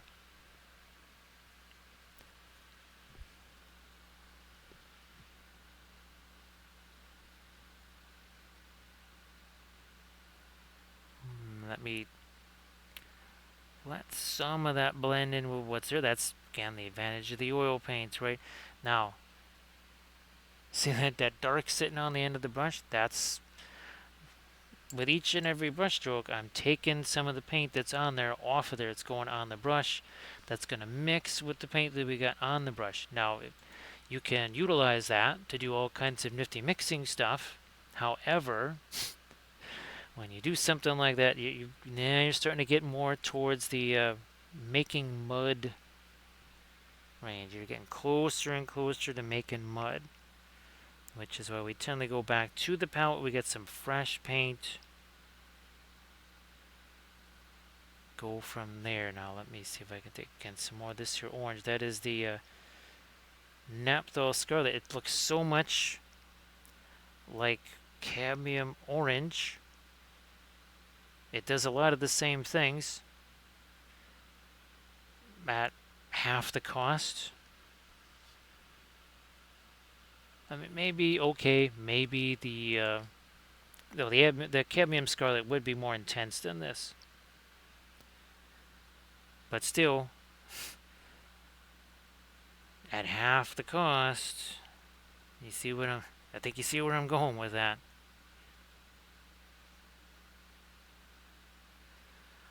Now, okay, yeah, oh, there we go. That's what we need in here. I'm gonna maybe get some of my floral orange in with that Naphthol Scarlet. Work that into some of the coals here. It's looking toasty in there. It's a warm little hobbit hole. It's a toasty, warm little hobbit hole.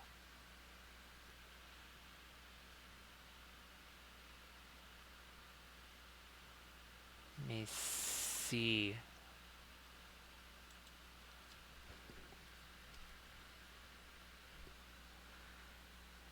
Can I get a little bit more right on the edge here without making this too dark? I don't think so. I think we're okay there.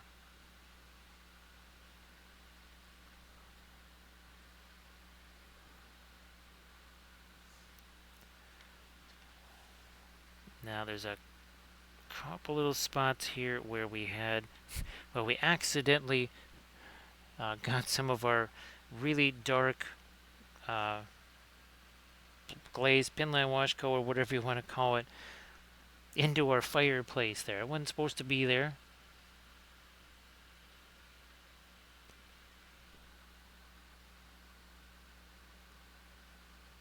I'm going to take some of my orange out here too.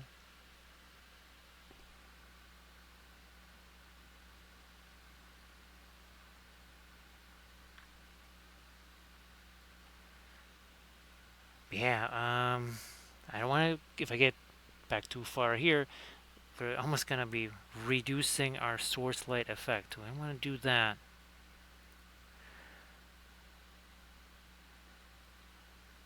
We've gotten all of our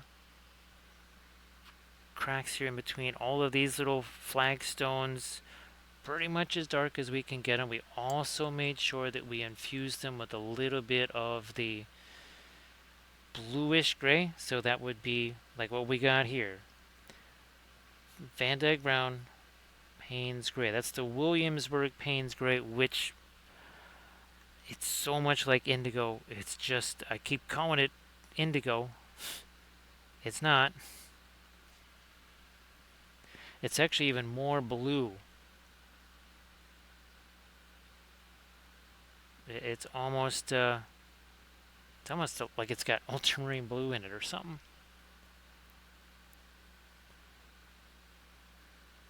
Is that enough? Oh, we need to separate okay.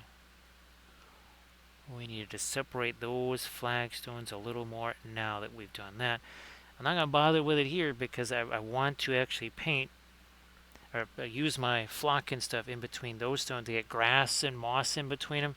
We don't want that indoors. So here I have to kind of do this with paint and get that differential. So there's a few things that I might have otherwise done out here paint wise that I'm not going to do because there's going to be all the flock and foliage. This is going to be covered with static grass and flock and flower, all the kinds of stuff, leaves, you name it.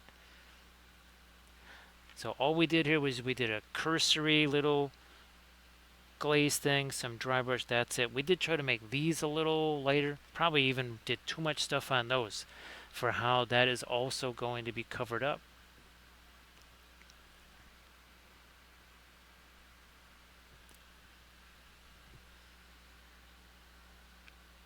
Can you see that? Yes, you can.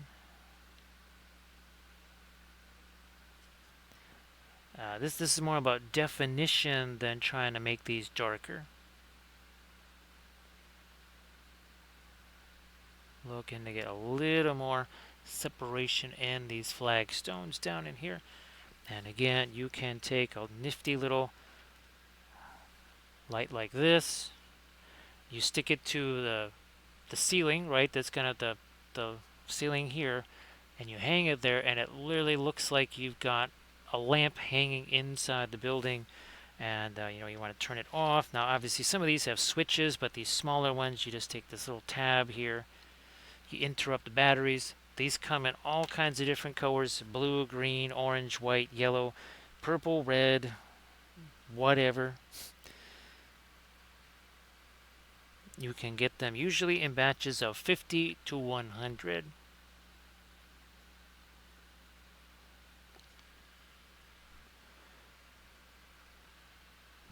But now I do think, since it is 4:09 in the AM here, and we still got ourselves lots of things to do, might actually head over to Kate, because I see that Kate's painting a bust, I do believe.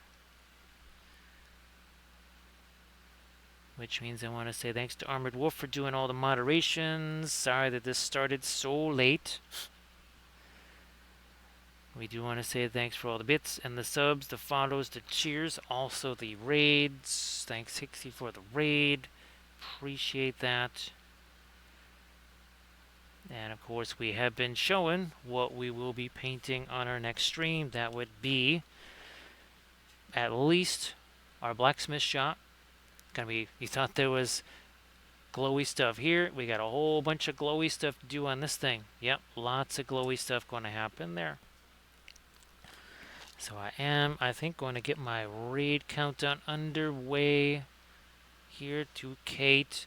So again, I appreciate everything. Thank you so much for all the support here. Appreciate that. And looking forward to, again, doing well, let me get the roof on this thing, so you can kind of get a chance to see what this here looks like. Look at that. So there it is. There's our first fabulous Hobbit hole. So thanks again, everybody, and I'll see you on Friday.